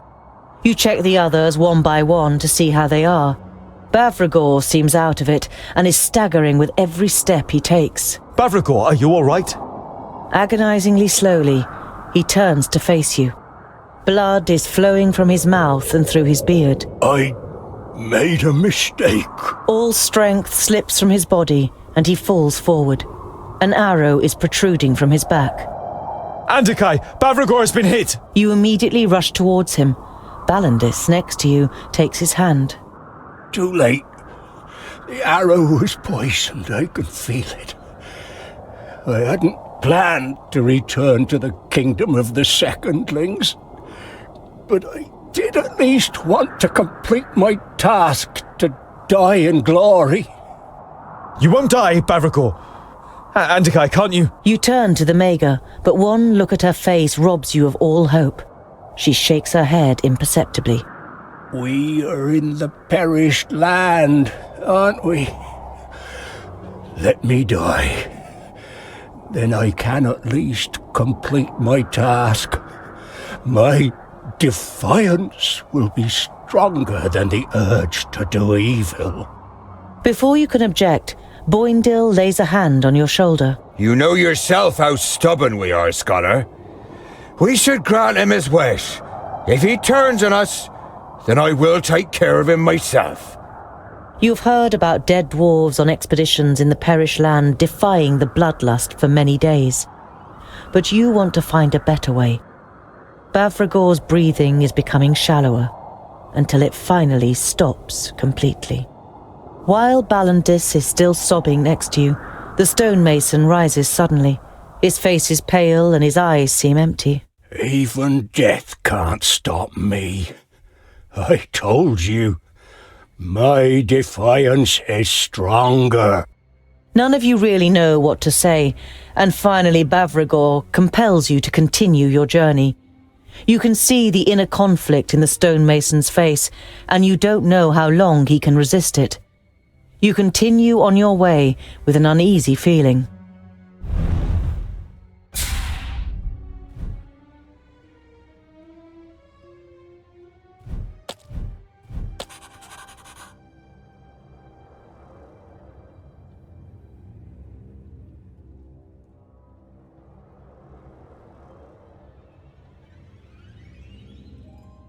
I feel nothing, Tungdil.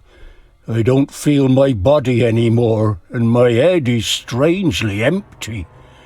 I ate things that I used to love, and things that I hated. He glances at Boindil. I would like to rip into shreds and devour. You had no idea that it is so bad. On one hand, you feel an unspeakable pain seeing your companion in this state. On the other hand, you are afraid that he could attack one of you, and you hate being so afraid of Bavragor. Hey, Mega, tell your henchman he shall look after me. If I do things I shouldn't do, he is to stop me. Everyone has stopped in their tracks, and are all staring at the stonemason.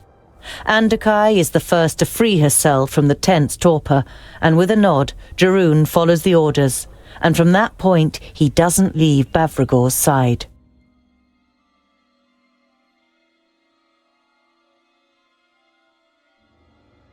You finally reach the place where Keenfire will take on form, the stronghold of the Fifthlings with the hottest forge in Girdlegard, Dragonfire.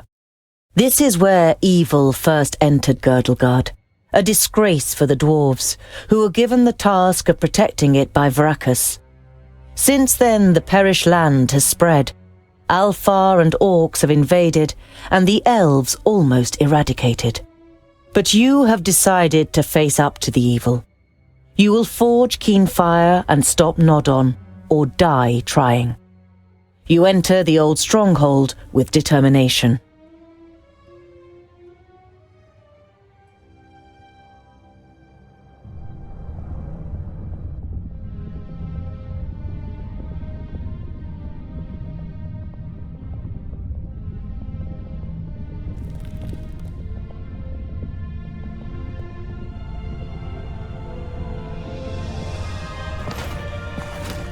Whoa!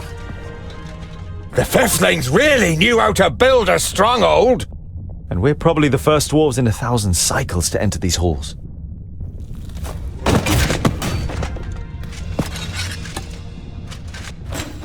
Come on, you beasts! I may be the last, but I will take at least 4 dozen more of you down with me! Gandagar! Hold on, my king! Oh, there's a surprise!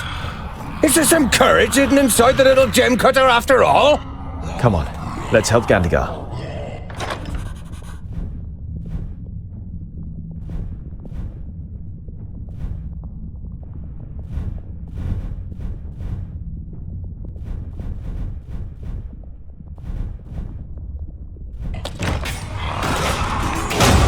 End it! Is it something bad? Huh? What is it? And what now? I can't do this on my own!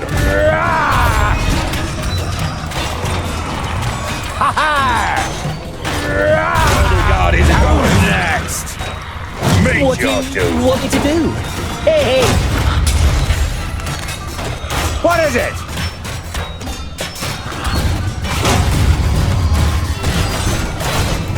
And again! Just die! And what now? Ha ha! Help! Me too! Yeah! Yes? Yeah! Understood. Just die! Yeah! Attack! Is it finally over? Yeah! What do you want me to do? Yeah! What is it? Huh? Girdle Guard is ours! Creature. Is it something bad? Huh? Pavrakas! And again!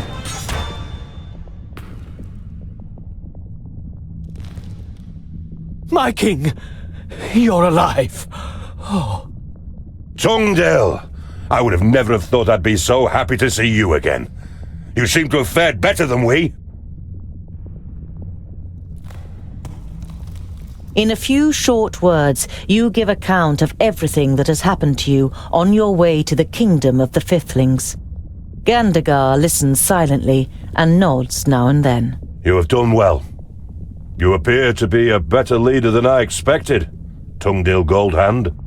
I don't know. Half the time I was advised what to do next. It is our destiny to follow the untrodden path. Leaders take one step after the other. They never stand still. And if you look back and ask yourself, what if, you will never find the courage to take another step. What happened to you? Where are the others? They are dead. Only I remain. Your learned tongue refuses to do its job. You consider how it was you who sent these people to their ruin. You don't see any accusation in Gandagar's expression, just grief and determination. And now that you are here, I carry the hope that their sacrifice was not in vain. We have to get to the forge. Let's forget our contest and work together. I agree. We have seen the spread of the perished lands, and the beasts of Tion wanted us to keep away from this place. Maybe there is some truth in your story about Keenfire. You tense your shoulders and strengthen the grip on your weapon. Let's find out. Not so fast, groundlings. Are you going to stop us, little man? Even greater armies haven't been able to stop us. An evil grin spreads across the Famulous's face. Oh, I know. But how about this?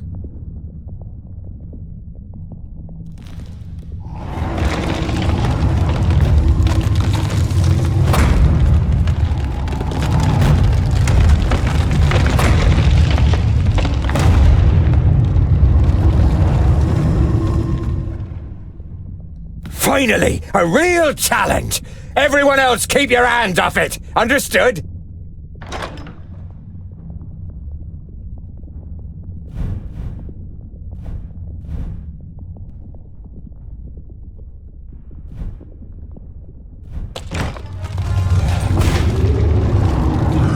What is it?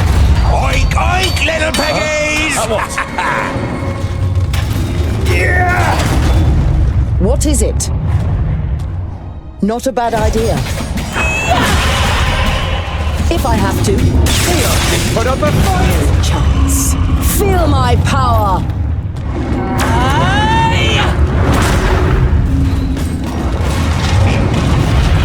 Yes? Kill! Who's next? And what now? I'm not that quick! Of course! I'm with you!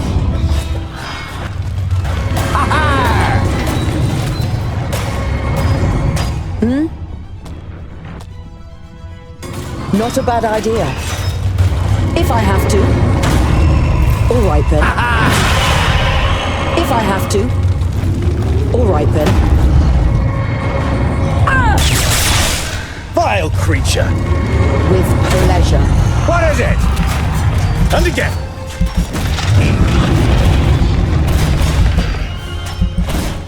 Huh? Vile creature! Of course! On my way. End it!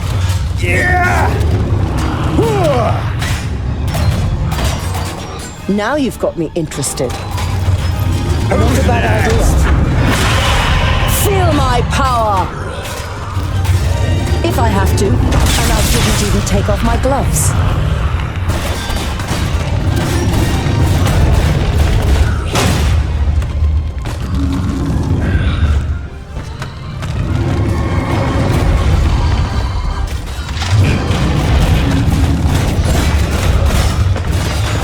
What is it? He hardly put up a fight. Hey, how about some help? All right then. Not a bad idea. With pleasure.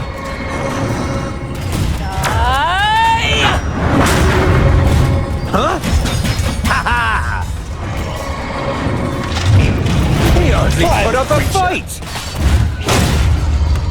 Huh? And again.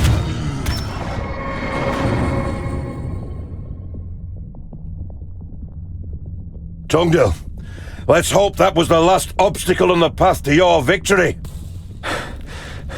I've already said it once, but I will say it again. I don't want the throne, and I never did.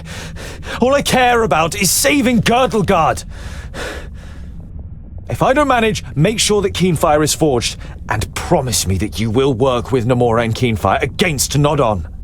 Gandagar bows his head. By Vrakas and Giselbert Ironeye, in whose kingdom we now stand, I swear I will not rest until Nodon is dead. But you will be by my side.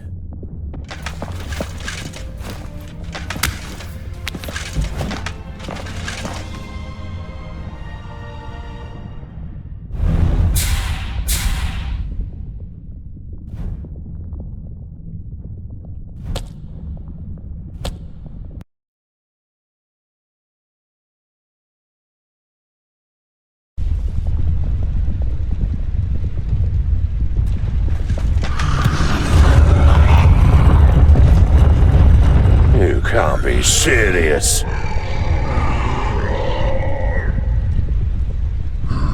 It looks like all the fiends of Girdlegard have gathered here together. You take a deep breath. We've come too far to give up now. The gate to the forge is at the other end of the hall. Protect those who are important for the creation of the Keenfire. The rest of us are dispensable. Attack! Ah! For Girdlegard! For Vrakas! Yeah, I'm going! Here I come!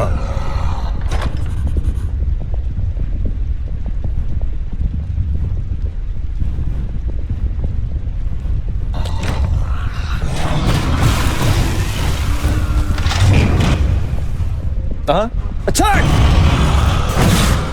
Understood. End it! For Vrakas! Kill! And again! Now you've got me interested. Kill! Do you think it's smart? Just letting me die over here? Now! Fine, creature!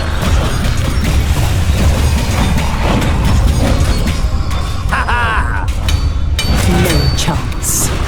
Feel my power! With pleasure. Huh? Now you've got me interested. He hardly put up a fight! Kill! Who's next? Do you think it's smart? Just letting me die over here?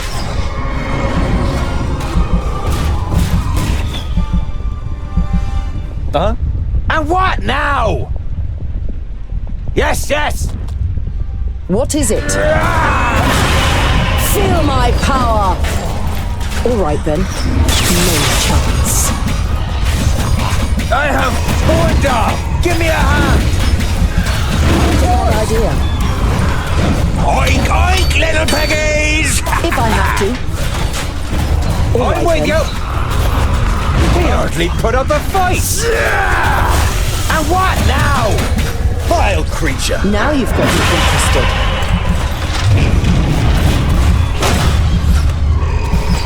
Yes?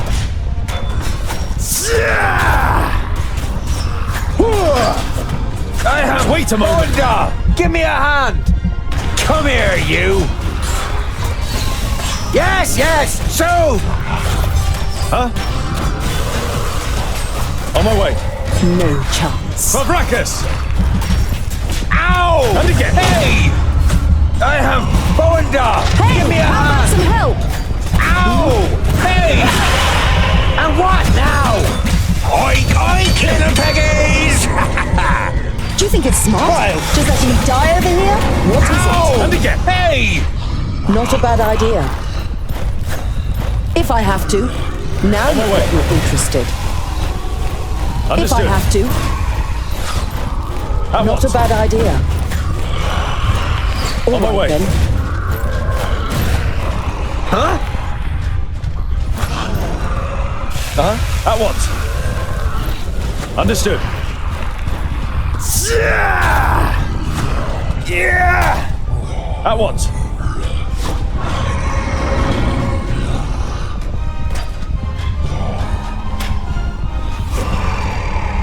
Attack! Yeah! Understood. On my way.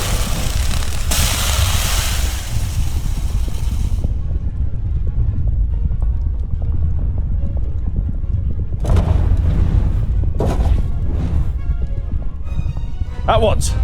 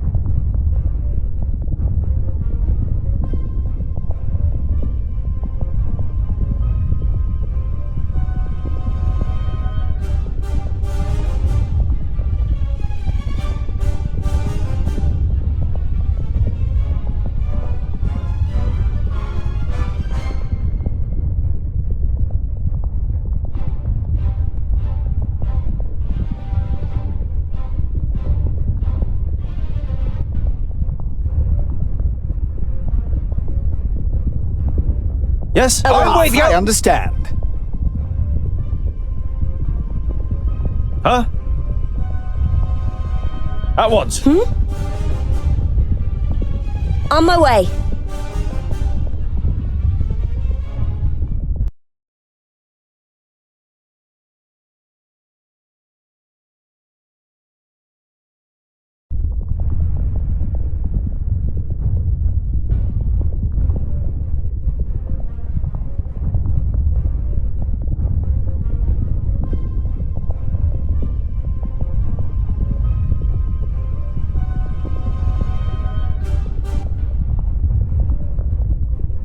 Yeah? Good.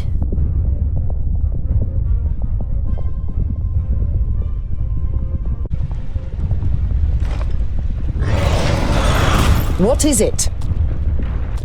If I have to. Huh? What a waste of time. Vile creature. No chance. What a waste What of is it? time.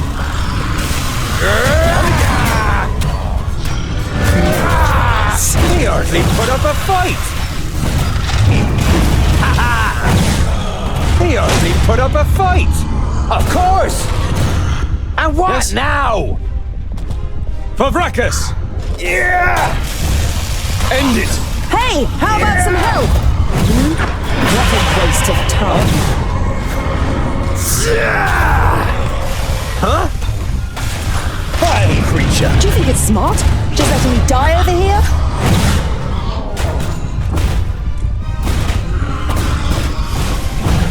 What is it? Magic takes time. If I have to. Yes? Understood. All right then. If I have to. All right then. Magic takes time.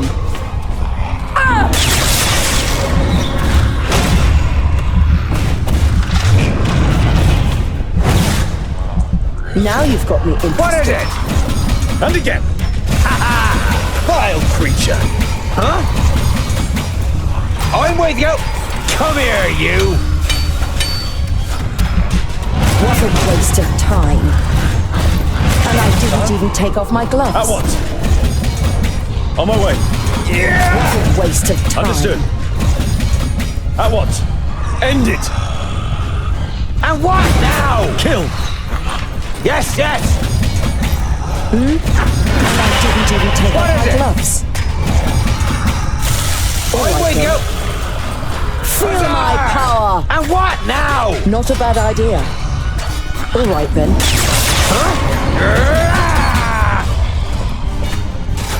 Huh? Understood. He already put up a fight! Understood. On my way. Attack! Who's next? On my way. For Vracus! Understood. Yeah! At once. What a waste End of it. time. On my way. And again. At once. Yeah! Understood. And again. On my way. He hardly put up a fight! Now you've got me interested. Kill. Not a bad idea. Yes, If I have to. What is it, creature? I'm with you! And again. Yes. End it. Yeah! Who's next? Now you've got And me what interested. now? Oink, oink, little What is it? piggies! If I have to. What a waste of time. Yeah! For Vracus! What is it? Oink, oink, little piggies! Creature. Who's next? End it. Yeah! For Vracus! Yeah! End it. Yeah! For Vracus! Understood. Attack! And again. Yeah! Huh? At Yes, once. yes! I can't do that yet. If I have to. Kill. Oink, oink, little piggies! Yes. Yeah! He put up a fight. On my way. With pleasure. And what now? Of course! Yes, yes! Of course! Yes. And I didn't even take off my gloves. Understood. It won't open!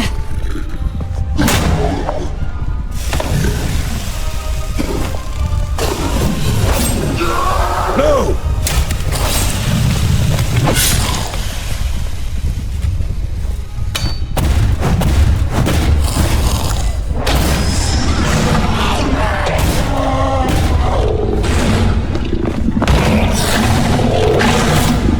It's about time for a plan, scholar! Enough! The time has come! Not on. Open the gate. I'll hold him off for as long as I can. Back, you maggots! They belong to me! That isn't Nodon. It's... Radaria. It makes no difference. The gate is bolted shut. Later! Get inside!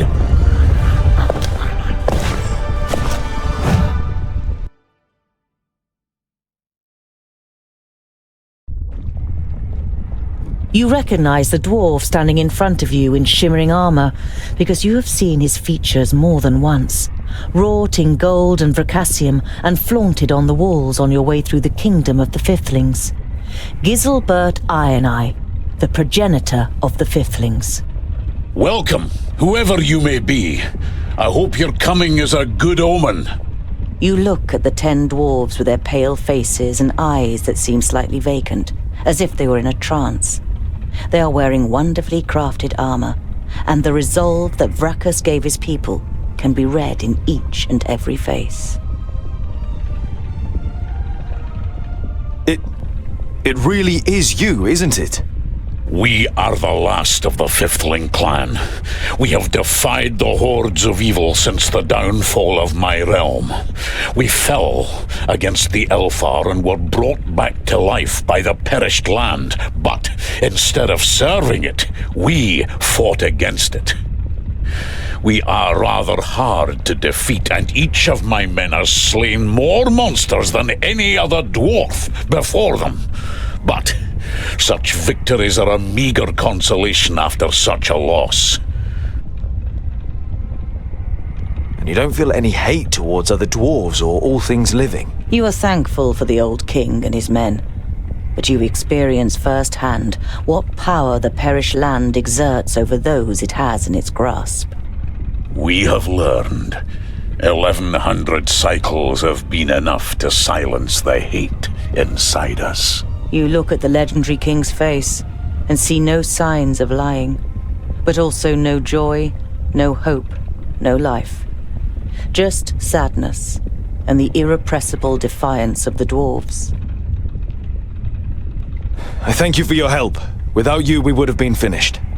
Those creatures were content to just watch us for an age, but for the last few orbits, they have been trying to take the forge. I dare say the change has something to do with your wee band, eh? We are representatives of the Firstlings, the Secondlings and the Fourthlings, accompanied by the Maga, Andakai the Tempestuous and friends. It's grim for Girdlegard. The magical barriers that kept the perished land in check for centuries are destroyed. A Magus by the name of Nod On controls the magic, and he can't be killed. Not with any ordinary weapon. The Dragonfire Forge. Can we light it? No. But it's the only place where we can forge Keenfire. The only weapon that can defeat Nodon. The furnace cannot be lit because it never went out. We defended it against invaders from the beginning. It is burning as hot and bright as ever. Vracus must have known we would need it again one day. Now, rest. The gates will not fall. We'll see to that. Permit yourselves as much sleep as you need, and then we will get to work.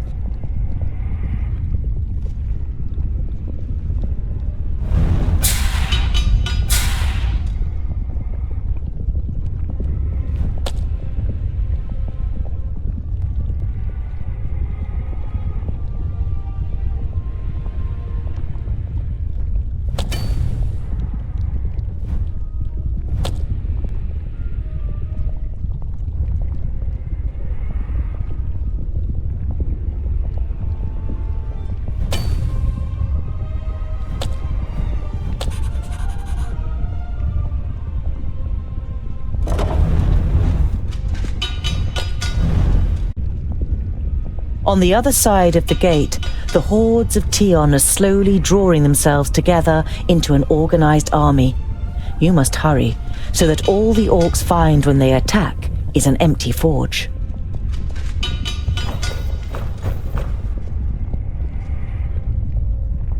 You are very thorough, Honorable Maga. I should have asked the orc to hit me on the mouth, so that you could have kissed me back into the world. Fair damsels only kiss brave warriors. An actor can be many things, including a warrior. That is true, but your privates have fought so many battles throughout the land that I couldn't trust that their bearer wouldn't switch sides as soon as an opportunity arises. Stick with the women who adore you, actor. You smirk. It would seem that Rodario is in good health. You don't need to worry about him. You have traveled far with Jeroen, but you still don't know what is hidden behind the mask. The longer you look at him, the more you believe you can see a weak glow behind the steel face. You sound as though you know. When I was little, my mother told me about a being, the king of all creatures of Tion and Samusin. It wrestles with the strong and destroys the weak and incapable. His eyes are said to glow blue-violet, and the sight of him is enough to scare off the weakest. All fear him, the son of Samusin. You aren't sure whether the Maga is joking with you. Would she really travel with the son of her god? The Mager leaves you with a meaningful smile.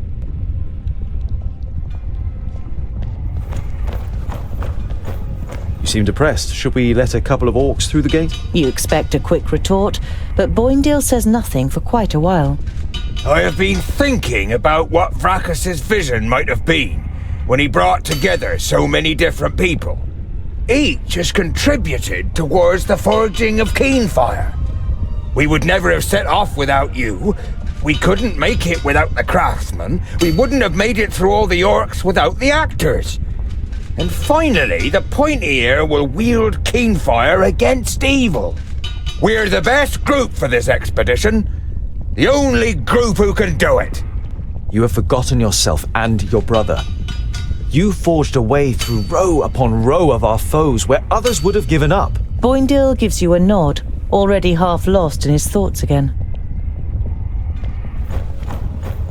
As you approach Namora, she is lost in thought, massaging her wrists. She contributed a bracelet made of teonium to complete the unusual alloy needed for Keenfire. The bracelet was a present from my mother to protect me from the powers of good. Well, as it would seem, I am on the other side now. I've no use for it. Hopefully you won't become too good. Keenfire can only be wielded by a foe of the dwarves. You smile at her encouragingly, and she reciprocates your glance. Both of you know that the Alfar will always be enemies of the dwarves.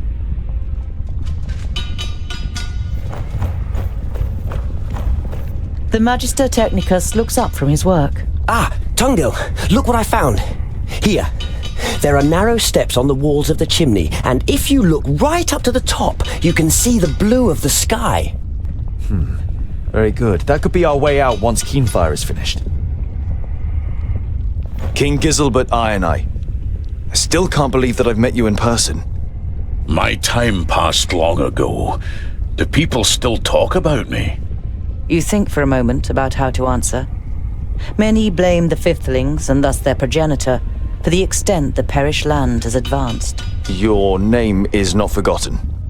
The nod of the king's head is barely noticeable. The beasts are preparing to attack.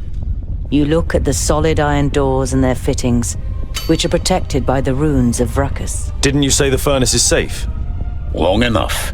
We will hold the gates for as long as necessary, at any cost. But you must be aware of what awaits us. You look at Balandis's sweaty skin, her muscles, and her hair. When you become aware of what you are doing, you stammer. Can I help in any way? I think the knot is come undone. She indicates to her back with a short nod of her head.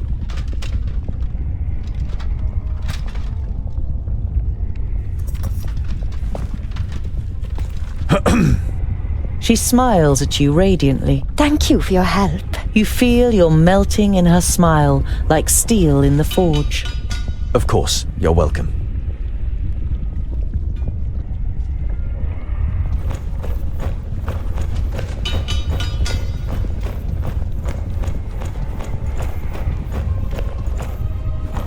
Tungdil, I must ask you for a favor. When you get out of here, let Boindle know that I forgive him for what he did. He won't believe me. You should tell him yourself. The time is not right. Just tell him I understood that he loved my sister just as much as I did. I hated losing her, so I also hated the one who wielded the axe. But I don't want to die hating him. Your confused expression prompts the stonemason to continue. I set off to look for a glorious end to life. The time has come. I will stay here and cover you so you can get away. You don't like the idea of leaving another of your companions behind. You want to change his mind, but he doesn't let you speak. Don't try to change my mind. I made my decision several orbits ago. Thank you for allowing me to prove my worth, Tungdil Goldhand.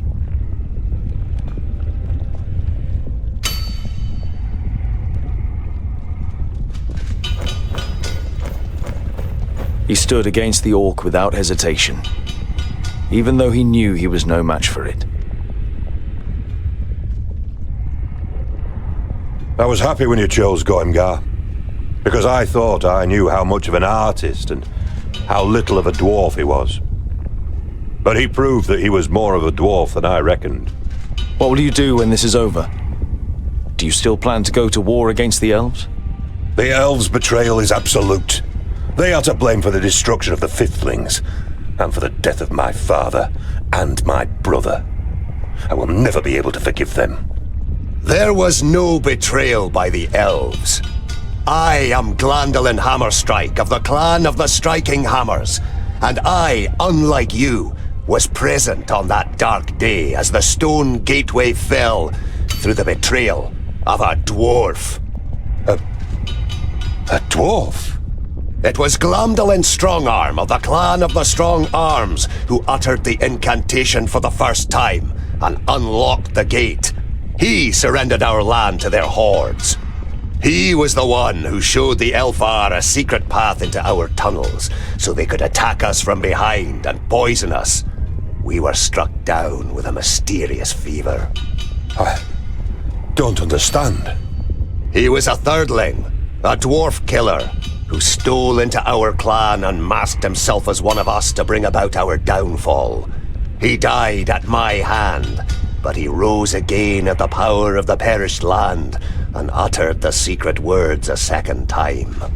Did you hear that?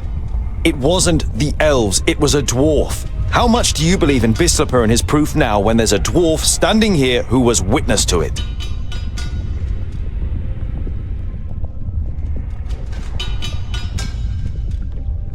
Keep them at bay until we have forged the axe.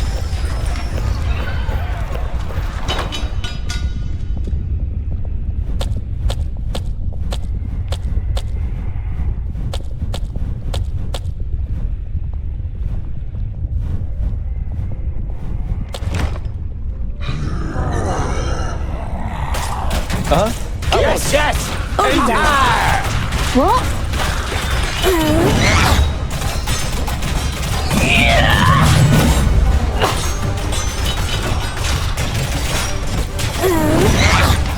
And what now? Ha ha! I'm with you! Yes? Yeah! Yeah! What is it? He hardly put up a fight! Yes, yes! So! Good.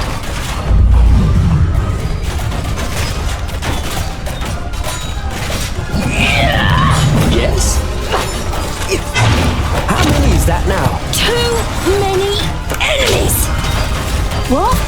Welcome to the future! What is it?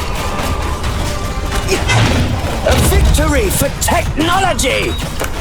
And what now? Oink, oink, little piggies! On my way. End it. Understood. Yeah!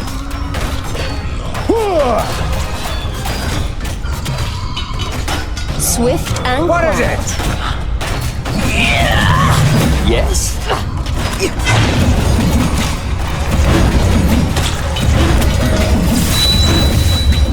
Good night. Huh? And again. Yes? Yeah! Yeah! Yeah! Attack! Please wait a moment. Yeah? At once. Well? What?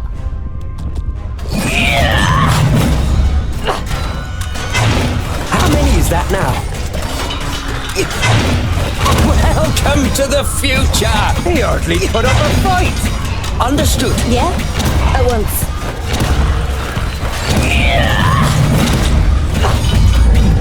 Fine. I have bow and dog! Give me a hand! Oink, oink, little piggies! Oink, oink, little piggies! What? Good. I'm on it. At once. Fine. And what now? Oink, oink, little piggies! Yeah! Yeah! On my way. Yeah! For Bracchus! Vile creature!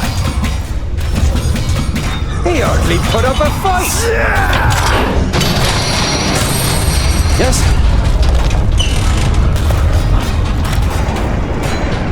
Yeah! And What again. is it? Ha ha! Ha ha! Yeah?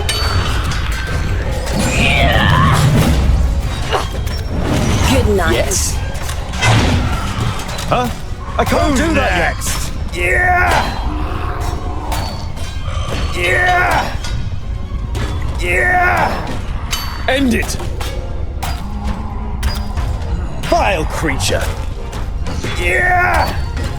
Attack! Yeah! Huh? What? Fine. Good. Already done it. I'm on it. Well? How many is that now? Hey! I have Target in sight. Give me a hand! Welcome to the future!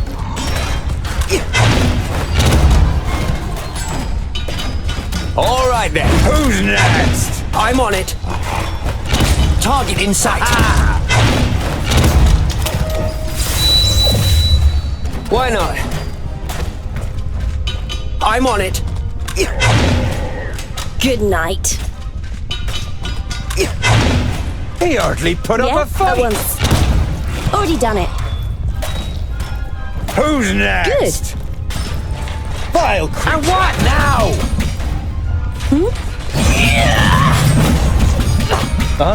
Kill. Yeah! At once. On my way. Vile creature! That's it. We've done it. May I? Of course. If it weren't for you, it would never have been forged.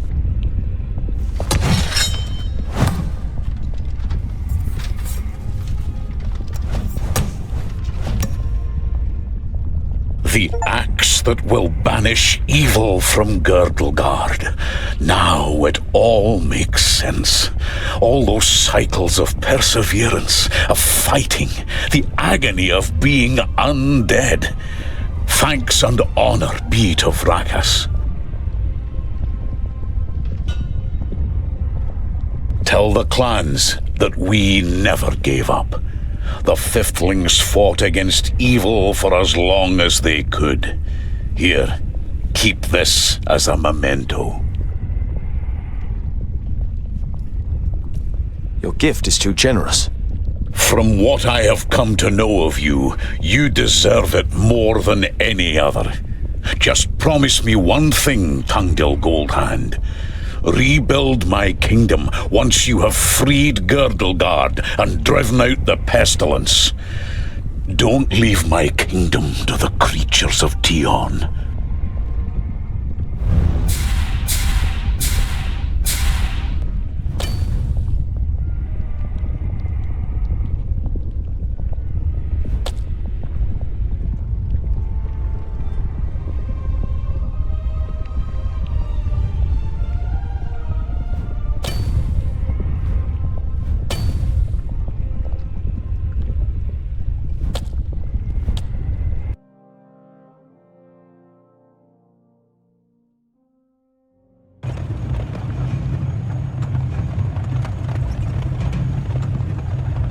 And if he's with the Firstlings or in Porista? I tell you, Nod-On is still trying to crack Ogre's death. We should go back there first. Why don't we ask them? Ha! Oink, oink, little piggies!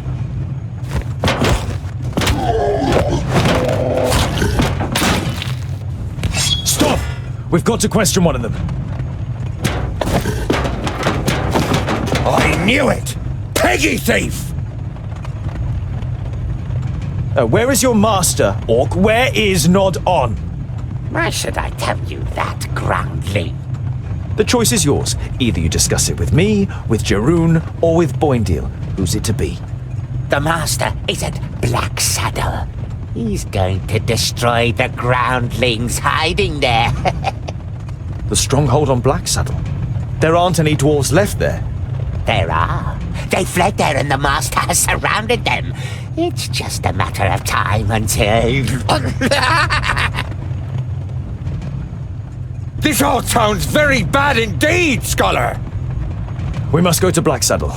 There's nothing for it. If our friends have lured Nod On there, then we have to use this opportunity and strike him down with Keenfire.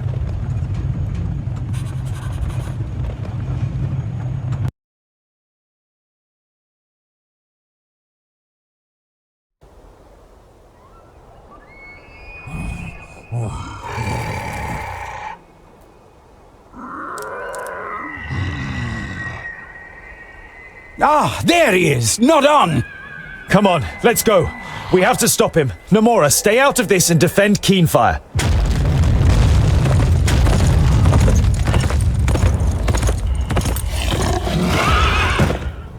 It is always a pleasure to run into you, Tungdil Goldhand.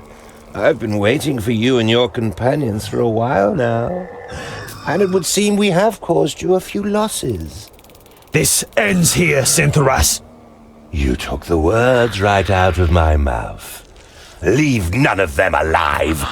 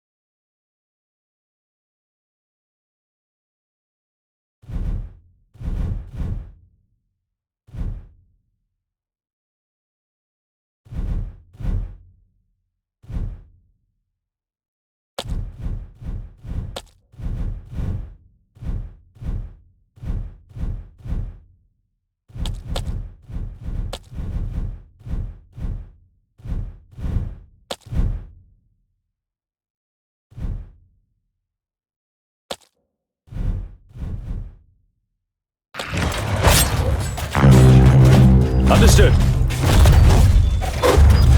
Huh? Oink, oink, little piggies! What? Already done it. At once. Yes? What is it? Oink, oink, little piggies! Huh? Fabracus! Yes? Yeah? And again! Yeah! How many is that now? Good. I'm on it. Swift and quiet. Huh? Oink, oink, little piggies! What is it? Kill! Understood. Welcome to the future!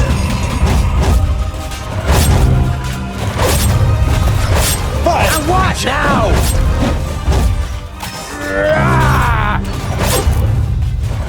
Yes? And again! Yeah! Attack! Yeah! Why not? Of course! On my way. Why not? Of course! What is it? And again! Oink, oink, little piggies! Yes, yes! Well, target in sight. Yes? Yeah! Huh? Huh? I'm with you!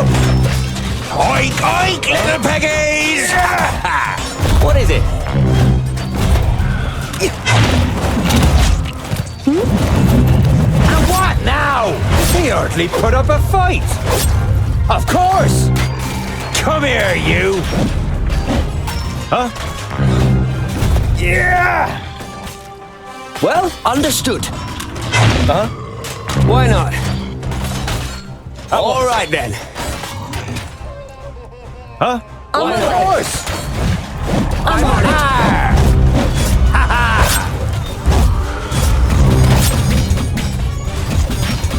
He hardly put up a fight. Way to go! Huh? Yes? Kill!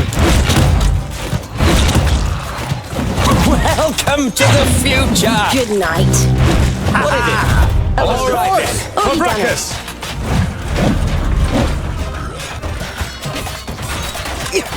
Huzzah! What is it? Oink, oink, little piggies! Yeah? How many is that now? Of course! I'm on it. Huh? Oink, oink, little piggies! Yes, yes! Huh? On my way. At once. On my way. For Brachus! Yeah! End it!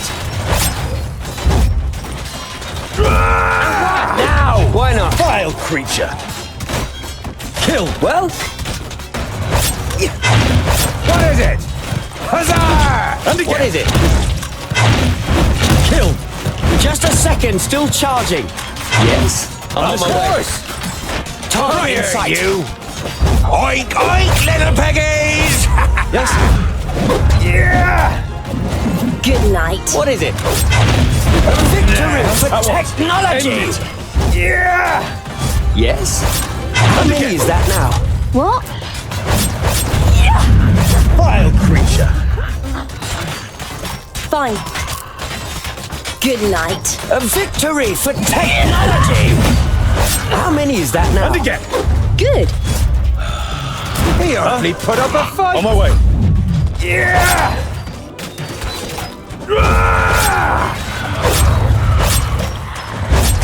For Brachus! Yeah! What is it? What is it? A victory for technology! Kill! Huh? Vile creature! Good night. Yeah! Please wait a moment. I can't do that yet. Yeah? And again.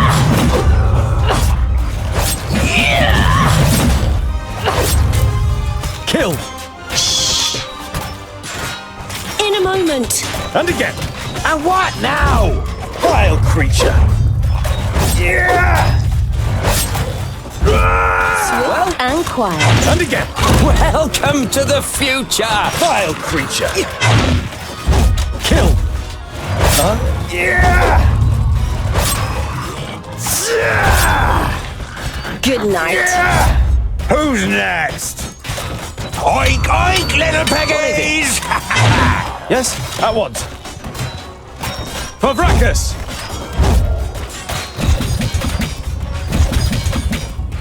What is it? And again. Please wait a moment. On my way.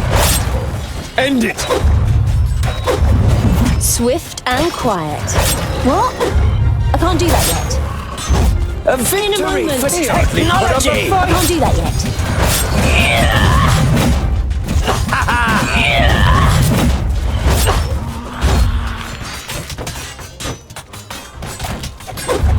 And what now? At once. For Brachus! Vile creature!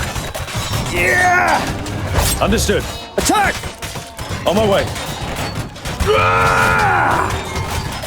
He hardly put up a At fight! once. Attack! Yeah!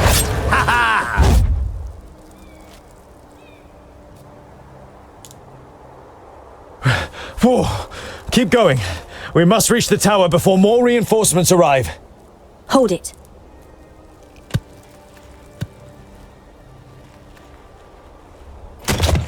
If Nodon is here, then the perished land is here too, and no one wants to confront him again. Oh, what have we got here? The long-lost son returns. I am glad that I met you here. I was afraid the Alf wouldn't leave anything for me. Bislipper, you return to the stronghold of your people, the stronghold of the Thirdlings.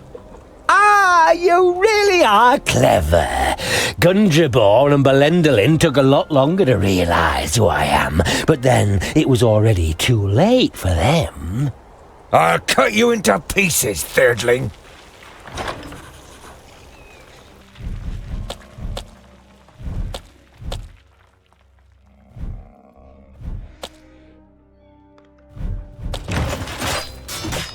Yeah? He hardly put up a fight! Killed! Yes? Yeah! I can't do that yet! What?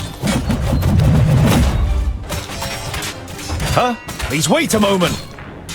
I can't do that yet! Good night. Come on, what is it? Yes, yes, soon! Oink, oink, little piggies!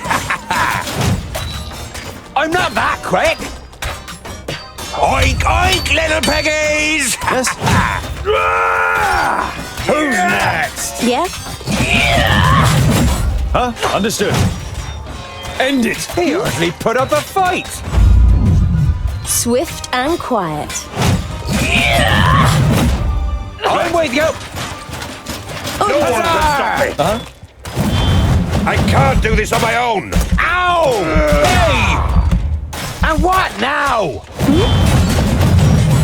Good. Yes? Pavrakas! Yeah? I am Boendal! Give me a hand! Yes? End it! What? Ow! Oink, oink, little piggies! Pavrakas! Ow! Hey! Yeah? Huh? Yeah! It's over, Bislipur.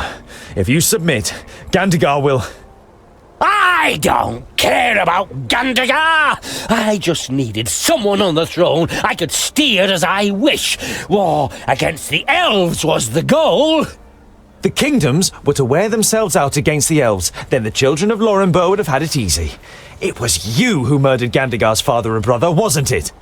I would never do anything like that to another dwarf! Ah!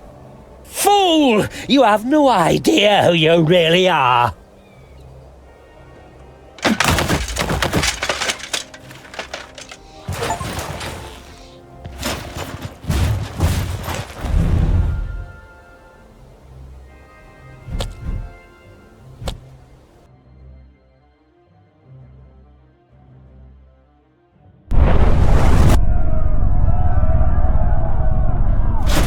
This is an historic moment.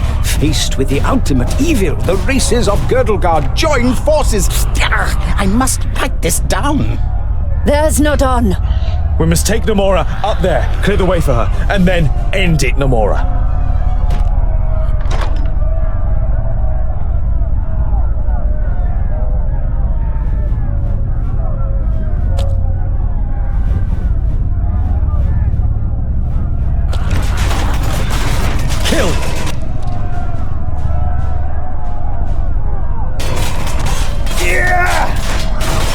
What is it? Fire! What is it?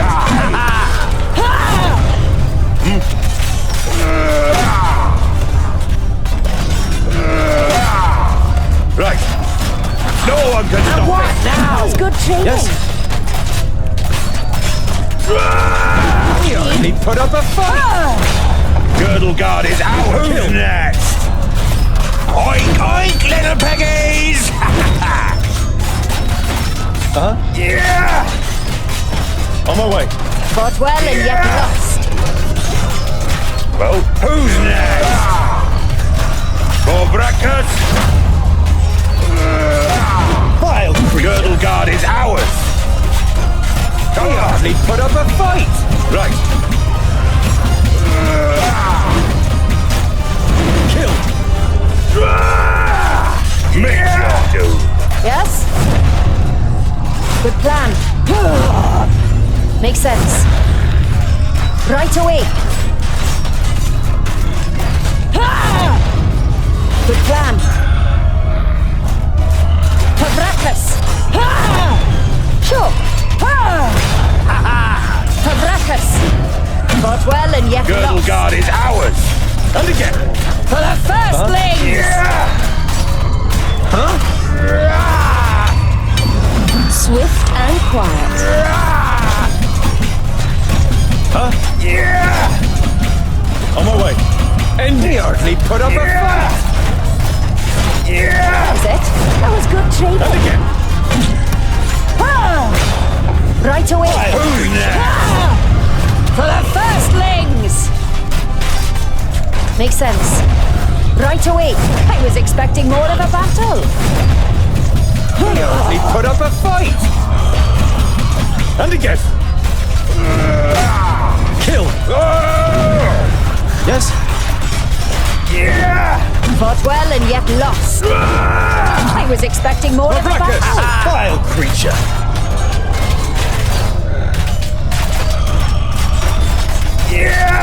Girdlegard is ours! Who's next? Vile creature! I was expecting more of a battle. Understood. Just die! On my way.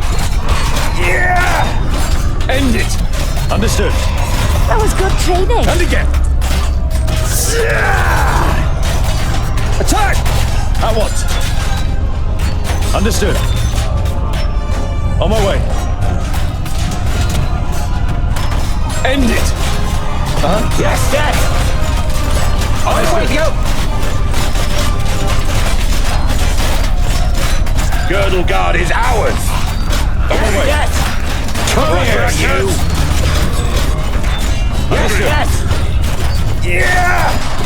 Yes? Understood. Huh? I'm waiting. Right. Huzzah! Yes, yes! Vile creature! Of course! Huh? Fought well and yet lost. On my way.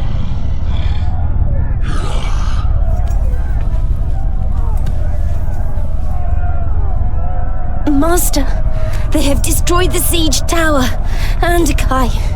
There's nothing you can do to harm her. I will take care of her myself. Master, watch out!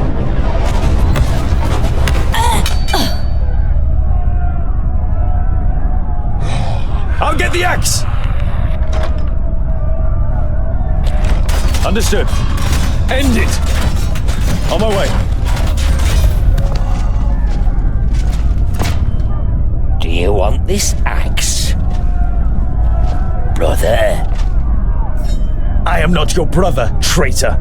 We are both the same, Tungdil. We are both children of Lorimber, thirdlings. I am not like you. You opened the gates of Ogre's death. You have murdered dwarves. I am not a thirdling. I am a fourthling. Not like me, oh! It is our destiny to avenge ourselves on the others, Tungdil. And in Nod On, we have finally found someone who can eliminate the other kingdoms for us. You have put Girdlegard in the hands of evil just to... No, not just, but precisely for that reason. To finally fulfill our destiny, as our kingdom has tried to do for thousands of cycles. Enough! You are completely blinded. Just understood. Die. On my way. Understood. And again. Attack! Please wait a moment. Fabracus! Killed. Attack! And again. Fabracus! I can't do that yet. Please wait a moment. What a waste of time. I can't do that yet. Welcome to the future! Please wait a moment. Yeah! For Brachus! I can't do that yet. Vile creature. And again, on my way. Yeah! It's good training. And he hardly put up a fight. How many is that now?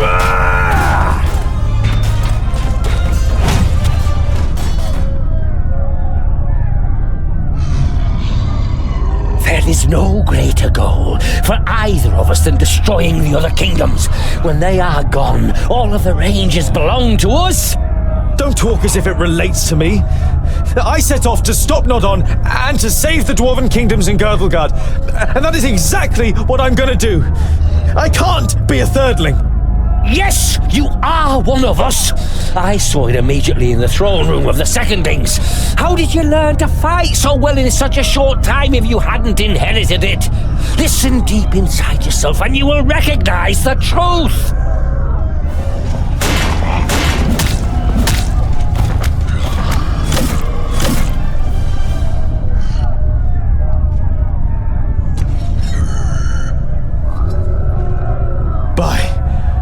Brachus. If you kill me, you will destroy Girdlegard. You can't stop the danger from the west. Only I can do that. That's why I am uniting Girdlegard. You haven't united Girdlegard under you. It has united against you. Your terror ends here and now. At once. On my way.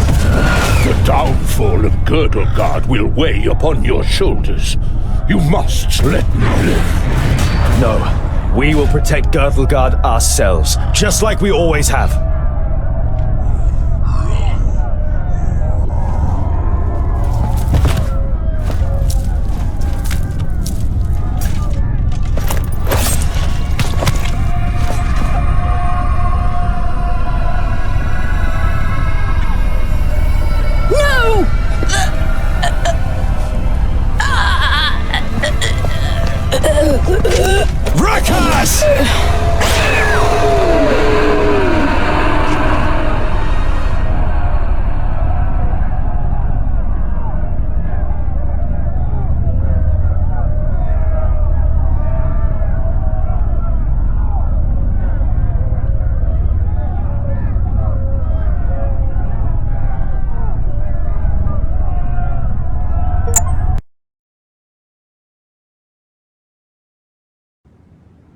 This is a day of hope and optimism.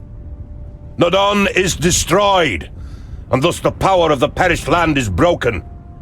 We only managed to achieve this because the humans, the elves, and dwarven kingdoms forgot their hatred and stood strong together. Can there ever be a better sign for us to bury our feuds with each other? We have protected Girdlegard. Now, the hatred must be washed completely from our hearts. From this day on, we will write the chronicles of peace, compassion, and friendship. And here stands the dwarf who we all have to thank most of all, Tungdil Goldhand.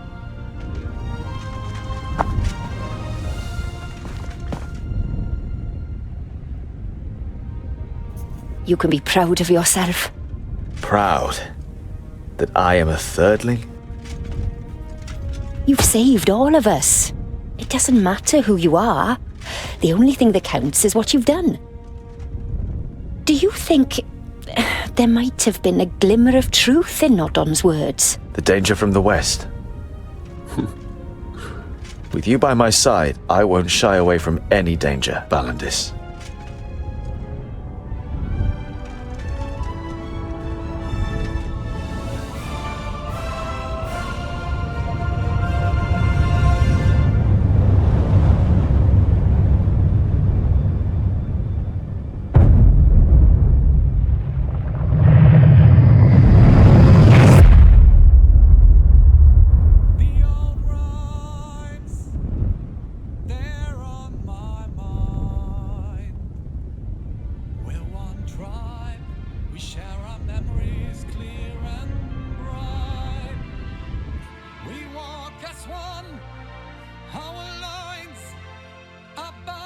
together.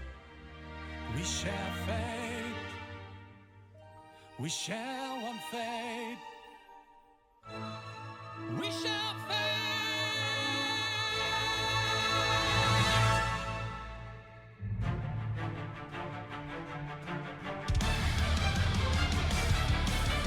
Voices calling under one. A glorious vision, what may come. No lyrics to sing an anthem, the glory of all dwarfs. Protector of the freelands, we redeem our mission. We're brothers one by one. Divides the valiant sons by brackers. It's our destiny. We are the chosen. We are the children. We are forged in fire and made of stone. We are the guardians of the realm from the beginning till the end. We will praise the divine who will last till eternity.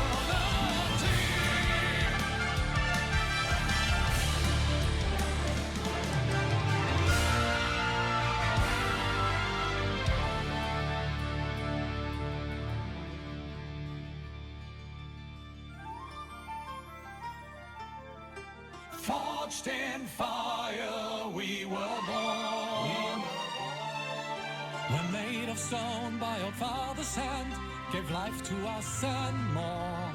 Then from father to son, he made us dwarfs, the guardians of the land. Still we carry on, stand side by side. We will defeat the fiercest enemy.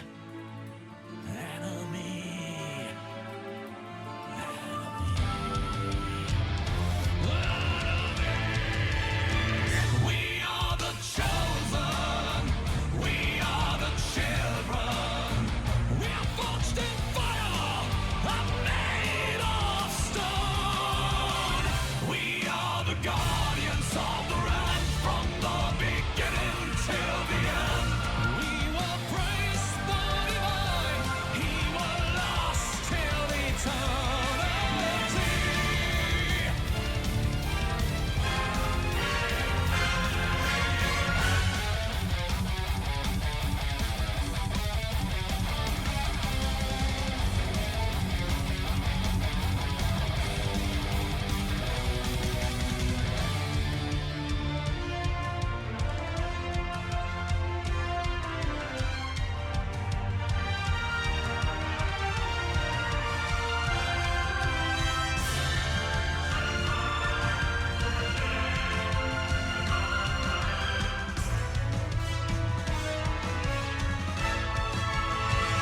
We are the chosen.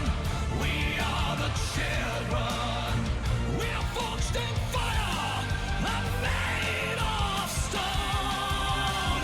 We are the guardians of the realm from the beginning till the end.